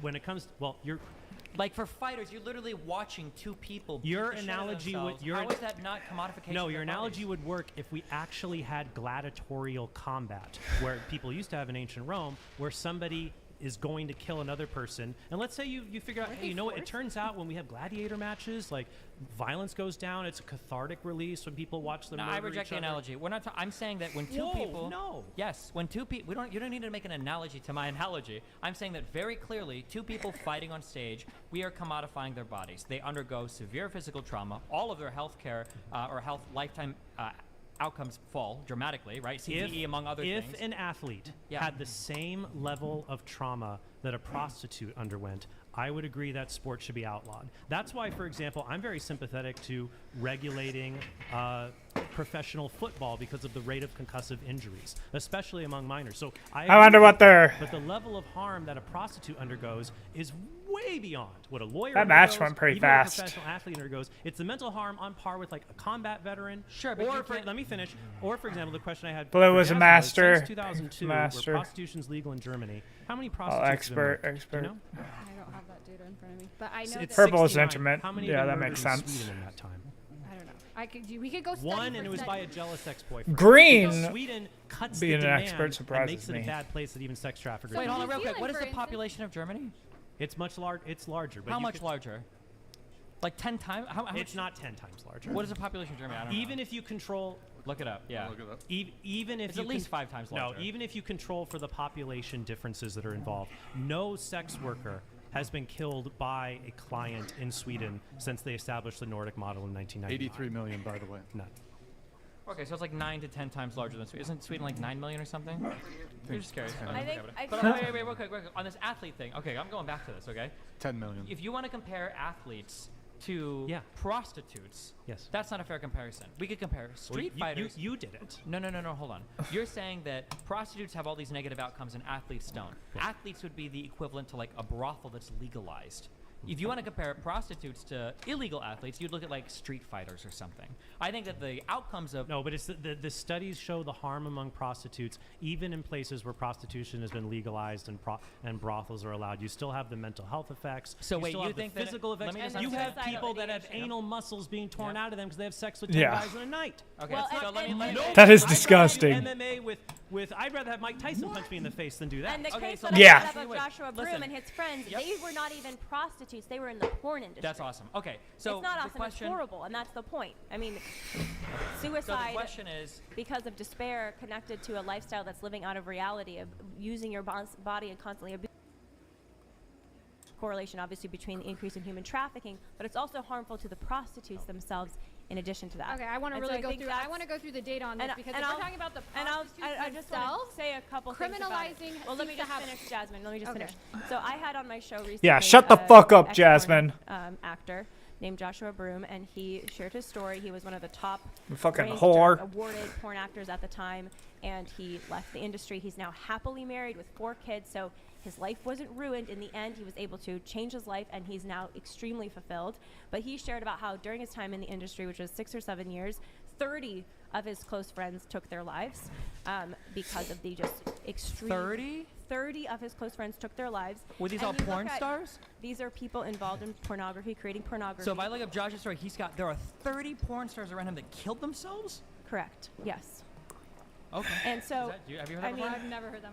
Okay. Well, in the Archive of Women's Mental Health, there's a study that shows that 20% of prostitutes. Bro, look at her face right now. Wait, how many what percentage of women? The Asian chick. Percentage of women have Look at the Asian like Asian chick's 47% face right now. What the fuck? People Why is she who just have sitting there sex making for weird money, faces? The rates of post-traumatic stress disorder among these individuals are on par with combat veterans. And think about how much suicide afflicts combat veterans.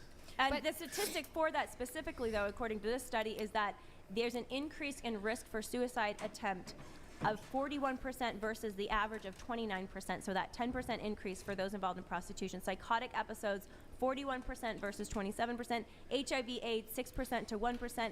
Other STDs like hepatitis, STDs, 11% to 2%. Emergency room visits, 44% to 34%. So the reality is, if now we're talking from the point of view of is sex work good or harmful, for the prostitute, it is very Well, harmful here's the for problem. the You're prostitute. never going to eliminate that women are going to do prostitution, but we have all But- the but data. Jasmine, that's not Now let me responding to my finish. Let me argument. finish. That's Now, not no, responding to it my is argument. though, because you're not going to get. There's always going to be people that are going to supply this, and when we criminalize it or when There's we always gonna be stigmatize rapists it, too, that's there's true. yeah, and when we, but if there was certain things that policy decisions that we could make that could decrease I don't think I would hire her as a lawyer. negative effects for these prostitutes. Oh, it's a There's motherfucker over from 41 Jordan. million of them, according to the data that we have. And the studies show that decrim and legalized locations, so consistent improved condom use. This is a big study, 2021, in the Quarterly Journal of Economics. 17 work size census at 4 points in time, pre-crim, post-announcement, but still pre-crim, post-crim, and 5 years post-crim. Not only show that STD rates go down for those people, but overall in that society as well. Jasmine, the also, the crime rates and the amount of violence perpetrated against the prostitutes, both by police and by their clients, goes up the more you criminalize. But the question that we are asking ourselves Is it- today is sex work harmful? Is sex work bad? And I just read data that shows that if you are involved in prostitution, you are at higher risk for suicidal ideation, for Same with being a lawyer. STIs. You're at higher risk for being, and then also here's a study that talks about the higher Okay, risk I for have a being question. sexually assaulted or raped. Being a lawyer increases your likelihood of I think I'm gonna go suicide, into increases your likelihood of depression. Is being a lawyer bad? We need Just because- professional. Well, that's needed in society, I feel like, to where we don't need whores. Like, what the fuck would we need whores for? Professionals to defend us in a courtroom. Men don't need professionals to have orgasms. They can do that themselves if they need it. Well said, Fred.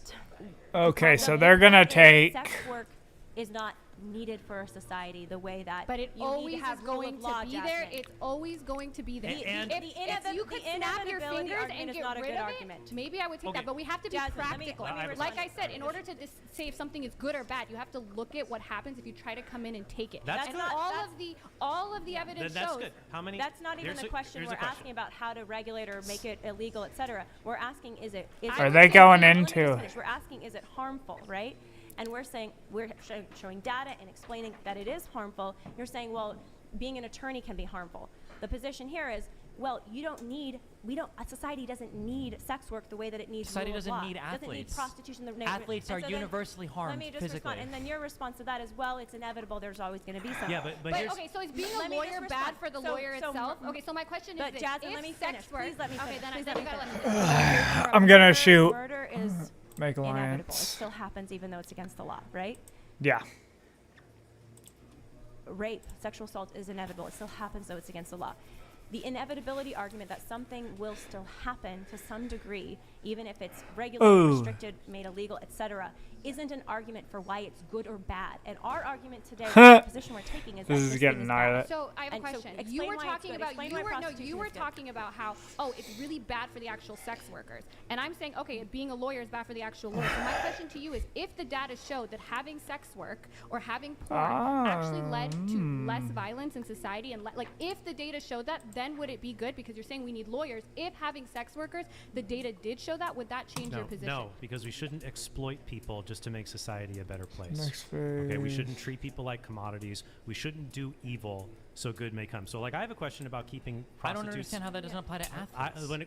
When it comes, well, you're like for fighters, you're literally watching And two attack people. phase. Your analogy would How is that not commodification? No, of your their analogy bodies? would work if we actually had gladiatorial combat, where people used to have in ancient Rome, where somebody is going to kill another person. And let's say you figure out, hey, you know what, it turns out when we have gladiator matches, like, violence goes down, it's a cathartic release when people watch them No, I murder reject each the other. analogy. We're not. I'm saying that when two Whoa, people. no. Yes, when two people. You don't need to make an analogy to my analogy. I'm saying that very clearly, two people fighting on stage, we are commodifying their bodies. They undergo severe physical trauma. All of their health care or health lifetime outcomes fall dramatically, right? CTE among other things. If an athlete had the same level of trauma that a prostitute underwent, I would agree that sport should be outlawed. That's why, for example, I'm very sympathetic to regulating professional football because of the rate of concussive injuries, especially among minors. So I agree with your point, but the level of harm that a prostitute undergoes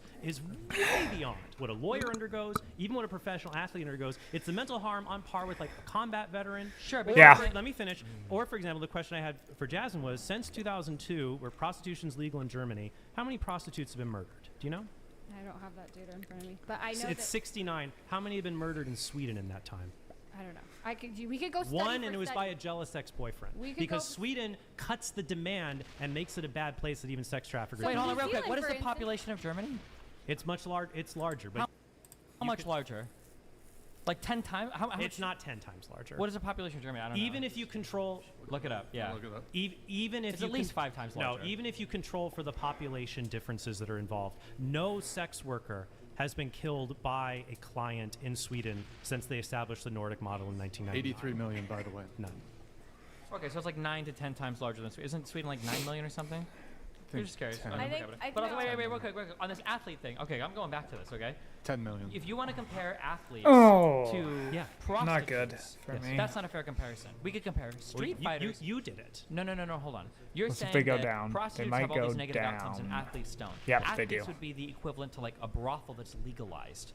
If you want to compare prostitutes to illegal athletes, you'd look at like street fighters or something. I think that the outcomes of No, but it's the studies show the harm among prostitutes, even in places where prostitution has been legalized and brothels are allowed. You still have the mental health effects. So wait, still you have the think that- physical let effects? me just You have suicidal people that have ideation. anal muscles being torn out of them because they have sex with 10 guys in a night. Okay, Well, so and- let me and- let me- Nobody. so let I'd me- rather do MMA with. I'd rather have Mike Tyson punch me in the face than do that. And the Okay, case so that let I me brought ask up you of a Joshua Broom listen. and his friends, Yep. they were not even prostitutes; they were in the porn industry. That's awesome. Okay, so it's not the awesome; question. it's horrible, and that's the point. I mean, Okay. So the suicide question is, because of despair connected to a lifestyle that's living out of reality of using your body and constantly abusing your body. That's the problem here. Okay, wait. Okay, if you are saying, I just want to get this statement to clear. You're telling me that the outcomes for prostitutes that work in legal brothels is the same as the outcome for prostitutes that work outside in illegal areas? That they're the same? Yeah. No, that's not what he said. He No, said I'm that just saying that they're face negative. mental health They're worse than other occupations. Okay, so then are the outcomes of prostitutes that work in brothels better than the outcome of prostitutes that work outside of brothels? We don't know because You're not even going to make an educated guess? You have no idea? We don't know because the circumstances of brothels in different countries and different regions, some of them are tightly regulated and have different behaviors. I'm saying in one city, in one area, you're telling me that you think that prostitutes that work in legally regulated brothels have the same outcomes as prostitutes that work in They have the same they have different degrees of outcomes probably. One might be more likely to have substance abuse than the other, but it's still higher. It's still higher than the general population. Okay, but you do not, when it comes to data, you guys are not like, this is associations between sex work laws and sex workers' health, a systematic review and meta-analysis of quantitative and qualitative study demonstrates sex workers who have exposed to repressive policing, including the Nordic model, were significantly more likely to experience violence from clients than others. There's a lot of studies that show this. The Nordic model increases violence. That's not true. In the Nordic model, for example, it showed that certain acts of violence increased, like hair pulling or slapping, but other acts of violence, like rape, actually dropped by 50%. Drug use is more frequently reported in studies from criminalized and partially criminalized settings, which would be the Nordic model. A study explicitly comparing health service access between decriminalized, legalized, and criminalized settings experienced the poorest health and safety outcomes with greater investment in health promotion programs and occupational health and safety measures in decriminalized regulated settings. So you guys Why you not do a win 3v3? if criminalizing sex work. We're not talking about criminalization. we're talking about We're talking about we're is it talking good about or whether is it's it Nordic bad? model is better. Then than I'll give you another study. The Nordic model is not better in decrim when it comes to outcomes to sex Look. workers. You cannot argue that the Nordic model is helping sex workers more than decrim. A right? 2003 study by Farley et al. In 7 countries showed that 89% of prostitutes want to quit their job but can't because of Dumbass. financial reasons. Same, I bet if you look at like janitors and people who scrub You toilets, basically are forcing him that to. they don't want to work. I can probably find something. Do Go you know through. what the job then let me put it this way. Is it bad that so if somebody wants to stop doing something and they can't, so it sounds like we have women, the majority of them, want to stop having sex with men but they can't. It sounds like we're facilitating rape on a mass scale then. I don't think that's rape, right? I'm not saying that there are prostitutes who Even would if If someone is no. If They someone's a have to do it for prostitute who money. feels like they need to do this for money and they can't quit because they need that money, and a man comes and pays to have sex with them, you don't think their consent has been infringed? No, I think that yes, sex workers. I'm sure a lot of prostitutes would Oh. rather be rock stars. Okay, that's not the point. Are they The consenting? point- Are they fully yes, consenting? they're consenting. Just like somebody who doesn't want to make you a sandwich but doesn't have a choice is going to make you a So sandwich. when a Hollywood actress Damn it. consents to the executive producer having sex with them because she's worried about losing the role, that's not rape? That's completely different because with sex work, Why? you are saying, "Hey, this is my job. I will have sex with you if you pay me."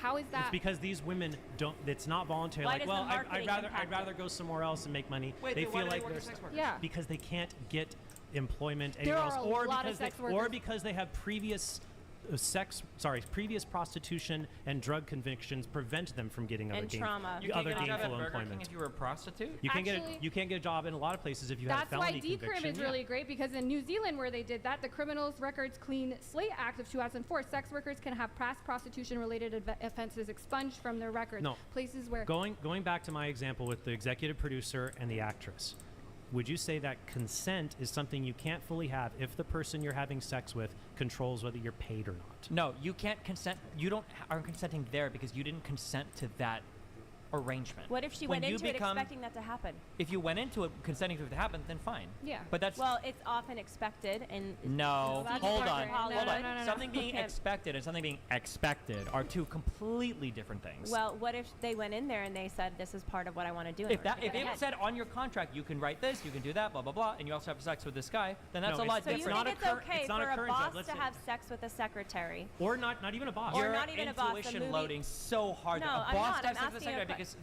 secretaries. dodging a question with. No, hold on. with, I'm not dodging a question. with talking over Secretaries me, don't Destiny. sign You're up not. to You're have not sex listening with to what their I'm saying. bosses. I didn't even ask the question. I didn't even get through to the question because We could pick another example, like an audition It's- where you're not currently employed, and the director says, "Yeah, I want to get you in this movie, but you know, I got to see if you really look the parts. You know, if you can really pull off these sex scenes." And so she's not employed yet, but she would really like to get this job and really needs it. There's certainly coercion, and we would say that that's rape right If there. everything is broadcast out in the open and it's like part They of the have to thing, share it publicly, then is what you you're can say saying? you can say that it's scummy or it feels wrong or whatever. But is it coercion? No, you're walking into there, you're accepting the job, and you're saying, okay, fuck it, I'll do it. Like if that's something that comes like at the end of the process, like, oh, by the way, you gotta fuck me. Oh, by the way, you gotta do this. Then yeah, you can say that's coercive. So you think it's acceptable for a boss to make a move on a employee, provided the employee consents and is Like fine, during says the that they're like fine during with the it. during the interview process. Why would that be wrong? I can explain consent to you. If you I guess because you're religious, you don't understand it. What is the this reason guy why doing? It's wrong is because consent can't be negotiated between parties that have power over you. But what if you because you're went not- in there with the analysis that this might end up happening? Oh, This fuck is yes, what fuck ended up yes, fuck happening is yes. not- This is part We contractually. This is gonna understand help. we understand consent. Okay, wait, hold on. You, I have because to you're explain- used I have to to you're explain the polyamorous, you I don't have to explain- understand the I have dangers to of explain- consent. I have to explain. I have to explain. I have And to now explain. we've seen what's happened from I that. have to explain. Okay. No, I you have went to after us. I'll go after you. No, hold on. You're asking me why can an employee not consent to having sex with a boss? The reason why you can't do that is because you cannot determine if consent exists there. Because you don't know Because if the they're being employee says, paid? let me finish, Because you don't they're being understand the paid? topic, so let me finish, okay? That- The Justin, employee you don't doesn't need to be know, rude about the it. employee, then stop trying to cut me off when I'm trying to explain something. The employee cannot consent because the employee doesn't know if they say no if they're gonna get fired. That's why you can't have consent between people over power. But if the job red says tape- you have to oh. do X, Y, and Z is having sex, that's not the same type of consent as in the middle of a non-sexual job, your boss is trying to get you to have sex with But to Trent's scenario, if you're going into this and it's a scene that involves sex scenes, and the boss says this is something we're going to do to practice the sex scene, would you consider that a problem? If it's advertised as part of the job, then no. Yeah. If it's sprung on you and you weren't expecting it, then yes. Sounds like Harvey Weinstein So- should have just been more forthright then. Yes, unironically, yes. that- We yeah, can that compare would've made it okay. podcasts. We can compare podcasts to the podcast world. If there was a podcast and the guy brought on wasn't that women, and the guy brought on women, no, that was the problem. The issue, if there was a movie studio and the studio says we've got a producer and he'll make movies, but you got to fuck him to do it, would that be scummy? Yeah, of course. Would it be kind of like slimy, maybe unethical, kind of weird or whatever? Sure. But would it be like non-consensual? No, you're signing up for it. You literally are saying, okay, I'll go and Well, I'll what's do this. making that's it fine. scummy and bad? I'm sure it's injuring consent in some I think way. it's scummy because like a guy having sex with women in order to like get them jobs Damn. is kind of like It's a scummy thing, but it's a lot. It's That's not a non-consensual. reason. That's just an opinion. It is. That's what scummy is. Scummy is an opinion. It have power over you. But what if you because you're went not- in there with the analysis that this might end up happening? No, in the this workplace? might end up happening. Is not. This is part We contractually what understand we understand consent. Okay, wait, hold on. You I can, gotta- because I have you're to used explain- I have to to you're explain the polyamorous. You I have don't to explain- understand the I have dangers to of explain- consent. I have to explain. I have to explain. I have to And now explain. we've seen what's happened from I that. have to explain. Okay. No, I you have went to after us. I'll go after you. No, hold on. You're asking me why can an employee not consent to having sex with a boss? The reason why you can't do that is because you cannot determine if consent exists there. Because you don't know Because if the they're being employee says, paid? "Let me finish." Because You don't they're being understand paid? the topic, so let me finish. Okay. That- The Justin, employee you don't doesn't need to be know. rude about The it. employee. Then stop trying to cut me off when I'm trying to explain something. The employee cannot consent because the employee doesn't know if they say no if they're going to get fired. That's why you can't have consent between people over power. But if the job says you have to do X, Y, and Z is having sex, that's not the same type of consent as in the middle of a non-sexual job, your boss is trying to get you to have sex But with you. to Trent's scenario, if you're going into this and it's a scene that involves sex scenes, Okay. and the boss says this is something we're going to do to practice the sex scene, would you consider that a problem? If it's advertised as part of the job, then no. Yeah. If it's sprung on you and you weren't expecting it, then yes. Sounds like Harvey Weinstein So- should have just been more forthright then. Yes, unironically, yes. that- We yeah, can that would've compare made it okay. podcasts. We can compare podcasts to the podcast world. If there was a podcast and the guy It brought on wasn't that women, and the guy brought on women, no, that was the problem. The issue, if there was a movie studio and the studio says we've got a producer and he'll make movies, but you got to fuck him to do it, would that be scummy? Yeah, of course. Would it be kind of like slimy, maybe unethical, kind of weird or whatever? Sure. But would it be like non-consensual? No, you're signing up for it. You literally are saying, okay, I'll go in Well, and I'll do what's this. making that's it fine. scummy and bad? I'm sure it's injuring consent in some I think way. it's scummy because like a guy having sex with women in order to like get them jobs, kind of It's like a also scummy thing. But it's a lot. It's That's not a non-consensual. reason. That's just an opinion. It is. That's what scummy is. Scummy is an opinion. It's also scummy if he said you have to scrub my So toilets you in order get to to get say this that job. that sex act is bad because it makes you feel bad. I didn't say it was bad. I said it was scummy. Yeah. So is that a term of a negative moral evaluation? It's like a moral non-cognitivist position of like this act. That's just like it. It's not like a strong statement on if it's unethical. But we can say But you seem to non-consensual. have a problem with it. I don't know if you have a problem. What's this guy doing? Just like if someone said, "Oh, you have to scrub my toilets in order to get this job," and Or if you shine go to, my like, shoes Thanksgiving in order to get this and job, you're- that has nothing to do with Sure. sex, but it's still really scummy. like family and members it's not pressure. acceptable, Having and it sex has is like nothing to scrubbing a do with toilet. sex. They're Having both sex no, is they're like both scrubbing a toilet. exploitative. That's exploitative of cheap labor. That's not related to an acting role, and the other is sexual exploitation. All forms of labor are exploitative. Nobody would work if they didn't have to. And I thought you weren't a communist. No, but That's using not your true. definition, all forms of labor are exploitative. Nobody No, wants labor- to be a janitor. Nobody wants to work at McDonald's. Nobody That's wants to, yeah. Someone wants to make you a sandwich at Subway. Like It's all exploitative, right? If those people had other alternatives, they wouldn't do it. No, I think And that, a lot of I people think who that choose there's sex work nobility. choose it no. because it's the I best think option the that they difference have. is when you work at McDonald's, or even if you work as a janitor, there's tremendous dignity and honor in that work. To you. Yeah, No, what to you them, do is to them, something you're Jasmine, proud you of, shouldn't that you look can down even on it. that a But janitor with can sex bring work, their it's kids different. and say, hey, look at this, Timmy. It's all clean and great. Your old man did a good job. I doubt you'd want to bring your kids to work day for you. I don't have kids. But if you did, I doubt you do bring your kids to work day If for your job. if I ran a casino or if I ran a bar and there were drunk people everywhere, I wouldn't take my kid into the bar with me either. That doesn't mean me being a bartender or me running a bar. If you run a is bar immoral. that has a bunch of drunk people, you're actually doing something wrong. Bartenders should not facilitate open drunkenness on their property. Even a casino, that's something that's fine. But I think that this mean, is very. that's- This is just, once again, sex work is not work. It's not. And it's not good. And I mean, If you're an I think it's obstetrician or a harmful. And I think- gynecologist, would you want to bring your kids to work to show all the vaginas No, you look at? because them those through are the meta- sexual organs that have because they're sexual should you be organs. ashamed You of that should job? no, you should just keep sex away from kids. And you might show If them you, the if hospital. you if you run a dispensary, should you bring your kids in? No one's doing anything wrong. We're just buying weed. It's legal. Is that something you want to bring your kids into? That's not necessarily wrong. I think you can treat.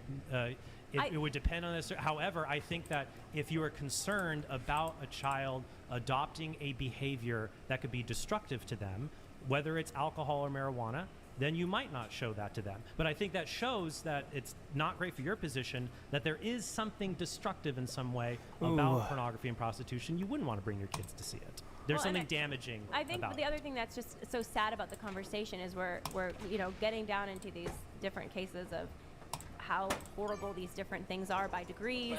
And I think the reality is sex is a good thing. Sex is a beautiful thing. Sex is an amazing thing. And the problem, the fundamental issue that Trent and I have been proposing here about sex work being harmful. Would you bring your is that 8-year-old to see you just have to let sex me with your finish, Jasmine, husband? just to let me finish. It commoditizes it. It objectifies the people involved. It takes sex out of the context where sex belongs, which is in love, and I believe in marriage. You set this like Yeah. So my point is but that I okay, think you that's- just but I said think that that's bringing an your important child point, to 'cause we work can- because sex work is bad. Would you bring your child in while you and your husband have sex? Of course not. For the same reason, but for sex the is same great. reason For we the wouldn't same bring reason you sex guys work is there. bad. But that's Because you just sex said that is sex designed work not is between me bad. and my You child, said but the between me and reason my that it's husband. bad is because I wouldn't bring my kid in to watch me have sex. You wouldn't bring your kid in to watch you have sex in this great, loving, But wonderful, Jasmine- proper use of sex either. That But doesn't mean Jasmine, to make I'm it not bad. doing work when I'm having sex with my husband. I'm So- expressing love. I'm not being paid by him. I'm expressing love. So then why It- won't you bring your child in there? Because sex is private between two people. That's how it's designed, and that's what it should be. I mean, they're and actually- that's one of the reasons why pornography is so harmful, and one of the reasons why sex Because we can prostitution confidently is so say harmful. exposing children to sex is bad. But it just that's- is because that's something their brains are not prepared to Even handle in the marital right sex, context. though, even exposing Yes, them because to marital sex belongs is bad. between the people, not So on the I porn don't think site it's or a in good front of the argument kids. to Yeah, say it that belongs to the because husband and wife. children can't come with you to your porn site. Children can't come with you the into your point bedroom of, either. The point of asking that question and Trent going along that line of reasoning was to show there is a difference between the work of the noble work Right. of being a janitor. And I would say to look down on people who work in a fast food restaurant or look down on a janitor to say that they just want to get out of the job, it's a horrible job. Yeah, there are difficulties, but to say it's a horrible job, there's nobility to that work. There is not nobility to selling your body to someone else This to is just ejaculate putting your off to. morals on. This is noble. This There is is not noble. morality That's around just sex. you. There's morality around sex, and you would even agree with that. You would even agree that there is some morality around sex. Would Is you not? there? What do you mean? Yeah, of course there's some What's the morality around morality? There's What some is it? morality around Beyond- janitors. beyond There's some consent. morality to Hold on, being a forget fast food janitors worker, for a right? minute. You What have to. is the There's certain morality? regulations. So about that. far, the only morality I've been able to ascertain from both of you is that there should be consent between two adults. Is that the only morality that you believe exists around sex? That's a huge starting point, yes. Is that the only morality that you believe exists around sex? I can't answer yes to that because I'm sure we can think of some exceptions where there might be some other qualifier. Well, you've thought about it a general, lot, yes. clearly, and we're at this debate. Well, yeah, but if so- you're going to ask me a hypothetical of like, what if when you have sex with somebody, it causes the fusion of two atoms and a hydrogen not bond what I explodes? And asked. stuff? I I don't just know. asked, is In, there more in morality general, around I sex? think In most general, I think most morality is going to be built around a reciprocation of consensual respect for other people. Okay, yes. so How about consensual incest among adults? If you want to do it, if you have a really hot sister, then go for it. Knock And there's yourself out. no harm. there you like, go. you're not reproducing. I have a question related to that. So incest is okay. I got a question. And bestiality is okay. Ryan, speaking I didn't say bestiality is okay. I don't think we should be doing any of those harm to animals. I got If an a- animal's I got a consenting, then bestiality is okay. But I don't think an animal. Huh? can I think I would Wait, rather live in a world. bestiality is okay. Bestiality is There's no okay. way. There's no What? way for the animal to consent, just like there's no way for a child to consent. Trent was trying to be like, oh, but we do all these other experiments on Yeah. animals. We shouldn't do that. I think, and you said, oh, which one's worse? can- It depends. It depends. Some of the experiments we do to animals are horrible. Can Like, I- we can I literally play- take out their ovaries. We do Can all I this play fucked Frisbee up with a shit. dog? I would rather if I was, I think sometimes even having sex with animals is better than some of the shit we do to animals, like moving their ovaries around, killing them, literally killing them in order to Does get a dog consent to being trained? What? Does a dog consent to being potty trained? Wait a minute. Are you Does saying your that you're saying 4-year-old that you're consent? saying that Hold sex on. with We do animals is think- not as Wait, bad wait. as killing them? What do you mean? Did you just say that killing them is worse? I think killing animals is. It depends, right? It depends Wait, what you think. Say that one more time. What do you want me to say? Just the way you said it. Wait, like what? Did you say killing animals is worse than No, sex I'm with saying them? sometimes the I experiments think, wait, you we can bite the do- bullet. Yes, I think probably generally, yeah. Why? What's the next question? How could you possibly flip that? Do you disagree? Do you think that So- having sex with an animal is worse than what- killing we're- it? Yes, yes, it is worse For because who? For who? because animals For are who? non-rational beings that we can eat. There's nothing immoral about that. Sex is for human beings, and Okay, I'm wait, sorry so you guys think, just that can't the sex, see So that. you think the sex because we're not religious. So you think It's that not the about sex? No, you're not It's about- sane. it's about You're an nature. insane person. So wait, who is the sex worse for versus? Is in, there more in morality general, I aspect think to most, sex? most, I think most morality is going to be built around a reciprocation of consensual respect for other people. Okay, yes. so- How about consensual incest among adults? If you want to do it, if you have a really hot sister, then go for it. Knock And yourself there's, out. yeah, no What the harm, fuck? not reproducing. I have a question related to that. So incest is okay. I got a question. And bestiality is okay. was your Ryan, point speaking earlier. I didn't say bestiality is Speaking okay. I of don't think we should be doing incest. any of those harm to animals. I got If an a- animal's I got a consenting, then bestiality is okay. But I don't think an animal. Huh? can. I think I would Wait, rather live in a world. I bestiality think is I don't. okay. Bestiality is There's no okay. way. There's no What? way for the animal to consent, just like there's no way for a child to consent. Trent was trying to be like, oh, but we do all these other experiments on Yeah. animals. We shouldn't do that. I think, and you said, oh, which one's worse? can- It depends. It depends. Some of the experiments we do to animals are horrible. Can Like, I- we can I literally play- take out their ovaries. We do Can all I this play fucked Frisbee up with a shit. dog? I would rather if I was, I think sometimes even having sex with animals is better than some of the shit we do to animals, like moving their ovaries around, killing them, literally killing them in order to Does get a dog consent to being trained? What? Does a dog consent to being potty trained? Wait a minute. Are you mean, saying does that your you're saying 4-year-old that you're consent? saying that sex with We do animals is think- not as bad as killing them? What do you mean? I Did you just say that killing them is worse? I think killing animals is. It depends, right? It Wait, depends what you think. Say that one more time. What do you want me to say? Just the way you said it. Wait, like what? Did you say killing animals is worse than No, sex I'm with saying them? sometimes the I experiments think. Wait, you we can bite the do- bullet. Yes, I think probably generally, yeah. Why? What's the next question? How could you possibly flip that?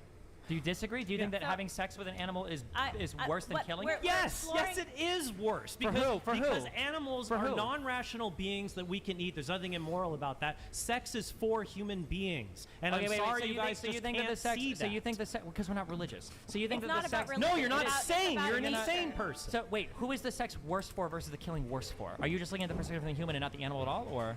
Who is it? No, I'm talking about the act. You're reframing it as what causes more or less harm. No, I'm talking you about the said act. sex for an animal is worse than killing the animal. I'm asking you It's worse not for just who? for an animal. I think I'm it's asking I'm worse. who it's saying worse. the act of killing an animal And is attack sorry. phase. The act of sex with an animal is morally worse than the act of killing. An animal. Well, So killing the an animal is not only thing that has morally any wrong, moral apparently. perspective in your eyes would be the human. Yes, because not the only thing. There are ways to treat animals that are immoral, like animal torture. Like killing them? Is it immoral? It can be immoral to kill an animal if you're doing it for a In an- cruel or in for a an inhumane cruel way. purpose or an inhumane way. But Cruel if- in whose judgment? No, let's say if you're stuck on a desert island and there's Let's a pig, say that we're in I would like to California and I we're would like to eating a cheeseburger. finish. Oh my If you're God. stuck on a desert island and I We're was not just talking about stuck on a desert island. It's very obvious. Like you're killing an animal to eat it for burgers because it tastes good and it feels good. No, here's the example. Okay. If you're stuck on a desert island and you find a wild pig there and you kill it to eat, that's not morally wrong. Because you want to satisfy hunger. If you're on the island and it turns out you're just horny and you use the pig to satisfy that, yes, that is morally worse. Is it morally worse if you just hunt to kill an animal just for fun? Is morally worse than what? Then is it morally worse to kill an animal because you just want to hunt for fun than Yeah, two people go into the forest. One guy's hunting with a spear, one guy's hunting with his dick. Who's more immoral there? The guy that stabs the pig and kills it, or the guy that runs the animal and fucks it and runs it? Is he going to kill it? Which one with is his more hand? immoral? Well, if his dick is big enough, maybe. But I'm asking. No, I want an answer. I want an answer. What's more unethical, the guy hunting with a spear or the guy hunting with a dick? Why you think is- the guy that throws the spear, he's more ethical to kill the animal than leave It it is, rot? gra- Or the guy that runs it it? is gravely, much more gravely depraved to have sex with an animal than to kill it in a slightly more Gravely malicious depraved way. is not answering the question. And the Okay. reason for that, is what? The reason for that is that you want to eat the animal. Our position is that sex That's with what animals. this view leads our to. position is that sex with animals is always wrong. My understanding of your position is that it's only potentially wrong it because depends. the animal can't consent. You know, it depends. I asked you, does your dog consent when you train him to use go to the bathroom? Not outside? any more than your child consents to it. Okay. So you're saying that you can train the dog doesn't consent to some things. You're saying the dog is a child, and that's why it's wrong to have sex with a dog. I'm saying that that's your I'm position. saying that if we're talking about consent the way we know it, informed consent, I don't think there's any evidence to show that a dog can give you All right. informed consent. Can but back to my other example. Can kids work for the police? can kids work for the police? Kids can't work in general. No. Can dogs work for the police? Yes. Okay, so it seems like it's a difference there. You can place them in a dangerous, life-threatening situation for the common good of society, and we see nothing immoral about that. What's wrong with sex with them? They don't consent to work with them. Yeah, they can't consent to sex. They can't consent to work for the cops. But we see they can work for the cops, so why can't they do the lesser harm? What's the lesser harm? Sex Having with them. sex because they could die in their jobs in the police force. I mean, if there was some evidence out that dogs working for police officers Oh! stuff was like really bad, like that's the thing with Okay. animals. It's really because we don't know what they're able, what they understand, what's good for them, what's not good for them. If there was evidence that working for police officers was really causing a lot of harm to dogs, then I would say that's bad. We shouldn't have so them. you work for need a police officers. social, you need a scientific paper to tell you whether it's good for animals for people to have sex I with just them. said it's not. I never said that it's good for. I Let's just say said that. I just said that there's a hypothetically, lot of Okay. fucked up shit. You said, oh well, there's all this fucked up say- shit Oh, I with should've animals. fucking- We should do. Why not have sex with them? I'm saying we shouldn't do any of the fucked up shit to animals. That's my position. What's inconsistent about that? Let's say hypothetically, there's a small handful of dogs who die in the line of duty. They're just like the most dangerous job is logging. Should humans not be able to But log? the point of the question here is why is it okay to Yeah, we're gonna have to. employ a dog without their consent? But to your Okay, wait. point, consent is important. when it My comes to point sex. is that we shouldn't be doing Why is a lot of because that's harm to work. animals. Because I that's- never said that having but sex with them Jasmine, is okay. I also Jasmine, said that testing on them I'm testing in the terrible. limits of your moral belief, and what I'm saying is, you're saying it's okay for dogs to work. What for is the your? What are you police, saying that I provided- disagree with? What are Can you saying that I can disagree finish with? my I just don't question? understand what you're Can saying. I finish my question? You're saying that it's okay for a dog to work for the police, even if there's maybe a teeny bit of harm, but largely speaking, you don't want them to be harmed. But it's okay for a dog to work for the police, but it's not okay for a dog to do sex work for a human being. Yeah. Because they don't consent for sex work. They it's don't not all consent about- for work to the police. So why is it It's not all not about okay what? with sex work? It's not all about what. So you're saying that because we allow dogs to work I'm for the asking police, you a question. I'm looking for an my answer. position is this: I'm trying to understand your moral if there is compass. anything action that we're doing, especially if it's not producing a good to society, because I think that You does have think to. that sex work produces a tremendous good. You keep talking about how good it is. Yeah. So if I don't. Well, I gotta bring your drunk girlfriend to the liquor store. To the what? Said I have to bring your drunk girlfriend to the liquor store so they can get more alcohol. Dumbasses. Yeah, she was like, Let what are me you doing say down there? I was like, fucking drinking beers, listening to music. She was like, on a scale of 1 to 10, how drunk are you? I was like a 2. Like a 2? She was like, will you bring us to the liquor store? We're too drunk to drive. I was like, I guess so. I don't want to do this, but fuck it. I mean, I will. As long as they feed me liquor. Ooh. Alright, girls, let me get big.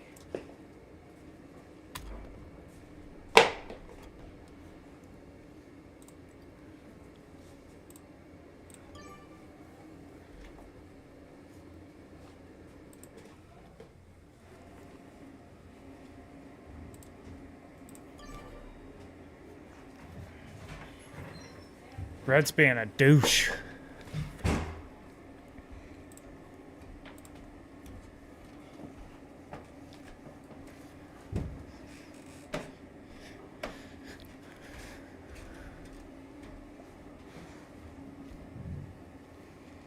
What are you gonna do, Red?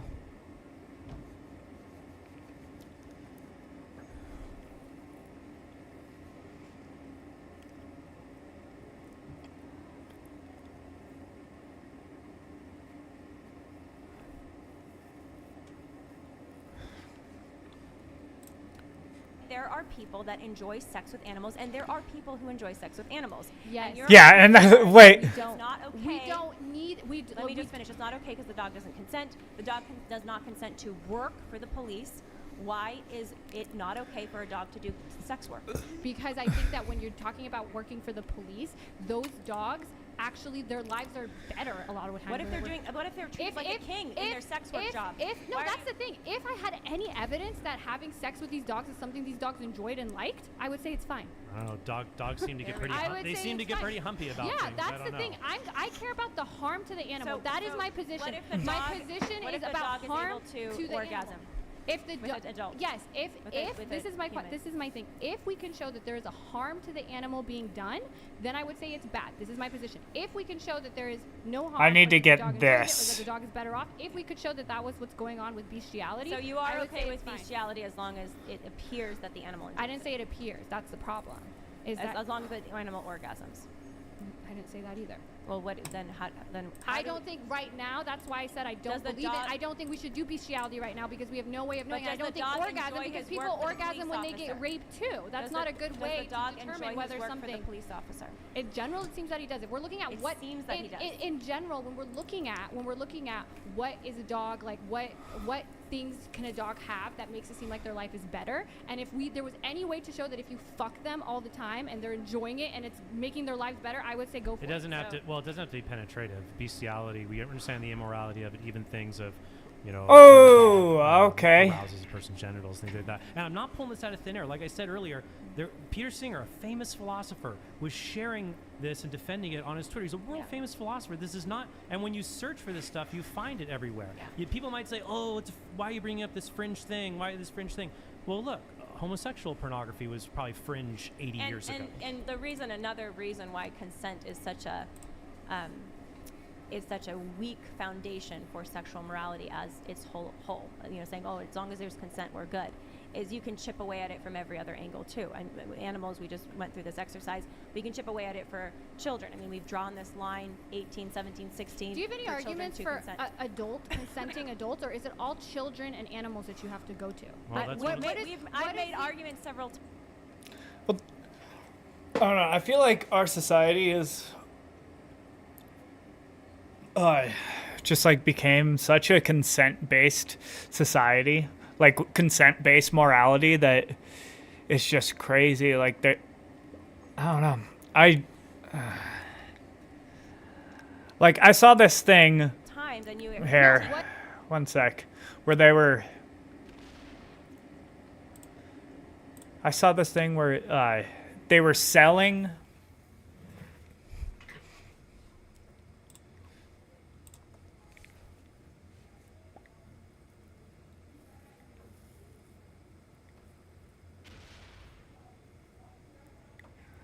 Yeah, that's he helped me out.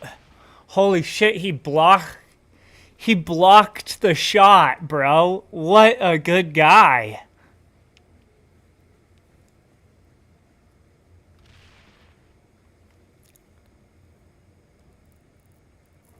He blocked the shot. But anyways, I saw this thing. This was a while ago, but celebrity sausage for sale.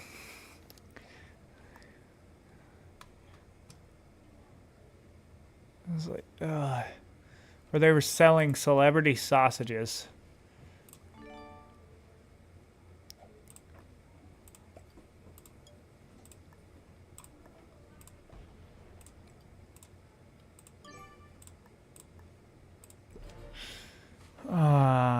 Yeah, there we go. Company wants to turn celebrity lab-grown salami into meat. See, this is what happens when you have a consent-based morality, like a society based off of consent-based morality. This is what fucking happens. People start eating celebrity meets just because the celebrities consented to it. It's fucking disgusting. And that's kind of what's going on here. Again, about why sex is not just about consent. Sex is about so much more than consent. Sex is about love. Sex is about intimacy, and sex is about the potential to bring life into the world. So, but that's What's for your you. argument That's why for you. That's for how sex is designed, Jasmine. Whether if you like it or that not. was the way it's designed and that's the way it's supposed to work, then we Even wouldn't all be Destiny deviating admitted away this from earlier. it. I said that Even there's- Destiny admitted this earlier, saying that's the design of sex. And I doubt that you could make any, like, actual really good moral based, like, except for, oh, it's not good to eat humans, so eating lab-grown humans is not good. So I doubt that you can and I guarantee most people would say that that's fucking disgusting. And we shouldn't be doing that. Even no, if it's he a said design that of sex, inevitably can bring about emotional connection. of course it can bring about that, but it doesn't. Inevitably also. It can. It can. I agree that it can, but And I feel like porn and all that, you could probably make a better argument that it is worse for society than eating celebrity meats. You know what I'm saying? So, it doesn't Because have it's to. designed But for it that. doesn't have to. If this was the Yeah, sometimes design, you can- then there you can- wouldn't be so many people that want to deviate from it and do deviate from it. If this was just the design, right? We didn't just malfunction and decide, actually, I don't want this. This isn't working out for me. Let me try these other forms. If this was the way it's designed, right? Food is designed for us to eat. We don't, use it any other way. The reason we use sex No, another way is because we want that's that. like saying hold on. our bodies are designed, for example, to I mean- have a certain amount of salt and sugar, probably. But think about it. Tons of people eat way more salt and sugar than their bodies were designed to handle because we live in a time when salt and sugar and fat, we have unlimited access to it that we didn't have for thousands of So years. is it bad? It's Too bad. much of it is It's- bad it- for you. yeah, Are and I would say processed, that are donuts bad? And In too much, in excess, yeah. And I think pornography, if you use it in a way that impacts your life, then you shouldn't do it. If you're Porn- Catholic, you probably shouldn't watch porn. The results seem And if pretty you bad. care- and if you care But about your that partner, doesn't you mean shouldn't. that doesn't mean that porn is bad. Just like the donut and the bag of chips is not bad because in moderation Yeah. it doesn't seem We're- to have these effects. Where same thing with porn. When We're- there's we're less than effectively- 5% of people that even report having these problems, and a lot of them tend to be religious, and moral incongruence is the #1 predictor of having these issues. Those people shouldn't use it. Doesn't make the actual thing bad. Yeah, I don't think it's about being religious per se or not. I think it's about human That has a nature. huge, but that has a huge I think it impact has an on it. impact because typically If religious. that's human because nature, let me then just how finish, come such a Jasmine. small Jasmine, let me percentage of finish. people have an issue with Jasmine, let me porn finish. viewing porn? Typically, Jasmine, let her people, finish, please. typically people who are religious. Yeah, Jasmine, shut the fuck up. ascertain and live Bitch. by a certain moral code. That's more than just make sure there's consent. Okay. And so that's where you seem to have You a route disgusting where you're saying they're whore. just religious. No, they're people that have taken the time to understand themselves and try to understand others to say more than consent is what's good for me, you, and society. The position of Yeah, Trent and I would have this position even without being Catholic. And Same. before I But became my, Catholic, my I had question is this. My question is So I've this. always If the held this vast position. majority of people So I can think- have, actually probably less people than when you look at porn, can enjoy processed foods, can enjoy all this in moderation, it doesn't affect them. And the vast majority of people are consuming porn, and you can't show But- me but where it it's not harms the them. right And comparison, you know why? and the Let me explain. because you think sex No. is beautiful and between two people, but that's not an answer. I want to know what the outcomes are. If Well, the we've majority of spent a people, lot of time on yeah, outcomes. and we actually we could No, spend a you're- lot you're- more. You time actually in- made our point that people they're not dying from processed foods, but if you look at the average American who's eating them, they're really suffering from a lot of things, from negative health rates. They're not dying. Much the same way, to say that pornography and prostitution is bad for society, it doesn't have to make you a debilitated wreck that can't do anything. You're just less healthy when it comes to sexual interactions with Why? other people. So the average porn watcher is less healthy in what ways? Like, where are you getting this? Well, Mentally healthy.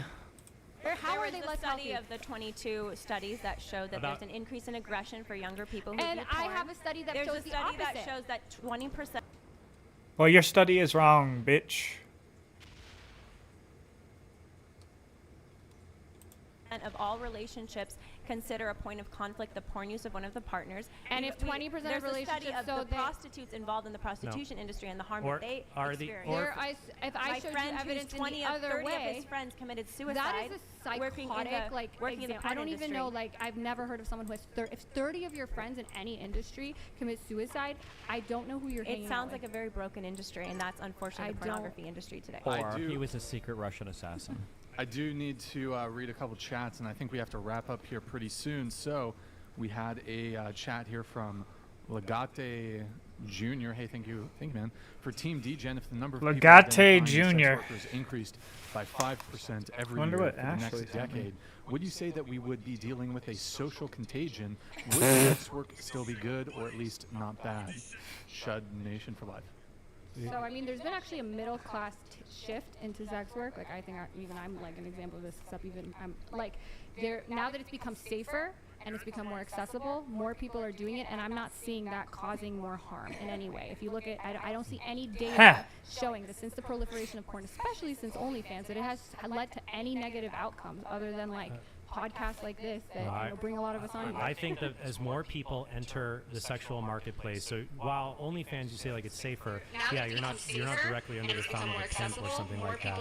But as more people enter the camming market, there is a pressure that's similar to what we see among YouTube content creators, that you have to do more outrageous things to get attention because there's more people in the marketplace vying for that attention. And so there's a pressure not maybe from a pimp, but the pressure of other people on the marketplace to do more sex acts that are You uncomfortable. talked about this yourself, Jasmine. In one of your interviews that you had fairly recently, you talked about how you're asked to do these scripts that seem odd and that involve a step I said sibling. they seem, but that was from the beginning too. And actually, I do less of those things now. But you've been asked. You and you're don't. being There's asked no to do weird evidence things. that people that want to join OnlyFans are now feeling pressured to do. Because let me tell you, as someone who's a very successful OnlyFans creator that started from nothing, the goal is just exposure, getting on different social media, and getting lucky. It's not like, oh, here's a video of me. The most popular OnlyFans creators aren't super popular because they're like, hey, watch me have sex with a horse now, and that's what made me super popular. I think no, what makes them popular is still things like being able to insert an entire fist in the anus. I have Yeah. 0.01% OnlyFans creator. I have never done anything like that. Is I have Amaranth the never- top OnlyFans creator? Do you Yeah, know? she is. Amaranth, I think Amaranth. I could be wrong. I don't look at shit. She hasn't even shown a nipple, has she?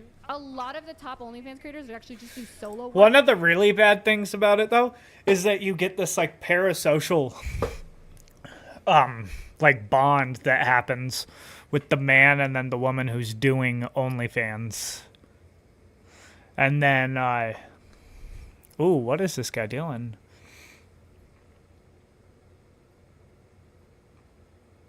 Is he gonna try to take out? Oh, no. I'm confused. Okay.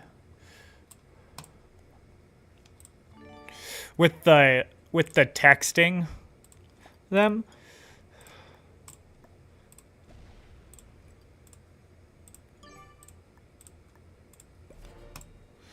Nothing that crazy. I have never done anything that crazy. Do people do that? I'm sure some I'm sure do, some yeah. people do, but Well, I don't that think there's certainly any exists in the correlation world between of those people being. pornography at In the fact, the most successful people on have OnlyFans do the most Have you vanilla ever? shit. Do you expand your anus for clients because it's something they get off on seeing? They ask me, I say no, all the time. Especially But as they I ask make you more all and the more. time is the So, point so here. you on your YouTube channel that you do that? And if That I they what don't- spread my anus. Yeah. Yeah. See, just them asking you is fucking weird. I mean, I can spread it, but for instance, a lot of people ask me to do butt plugs toys. I have never in my life done that, and that's not because Jasmine, you're in I a don't think it's a privileged moral. position. I Hold understand on, I'm in a Jasmine, privileged there position. are many girls that don't necessarily When you have say the it's the more platform. Let me popular finish. thing There's to many do, though, girls- and none of the popular Jasmine. OnlyFans creators do it, then I don't understand how this is a thing. There's many women and girls and men and boys involved in trafficking, certainly pornography. Maybe not. It's some so parts of hard to do OnlyFans, trafficking on but- OnlyFans. You literally but have to have let a bank can I account in finish, your Jasmine? name. Can I finish?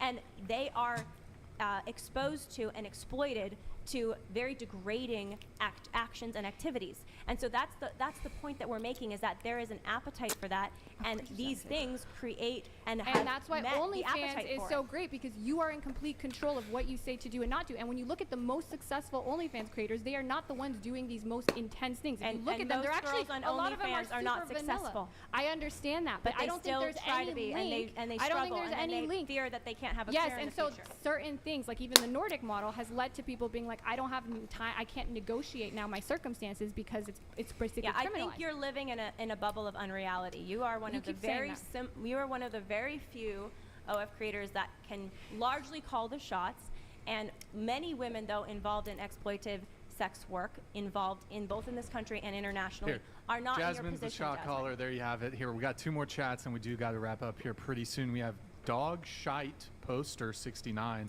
If people Dog use shite artificial poster devices 69. to prevent pregnancy, condoms, pills, etc., then obvious sex is primarily designed for reproduction. Okay, there's a comment there. And then we finally have, pulling it up here in just a moment, we have Ibn Pro.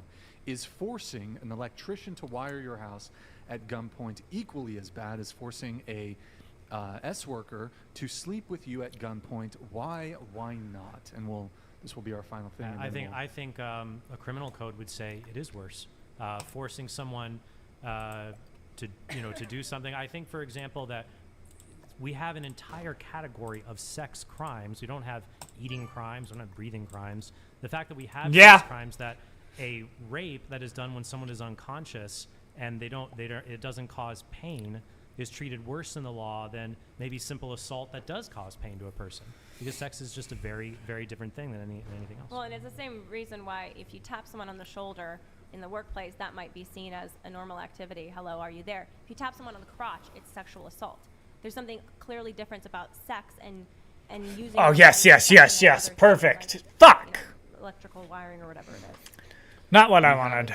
Aaron Martinez here, fake lawyer. Maybe now you are refusing the crazy, degrading stuff, but as you hit the wall and it's coming fast and your money stream runs dry, you will. I don't think so. I mean, I'm pretty sure. I mean, I make 7 figures a year. How if I long was have in, you been doing if it? I was 2 years.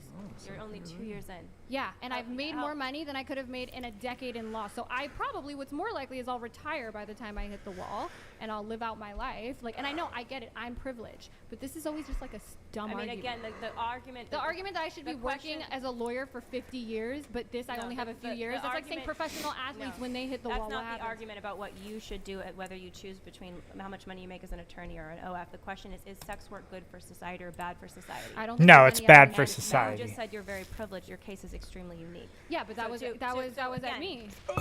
So again, living in on the reality of that, there are many, many, many, many other women and children and even boys and men who are experiencing not what you're experiencing what the statistics bear out in the pain of both prostitution and pornography. But that's the thing. There are a lot of people who choose sex work because it's the best option for them, and they don't want to do those other jobs. The majority of sex workers, they're doing sex work because they don't want to work another job or they don't have access to another job. Taking this away from them, it's not going to be helpful. And that was the case of my friend Joshua Broom. He wasn't able to get the jobs he was looking for in Hollywood, and so he got sucked into the porn industry. That's a tragedy, not a success story. Of course, I would rather have everyone who's doing porn to be as lucky as me, and that's what they want to do. But the reality is people take jobs that they can get. People always take the best job that they can get. And for some people, that is sex work. Just like for some people. A lot of people would beg than have sex with strangers. I thought you said Joshua Bloom was a success story. Yeah. No, I would rather beg than do sex work. He wasn't successful in Hollywood. You said a tragedy, not a success. It sounds like a success story. Doesn't he have a family? He's happily married. After he left the porn industry, he almost killed himself while staying in the porn industry. What if he wouldn't have gone to Germany? He would have actually killed himself. Which one do you think was better? I mean, I'm glad he left and he lived. No, let's say that he would have killed himself because he couldn't find jobs or he became homeless and a drug addict. You misunderstand his story. Well, no, I'm not misunderstanding. I'm asking. No, it's a story. You misunderstand his story. Joshua Broom if he had to choose, entered the porn industry. He struggled to make it as an actor in Hollywood. I know you said it 7 times now. I know 30 of his friends killed themselves. I know a horrible epidemic of suicides around him. I'm asking you, what if instead of getting a job in the sex industry, what if he would have just been homeless and got addicted to heroin? Which one do you think would have been better? I didn't say he was, but let's say that those are the two options. Which one do you think would be better? I think you won't even engage with that hypothetical. You don't think it's ever possible that could you become homeless or do sex work? These are never decisions. I think that if someone is forced into sex work, Destiny, because otherwise they would be homeless and on heroin, that is another reason why sex work is bad for society, and we should instead work on helping people who are homeless. And we all agree here. I think all of us agree here. We're all big fans of sex work. Which one is worse, though? Which one? Which one is worse? Which one would be worse? Both bad. They're both. That's not an answer to which one is worse. So they're equally bad. Sex is worse because most homeless people. By what measure? Do you think if Joshua Bloom would have become homeless and addicted to smack, do you think that he would have had the same chance of finding a wife and kids? Or I know people who are former drug addicts. You see how you didn't answer the question at all? You said like, well, I know, or I feel. I'm just asking a question. That's silly. Even if it is worse, that doesn't make sex work not bad. I didn't say. I just wanted to know if you can even admit. This thing is worse. So well, it should be an easy question to answer. You're sitting here saying like, do you think it's ethical to have what was he asking? Experiencing what the statistics bear out in the pain of both prostitution and pornography. But that's the thing. There are a lot of people who choose sex work because it's the best option for them, and they don't want to do those other Well, jobs. if The that's- majority of sex workers, they're doing sex work because they don't want to work another job or they don't have access to another job. Taking this away from them, it's not going to And be that helpful. was the case of my friend Joshua Broom. He wasn't able to get the jobs he was looking for in Hollywood, and so he got sucked into the porn industry. That's a tragedy, not a success story. Of course, I would rather have everyone who's doing porn to be as lucky as me, and that's what they want to do. But the reality is, people take jobs that they can get. People always take the best job that they can get, and for some people, that is sex work. Just like for some people. A lot of people would beg than have sex with I thought you strangers. said Joshua Bloom was a success story. No, the point was he wasn't successful in Hollywood.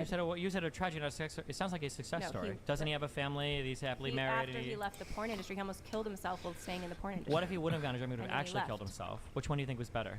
I mean, I'm glad he left and he lived. No, let's say that he would have killed himself because he couldn't find jobs or he became homeless and a drug you addict. misunderstand his story. Well, no, I'm not misunderstanding. You I'm asking. misunderstand No, his it's a story. simple, You you see, misunderstand simple his story. question. Joshua Broom If he had to choose, entered the porn industry. He Yep. struggled to make it as an actor in Yep. Hollywood. He I entered the know porn you said it industry. 7 times now. I know Well, 30 you of his friends killed misrepresented themselves. his I know story. horrible epidemic of suicides around him. I'm asking you, what if instead of getting a job in the sex industry, what if he would have been homeless and got addicted to heroin? Which one do you think would have been better? homeless or addicted I to didn't say heroin. he He was, had- but let's say that those are the two options. Which one do you think would be better? I think that You won't that's- even I engage with think- that hypothetical. You don't No, think it's I ever think- possible that could I you become think- homeless or do sex work? These are never I decisions think people that make. if someone is forced Yeah. into sex Per- work destiny because otherwise they would be homeless and on heroin, that is another reason why sex work is bad for society, and we should instead work on helping people who are homeless and We all addicted to agree here. I heroin. think all of us agree here. We're No all one big said fans that. of I'm big glad society. to hear Which that one you is agree worse, with though?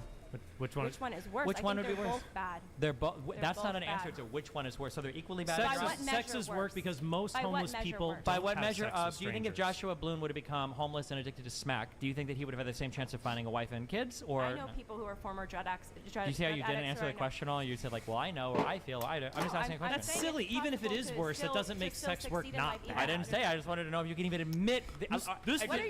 This thing is worse. So I'm just. Well, it should be an easy question to answer. You're sitting here saying like, do you think it's ethical to have simulated child Oh, that's pornography like being saying- masturbated while you that- get eaten out by a horse and you loaded your? Oh, pussy with that's like saying what's Destiny, worse, being a hitman or being homeless. Destiny, Like- child I can sexual- answer that question. Yeah, we Destiny. can. I can engage in that. But What's that's worse? Child sexual assault material is everywhere. So it's not We're this not like talking about- random I was just curious. I was hypothetical. just curious. You can answer the question. It's What's not some worse, random being hypothetical. homeless and addicted to heroin, or doing sex work? I was curious if you had to answer that. I think they're both harmful. Yeah, it's. I think In it's. different ways, in I think different it's a ways. worse That's crime to different be ways. raped than it is to have to be homeless. Yeah. And I consider it rape because of the And that's exploitation it, well involved. said, Trent, I agree with That's well said. Let's do this. Why don't we each give you a 1-minute closing statement, and then we're going to wrap up the show. Trent, you start, then Lila, then Jasmine, then Destiny, and then we're going to wrap. Closing statement. I'd like to thank everyone for being here today. Man, this was Destiny. It was a lot more animated than the last time. I blame the girls on that one. But Destiny started animation today. well, it was. Well, It was. It was. I think it was. Legit. But you know what? Jasmine. I think ultimately what I would want people to consider from this to go and look at the data, and just to ask if sex work, if prostitution and pornography are bad for society. Look at what it actually is, not an illusion of what it is. Go online, go and look at the most popular search for things on Pornhub, Xhamster, cam sites, what prostitutes say that women, what prostitutes say that men usually request from them. It's violent, degrading, and so it takes sex and it cheapens it and makes it ultimately meaningless. And so then it loses its power to be that amazing bonding force that unites people together and create a new human life. Like sex, it makes a new person. So of course it's going to attach people together intimately. We don't want therapists and doctors having sex with people. Sex is designed to attach people because when a baby is born, it's really good. Hey, if the people who created this child are bonded together in some way, and sex helps to do that. But if you turn sex into work, it destabilizes the important role it plays in society, and it leads to degradation, abuse, and all the things that we've listed. And that's why I think people should see past the illusion to see the ugly reality of it. So. And I would say, of course, I think sex work, pornography, prostitution is bad for society. It's bad for everybody involved. I think the data not only shows that, but people's life experience shows that. I think many people today are dissatisfied with their dating relationships, marriages struggle. We've talked about the mass use of pornography and porn consumption and porn addiction. I know that's a word that you guys don't like, but porn addiction in addition to child sexual abuse, material proliferating, all of this. And I think that's the consequence of forgetting the beautiful design of what sex is for and disrespecting and cheapening sex. And I think that we should actually elevate sex and celebrate it more. It's not puritanical. It's just saying, reject that viewpoint as well. Say sex is something that's beautiful and good, designed for love, designed to bring life into the world, and that's amazing and should be celebrated. And it's so sad that people's sexual experiences and their orgasm is now being caught up in all of the horrific social harms that we've been talking about at this table, when instead they should be caught up in a beautiful relationship of love. And that's what we're fighting for. So I appreciate you guys having the conversation. Apologies for my cough during it and your patience. Thank you for your patience with it. But I hope we can, I want people to be happy and people to flourish. And I think if we see sex as a married couples to we will have be happier. simultaneous orgasms. Pope St. John Paul II writes about that in Love and Responsibility, the idea. Yeah, I mean, imagine if we focused instead on healthy marriages and healthy sex in marriage and beautiful sex in marriage, instead of doesn't have to how always much be child simultaneous, sexual but assault materials that's a online. plus. Wait, do you think? Wait, did you say can oral sex happen in marriage, or is that not okay? Oral sex can happen in marriage. Well, you have to define those terms. Well, I'll explain what I was going to continue with. I believe my position is that provided it leads to, my view on my faith is provided it leads to the ultimate potential for procreative act. But even if you thought, even if you thought that oral copulation is fine in marriage, it wouldn't follow. Your ethic would include paying for porn. You don't have to agree with me on that to say sex work is bad. Yeah, so I would just, again, thank you everybody for coming here. I would just say that this isn't to say there are no harms associated with sex work. This is just to say that just because there are some harms associated, just like with the Second Amendment, just like with the First Amendment, when societies that give people the freedom in order to control their sexual lives the way they see fit, tend to do better. Anytime, the majority of the data shows that when you try to ban these things, or when you try to restrict these things, or when you don't see sex work as work, it leads to more negative outcomes than good. I would also say that the way that sexual repression and those types of things, seeing sex as this thing and he must have anything outside of traded. that is supposed to be bad and terrible, does lead to negative consequences. Repression causes a lot of the same problem people say porn does, like erectile dysfunction, negative body image issues, shame, etc. And if you look at like the states and the areas that consume the most porn, it is the most religious states. So this idea, it's really fine and dandy to say sex should be this thing and no one should have it outside. It's just not the reality. The reality is people do seek out this stuff, and people are going to do this, and there are people who are going to be willing to provide it, even if they would rather be rock stars if they had the choice. So the question is, how can we make it so that this thing is the least damaging to society possible? And that is to accept it and to not criminalize it and demonize sex outside of marriage, whatever. Destiny, your closing statements. Yeah, thanks for the conversation. We didn't really get to it, but I feel like a lot of this conversation ends up grounding out in what we view sex as being for, which we didn't really talk about at all because we kind of went into all the data and the stats. Personally, I think that even if the data and the stats showed that recreational sex was good, I don't think that would change either of your guys' positions at all.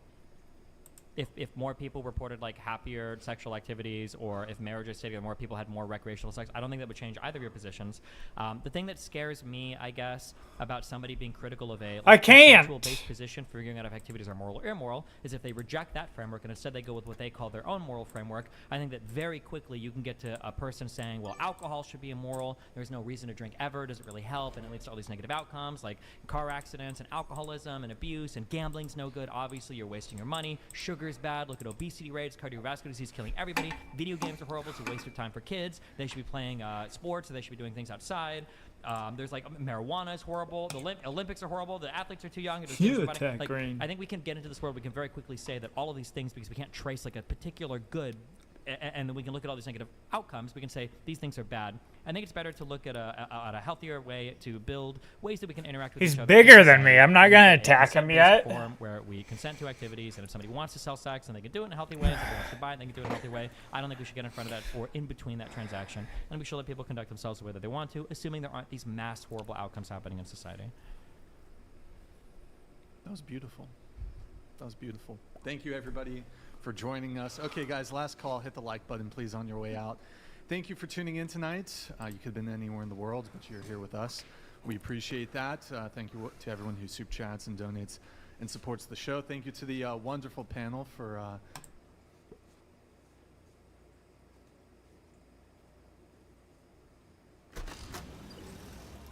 those who love story time, Thrift Books. Whatever you Destiny, a popular political streamer, The news has just broken that he is getting a divorce from his wife, Melina. And this is interesting because he has publicly promoted the fact that they had an open relationship, an open marriage, and practiced polyamory, as it's called. And my response is, how's that working out for you? Not so well. If you didn't know, Mary loves Destiny. She thinks he's great. Oh, yeah. Yeah. Right?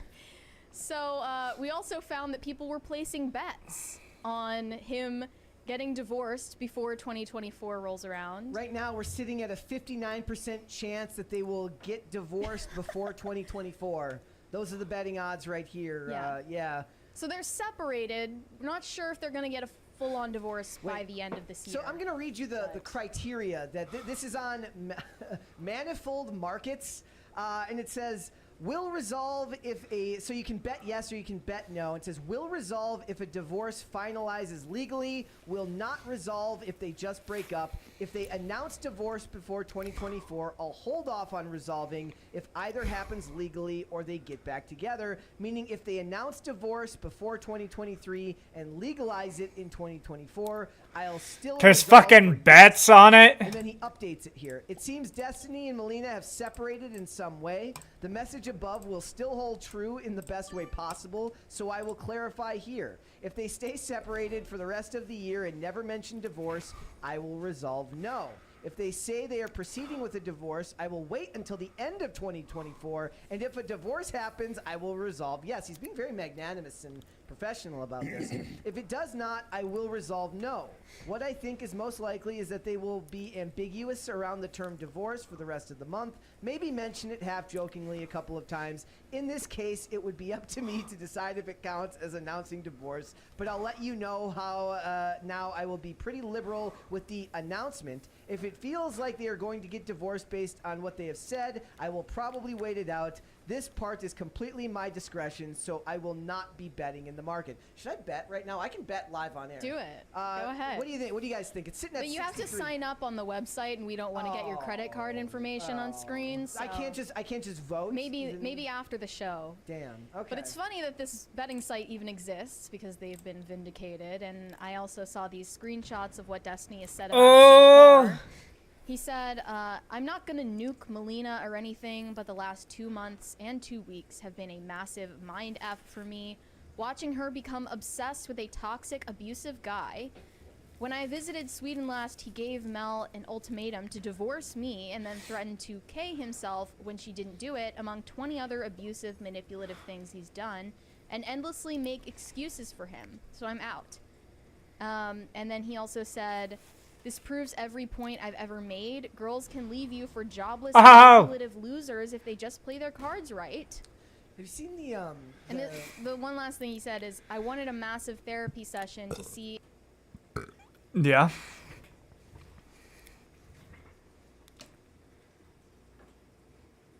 If I could express myself better and iron out some boundaries, but it's hard for me to ask for anything if I've been a pushover for so many years. He didn't know. I thought they had an open marriage so he could bang other chicks. Yeah, if you wanted to. That was the deal. Well, right? with that comes the risk that your wife is gonna bang other dudes and then leave you. No, but am I correct? Like, Chad, Yes. that's the deal. He Yes. like it was like he wanted the open marriage because he had made the argument I can't not cheat on people, which is I don't Kind of a red flag. I don't accept that at all. Like I don't. First of all, but if the situation is I want an open marriage because I want to be able to sleep with other people, and then he's complaining because she left him for a guy that would be exclusive to her. Right. Boo fucking who? Yeah. And he's labeling this guy as like a manipulative guy who's got no job or no nothing. Have you seen that meme where it's like the Lego character and it plays I Just Died in Your Arms Tonight, and it's being done for like anything? So this one says like women when they see like a convict with no future, and it looks shocked and enthralled and wants him. Yeah, that's kind of what's happened here. She fell for the wrong guy. Now we're gonna have to deal with this. She fell for the guy that would be in her. his eyes, he fell for the. She fell for the right guy. If that guy will be exclusive to her, that is the right guy. She's like, maybe this guy is toxic and abusive and manipulative, but at least he wants to only be with me and not other women. All right, so I have. Oh shit! Is he gonna leave his stack in there? Oh! I wonder if he's gonna go through me.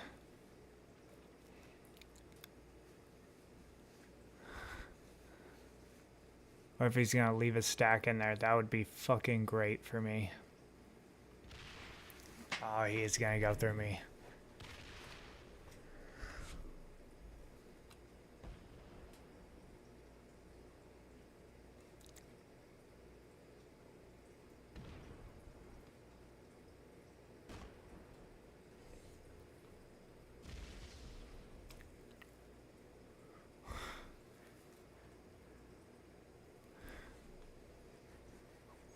Oh.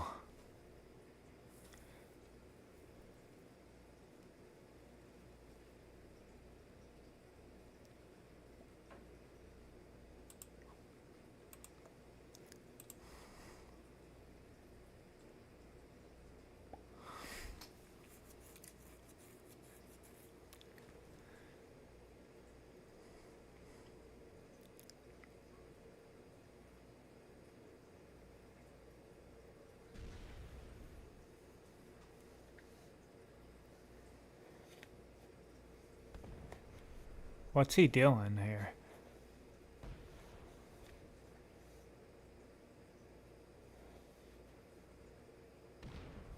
Ooh.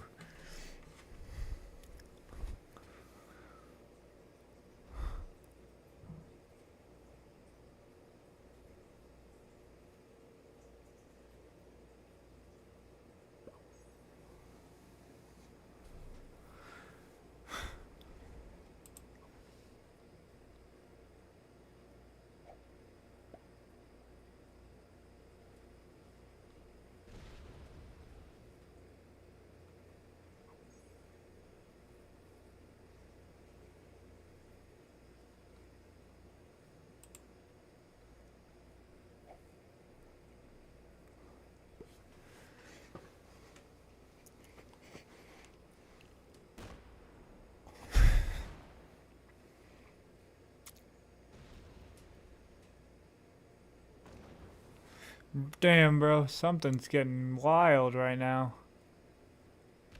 Shit's getting gnarly.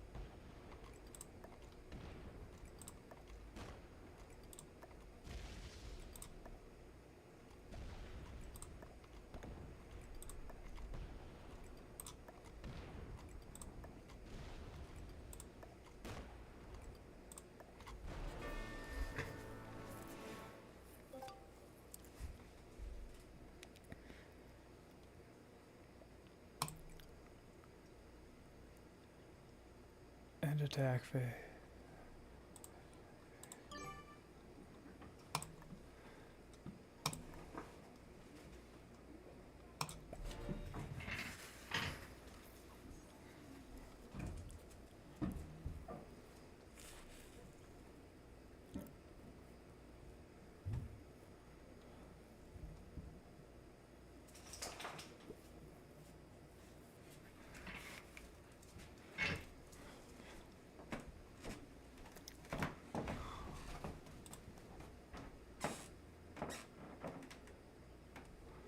All right.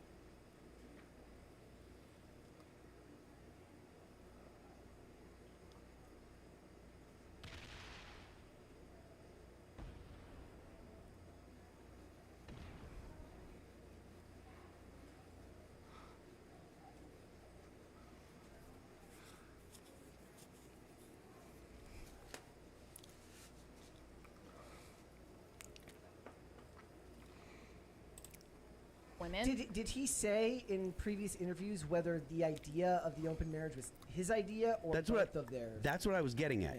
I think that if I understand correctly, he wanted the open marriage because he could not commit because he was always banging other chicks. And he wanted to be honest and be the quote-unquote good guy and not cheat on his girl. He wanted to just be able to bang other chicks. That's what, if I'm wrong, then, I could be wrong. I don't But it's like follow now, theirs. not just that though. They could have kept it private, but they decided we're gonna go on the internet together and defend this nonsense as something that's healthy, normal, and now everyone who said this is obviously a terrible idea and not a real marriage has been vindicated in saying so. It is the dumbest thing in the world for a guy to go into a polyamorous relationship. Like it is the For anyone. Yeah, it's the dumbest thing for a guy to go. It's the dumbest thing for anyone to go into a polyamorous relationship. It's just fucking stupid. Well, I mean, it's dumb for women, yes, but it's dumber for guys. Why is that? Because for guys to go into a polyamorous relationship, for them to be like, yeah, I'll share this woman with, like, what's the point of going into a relationship? Guys are hardwired to do that anyways. If you're a woman and you're saying, oh yeah, I will go ahead and stay with you because you're providing me with resources or you're providing me with something, and if you cheat on me, I'm still getting something out of it. For a guy, he's not getting anything out of, like, just getting laid once in a while is not worth it for a guy. Like, there's nothing for coming back to the guy. Like, it is a terrible idea for it's not a good idea for anyone. I'm against polyamory anyways, but I think women can do it much better, and it can function in a polyamorous relationship more than a guy can. The funny thing is, I imagine that Hollywood now would have a very pro polyamory take. There was an episode of House about 10, 15 years ago where a couple comes in an open marriage, and the whole episode, basically all of the doctors are interrogating these two people about their open relationship, and the woman, she elevates it to the level of poetry, basically saying, like, she's like, I'm superior. Basically, the idea she feels superior to other women because they're honest with each other about these things. But what it ends up being true is that the guy has actually lost his job and has been hiding it from his wife for like a year, and they've been living on credit cards. So basically, he allowed the open marriage to happen because he was so guilt-ridden over something bad that he had done that he just allowed it to be. And he had never, despite the fact that the relationship was open, he had never actually been with another woman while this was going on. She had been with other men. So that's, the girl's going to have an easier time finding an endless supply of dudes. Yep. Well, this is also weird since they did claim that Melina was only hooking up with other women. And apparently that is not true. Okay. Or at least it's not true anymore. That's a lot of times, that's why guys will say that they're okay with it. Because they don't see that as a threat. Which is terribly stupid. But I mean, once you throw Yeah. monogamy out the window, everything's Absolutely. up for grabs. Once you've done anything, you shouldn't, like, I'm a fan of the Pence rule. Like, if you're in a relationship, you shouldn't be alone with other women, like, at all. Yeah. There's no reason for you to I mean, even if you're not in a relationship, a lot of guys have adopted that. I won't do that because practice. of the band stuff. Like, I'm not going to go and be, like, alone with any, like, especially with anyone on tour, like anyone that we work with. Like, if we hire someone, I don't go like, if we had a girl that was a merch girl, I don't do alone stuff with her. Yeah. Like, she does her stuff. I'm not, like, there's me and other people because the boss ain't going with Better the merch. safe than sorry. Yeah, the boss Yep. ain't going with the merch girl to do something without someone else to be like, no, that stuff happened. Why do And you- she's cool. Like, I trust her, but no. Why do Still- you think it is that society has fallen so into this trap right now of trying to find any method of pushing alternative forms of commitment than just what has seemingly been working for so long?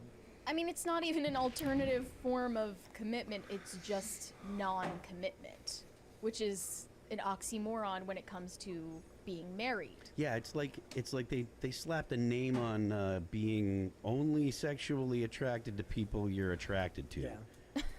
There's a name for that or something. Demisexual. What's demisexual again? Demisexual, yeah, this weird niche sexual orientation where you need to be emotionally attached to Yeah. someone to be attracted to them. So what that That's is, crazy. what that is that is a smuggle yourself, smuggle a straight, cis, normal person into the LGBT group. That's exactly what it is. Really, it's like when you've framed casual sex and promiscuity as the norm, anyone who falls outside of that and says, well, I mean, I actually take sex seriously and I only want to have sex with someone who I am emotionally attached to or in love with, they're weird. So you have to be in a category. Well, I mean, it's an access point to the LGBT. All right, I am in my opinion, the highest. Stuff is all political. So it's just an access. It's a way for normal people to go ahead and say, look, I'm not a conservative. I'm not the square. Blah blah blah. I'm. Most of the time, they just go for non-binary. That's another easy one. It's probably better for dudes that are kind of like normal dudes, but still kind of want it like a little on the weak side and want to be like, well, I'm like. This is going on in comics for a while now. Where so it's just like, oh, I'll say that I'm I'm a normal guy, but I'm a demisexual or whatever. So that's my LGBT garbage. It's all a pose. But this is also funny because apparently in a couple of hours, Destiny's going to be on the whatever channel debating with Trent. That's what I thought. Is that like what the fuck? He's gonna be on that he just went on whatever right after that and defended like all the sexual immorality and stuff. Prostitution. That's happening today, the same day that everyone on Twitter is talking about his divorce. So I hope he's holding up. I wonder what's his take going to be. I mean, obviously he's probably pro sex work, right? Like he's probably like yeah, obviously. So he's still peddling his insane nonsense ideas. You can be shouldn't listen to people because obviously in practice it doesn't work. You can be pro sex work and still be pro traditional relationship too. Like you just got to be like, I am not pro sex work. Oh. Hey. These are two different areas that can't.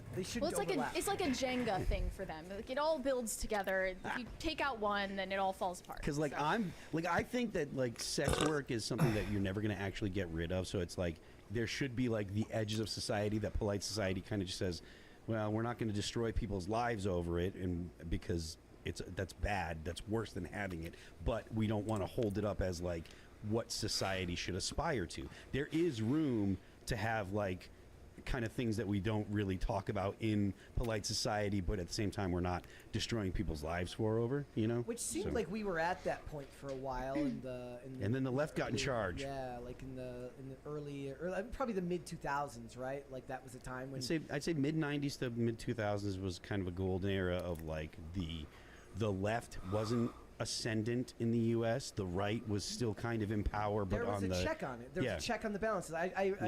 One of the things I have a hard time trying to put into words all the time is why I think that art was so good at that time period is because they actually were the counterculture that was pushing back on a more conservative majority, which is why the art felt more authentic. But it also had money behind it. So you had the combination of both strong investment from, a Hollywood infrastructure that was doing very, very well and a counterculture movement at the time, which led to really, really good art. Whereas now they're both in power and have all the money, but no desire to make more because they don't seem to care if they make any money on the stuff that they make because they have all the power.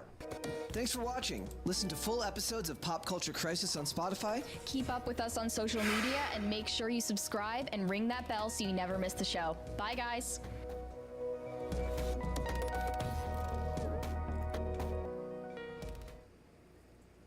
The next generation of streaming is here. Introducing Spectrum One Stream. Get internet for $49.99 a month, free advanced Wi-Fi, a free unlimited mobile line, and a free Xumo Stream box when you add Spectrum TV. Lowe's knows the best deals are the ones that keep on giving. So shop our 25 days of deals, where you can discover brand new offers. Buy now, pay later with Lowe's Pay. It's so funny. A comic's brain is so different than a pedestrian's brain, and like what, like I can't help. I went pedestrian is so funny, by the way. Oh, like saying that. I said to a woman. I said to a woman the other day. It's better than civilian. Yeah. That drives me crazy. It's like we're not in the armed force. Let's relax. There's a lot of people that overuse that They really civilian. do. It's like we are so lucky we get to do this bullshit.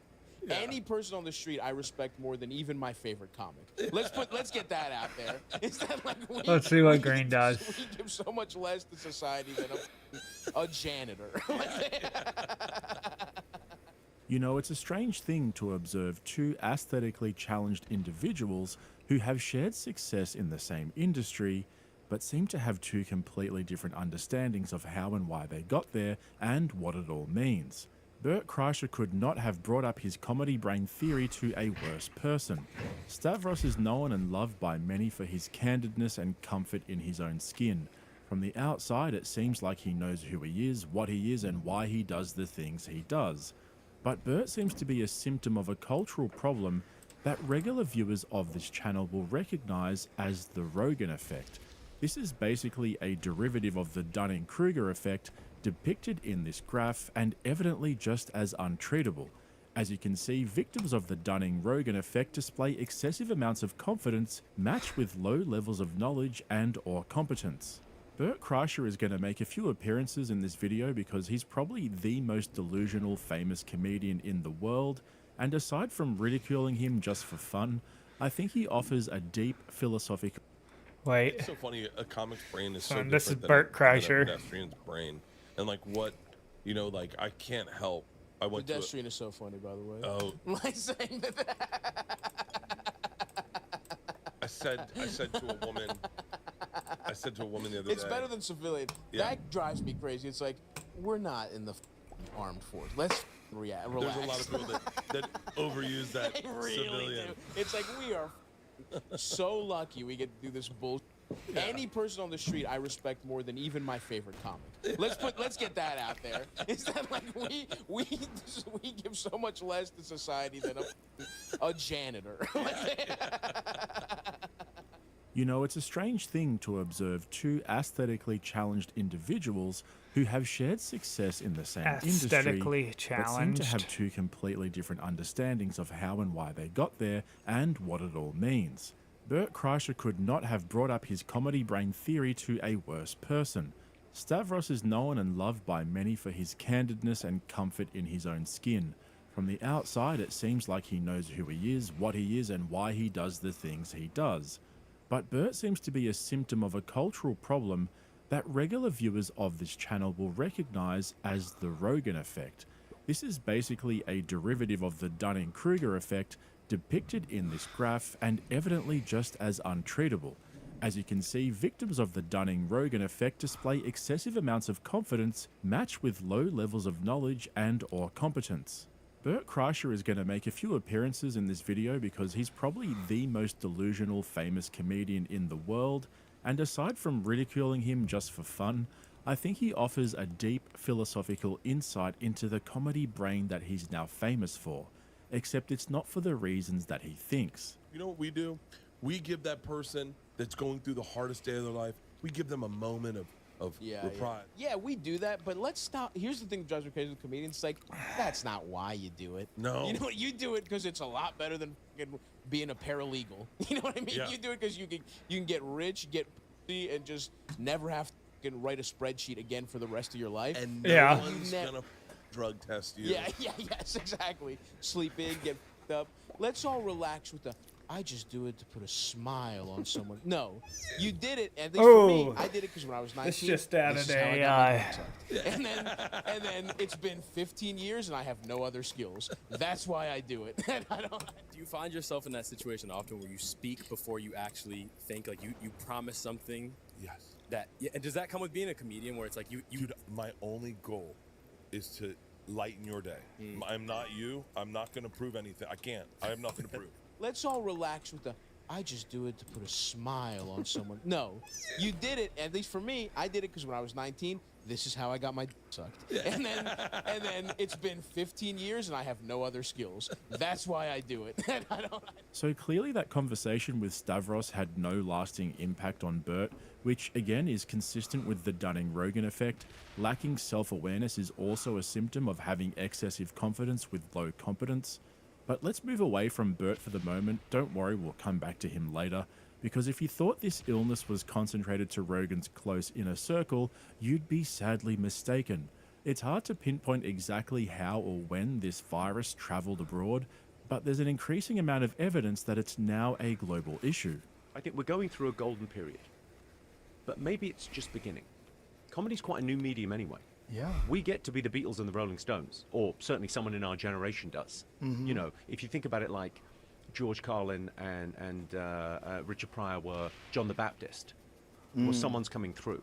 It's like that thing of like, it feels like it's getting bigger and bigger. Something is certainly getting bigger and bigger, so he's not entirely wrong. But if you missed my video on Jimmy Carr's appearance on JRE, here's a quick recap of his grand idea for stand-up comedy. My vision is it gets taught in schools. What? So we teach music, and we teach drama and art, and I think stand-up comedy is an art form, and I think we need to get less magical thinking and more, okay, let's put down a language, like music, you can write it. Let's come I'm up with confused on what the I mean, fuck is going I'm on. working on like 50 joke types, but let's come up with a way of analyzing this and teach people how to do it, because what does it give you? Like, if your kid does stand-up comedy, okay, well, they have to find their voice, they have to look at things from a different angle, a different perspective. It's about pattern recognition. These are all transferable skills, and it's about finding your voice. The reason every stand-up is interesting to watch is because it's individual voices. And really, what's growing up about? What's school about? Finding your voice, finding Yeah. out what you're about, finding out who you are. Like, I don't think it's a dumb idea to teach stand-up comedy and to say, well, everyone should give this a go. All right, let's get serious for a second because I actually think this is really interesting. Have you noticed there's a tendency of successful people to almost reverse engineer their success into clear and concise points that are easy to understand and digest by those of us who are less fortunate? It's like they reach a point where they stop and think, why am I so successful? Why am I so rich? Well, I must be able to explain it, right? Otherwise, it could just be based on luck or being at the right place at the right time. Let me give you an example. Have you seen those clips about the characteristics of the rich? It might be something like 5 things all billionaires do every day. And one of the points will be like waking up at 4 a.m. All rich and successful people make the most of their days and wake up early to maximize their productivity. Blah, blah, blah. Now, is it possible that if you're a billionaire, you kind of have to wake up super early? I mean, there's obviously a lot going on in your life. There's so much to manage. There's so much to do. It actually kind of makes sense that you'd get up so early. Think about Mark Zuckerberg. From most accounts, he was a lazy slob at Harvard. But now that he's one of the richest men in the world, he gets up super early, he's disciplined, every hour of his day is accounted for, he does Brazilian Jiu-Jitsu, and he just ruptured his ACL. Good job, Zuck. But Is that's that such a all that it common theme does? with rich and It's just successful stacks? People. Once they achieve it, It all won't of a sudden attack? they're here to try sell you their good habits. A morning walk is a non-negotiable. Just for a second, because I actually think this is really interesting. Have you noticed there's a tendency of successful people to almost reverse engineer their success into clear and concise points that are easy to understand and digest by those of us who are less fortunate? It's like they reach a point where they stop and think, why am I so successful? Why am I so rich? Well, I must be able to explain it, right? Otherwise, it could just be based on luck or being at the right place at the right time. Let me give you an example. Have you seen those clips about the characteristics of the rich? I went upstairs, It like, might let be the dogs something out, like smoke a cig, 5 things all billionaires do every day. And one of the points will be like waking up at 4 a.m. All rich and successful people make the most of their days and wake up early to maximize their productivity. Blah, blah, blah. Now, is it possible that if you're a billionaire, you kind of have to wake up super early? I mean, there's obviously a lot going on in your life. There's so much to manage. There's so much to do. Yeah, It actually for kind of real. makes sense that you wake up so early. Think about Mark Zuckerberg. From most accounts, he was a Jordan lazy just slob drove at us. Harvard. But now that he's one of the richest men in the world, he gets up super early, he's disciplined, every hour of his day is accounted for, he does Brazilian Jiu-Jitsu, and he just ruptured his ACL. Good job, Zuck. But that's such a common theme with rich and successful people. Once they achieve it, all of a sudden they're here to try sell you their good habits. A morning walk is a non-negotiable. As soon as I'm up, I'm making a beeline for daylight or as close to daylight or sunlight as I can get. No caffeine for the first 90 minutes, salt in water, so I use Element, which is just tastes fantastic. Your adrenal system is what's active for the first 90 minutes of the day. Your adenosine system that caffeine acts on isn't. So having a morning coffee is literally pointless. You just... It destroys you in the afternoon. Correct. That, walk, get back. Breath work, use State app, which is $1.50 a month. It's really great. It programs in progressive overload. Really, really fantastic. 4 pathways, super simple. Then meditate. If I'm doing guided, I'm using Waking Up by Sam Harris. If I'm doing unguided, I use Insight Timer, which is just like a meditation timer app. And I'll read for about 10 to 15 minutes. And this is usually the same unless I'm traveling or I've got different stuff. Now, look, let me be clear about something. I'm sure doing most of those things is very healthy and good for your mind, and it'll help you maximize your day, blah, blah, blah. But who's got the time for all of that? He literally just outlined a 2-hour morning routine. Throw in a normal job, a couple of kids, and a mortgage, and you're faced with a completely different reality. My point is, most of these guys didn't start doing these things until they became successful and had the time and money to do them. How many times have we heard Rogan waxing lyrical about the benefits of having an ice bath and a sauna? The guy's got a personal gym at home and at his studio. So fair enough if you're able to do these things, but are we really going to sit here and pretend that anyone who he just wants to stacking be up? successful He's not like gonna them needs to adopt that lifestyle? And it's exactly the same Doing with attack? these comedians. They found enormous success and now they're trying to explain it to us, or maybe they're trying to explain it to themselves. But can I just say this podcast, Protect Our Parks, has some of the biggest specials around. Mine was huge last year. Shane's is going to be huge. Mark Norman's top 10 for 2 weeks on Netflix. We're just waiting for one more member. Oh, you f***ing hack. When's this coming? Where buddy? is it? I don't know. I haven't even thought about it. What? Come on. You got an Wow. hour. Because they've just been writing new material and around. All right. It's probably a good move. I'm right now. I just like, right now, I like doing whatever the I feel like doing. So here we are, balls deep in Rogan's comedy ecosystem. He's got the biggest podcast in the world, which he's skillfully used to create a golden age of mediocre comedians selling out arenas. I can't imagine trying to break into comedy. Like, if you're a young comic working this, watching this right now, man, I wouldn't do it. No, I wouldn't. It's too saturated. Man, I got in when no one knew you could make a living doing comedy. I got into the gold rush of comedy. Like, I got in when, like, I'm doing arenas. I shouldn't do arenas. Like, by the way, there's like 10 of us doing arenas. There's never been an arena comic before. It was Dice, it was Dane, it was Steve Martin, and that made sense. They were the greatest. And now it's like me, Tommy, Sebastian, Schultz, Rogan, Chappelle, DL Hughes. Like, there's a lot. Chris Rock. I mean, you could throw a stick at a comedy club and you're going to hit an arena act. Sorry, I forgot to mention this earlier. One of the other symptoms of the Dunning-Rogan effect is rewriting history to overstate your current success. Let me explain. What is the highest grossing stand-up comedy special in history? Well, according to Bert Kreischer, it's one of his comedy brain buddies, right? Well, no, he'd be wrong. Have you heard of a guy called Eddie Murphy? His 1987 comedy special, Raw, is the highest grossing comedy special Raw. in history. It made over $50 million at the box office Damn. in 1987. And when you adjust that for inflation, in 2023 terms, that's almost $150 million.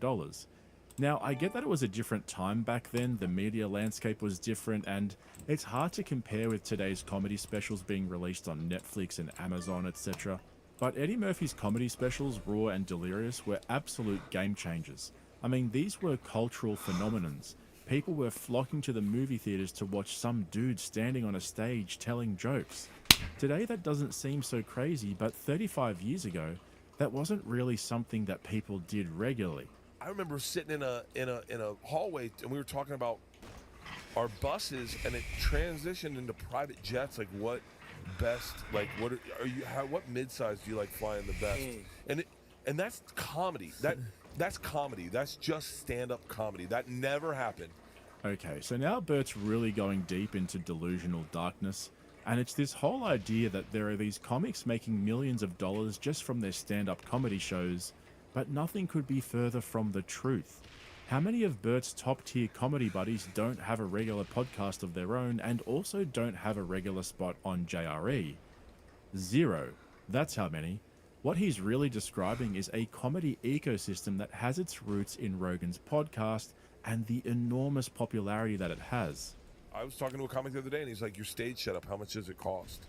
What do you travel with?" I travel with 5 tour buses. It's like 1.7 for a month is what I pay for my stage. Like, it's such a huge business that if you're guy who just wants to make people laugh, you have to, one, negotiate the open mic scene, which is insane.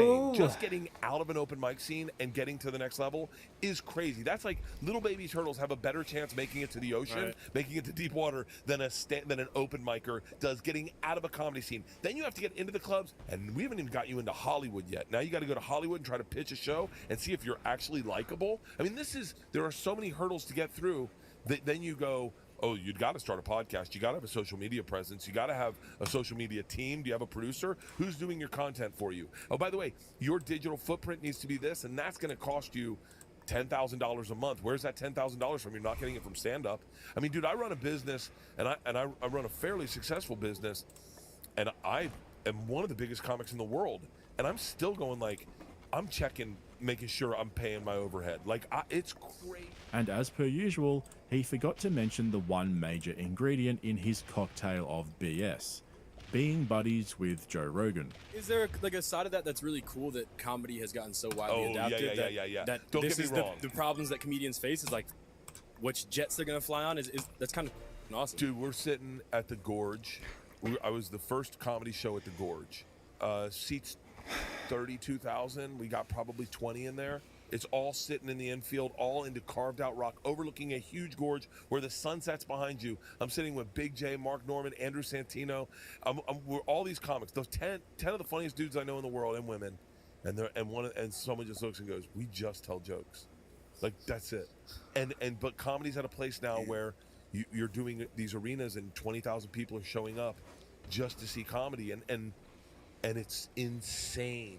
So this cult of celebrity comedy podcasters really did blow up during the last 3 years since the events of 2020, when most of us were forced to stay at home and consume more social media than we usually would. That's where many of these guys were discovered and blew up. Bert talks about this idea of being famous only for your stand-up comedy routines, but I don't think it's that simple. Take Matt Rife, for example. He's been grinding it out at comedy clubs doing his stand-up routines just like most comics do.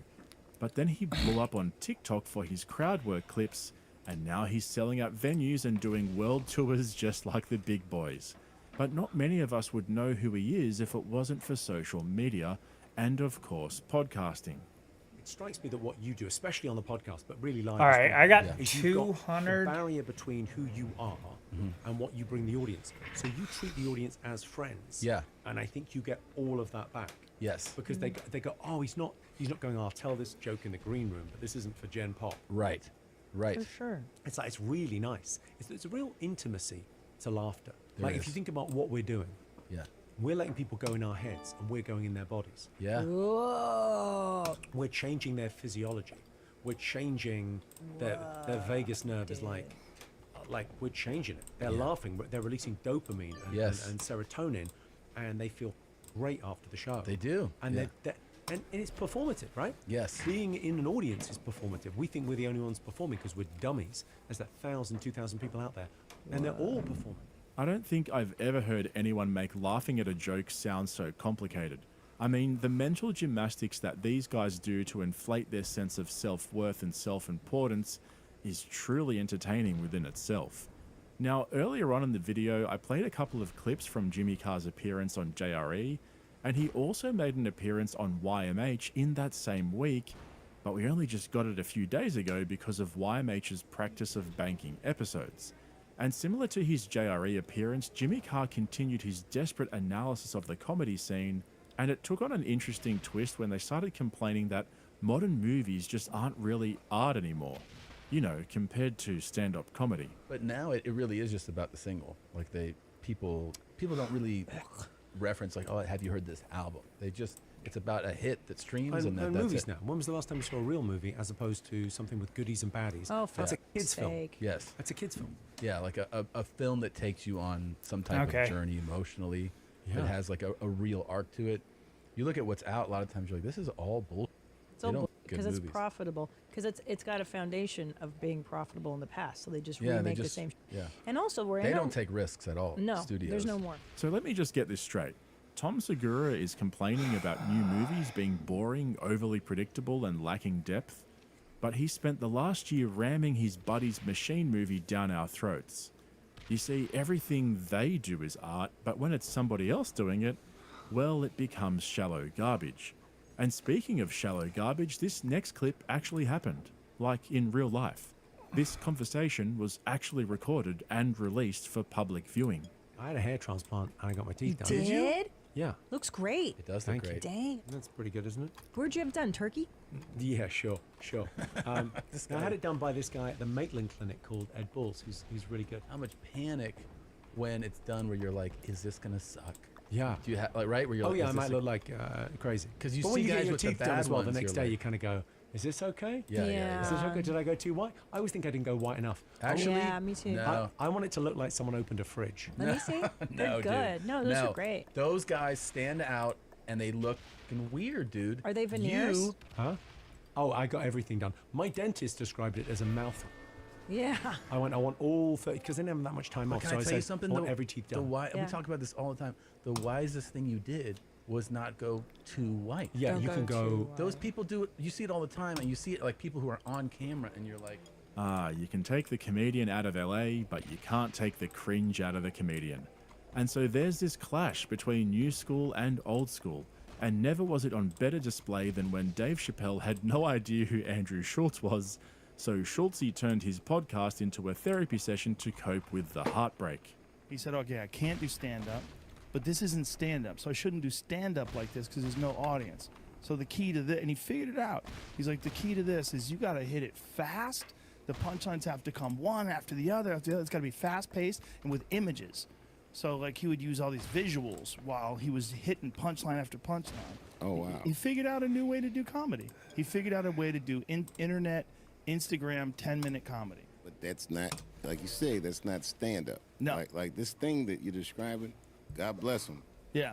That's not what I do. Yeah, it's different. Yeah. It's different. You know, I could throw a slideshow in the if I want to, but that crowd's not there. What's Right. the point for me? I know what you mean, but for him, he's coming up still. Yeah, and it's a whole different ball of wax. That's Yeah. what I'm saying. Like that thing that evolution he was able to make. Mhm. Yes, I'm like the old guy who has that hot outfit from the '70s. Go fashion, go on without me. I look fine. I'm that. I'm good. We're out there in Arizona, we're cooling, chilling by the pool, and all of a sudden people start hitting me up. They're like, "Yo, Chappelle's on Rogan, and he's hating on you, bro. He's throwing shade at you, right?" Let me just give some context to this. I think I would have reacted the same way as Dave, given how I was described. Joe's describing this like kind of YouTube or Instagram comedy, and you know how we all are. The second you tell me about like a funny YouTuber or a funny Instagrammer, we're like, I don't give a what that shit is, a little slideshow. This, We that, the other. stand-ups, yeah. Exactly, we're stand-ups, so it's just like I understand that first reaction, right? But then when Joe's like, no, he's a stand-up, it's different, and he found a way to evolve within the times, and then I think he was a little bit dismissive to it, and he was like, that's not my type of comedy, that's not what I do. And I guess the only pushback I would give there to Dave is that, like, Dave is a household name not because of stand-up, but because of a different type of comedy. I think the takeaway from this is I'm not going to get a Chappelle chain anytime soon, and you know what, I can live with that. I think I'll be okay, you know, and if Dave wants to rethink that, then you know, we can have that discussion. Ladies and gentlemen, these are the brats of comedy, the social media influencer stand-up comedians who most of us came to know from their appearances on JRE. So what about guys like Dave Chappelle and Bill Burr? Well, I think they're both great examples of almost the exact opposite of the comedy brats. Rogan needs those two more than they need him. They validate him as a comedian, and you can see that dynamic when they What do go you on mean? JRE. Instead of comedy brats acting like lovesick puppies in front of Papa Rogan, Chappelle and Bill Burr can basically say whatever they want, and Rogan has no choice but to put on a brave face and laugh hysterically, because they're comedians, right? You want people to walk down the street? But they are funny. Ascon? Let's not start this, Joe. Do you, though? Let's not start this. Okay. Let's start it. I don't want to start this bullshit. I'm not going to sit here with no medical degree, listening to you. Ah, with yeah, no this is medical fucking degree, with stupid. an American flag behind you, smoking a cigar, acting like we know what's up better than the CDC. All I do is I watch the news once every 2 weeks. I'm like, mask or no mask? Still mask? All right, mask. That's all I give a fuck. Yeah, that's I don't dumb as care. fuck. But even they say you shouldn't wear a mask unless you're treating a coronavirus patient. The World Health Organization. Yeah, but they didn't say literally that initially. They didn't say it initially. No, they didn't. They did, and then it gradually, and then wait, and then everybody wore the masks. This is like rollerblading. Everybody rollerbladed, and then there was that one homophobic joke, and then everybody acted like they never did it. And then 100 million rollerblades got thrown into the ocean. We all wore masks, I and then never all of a sudden, rollerbladed. people are sitting there. What? You don't have the body type for it, dude. Your knuckles would scrape on the ground, even with that extra All 2 right. inches. I am done. I just love how wearing a mask became like this, like soft. I'll see you guys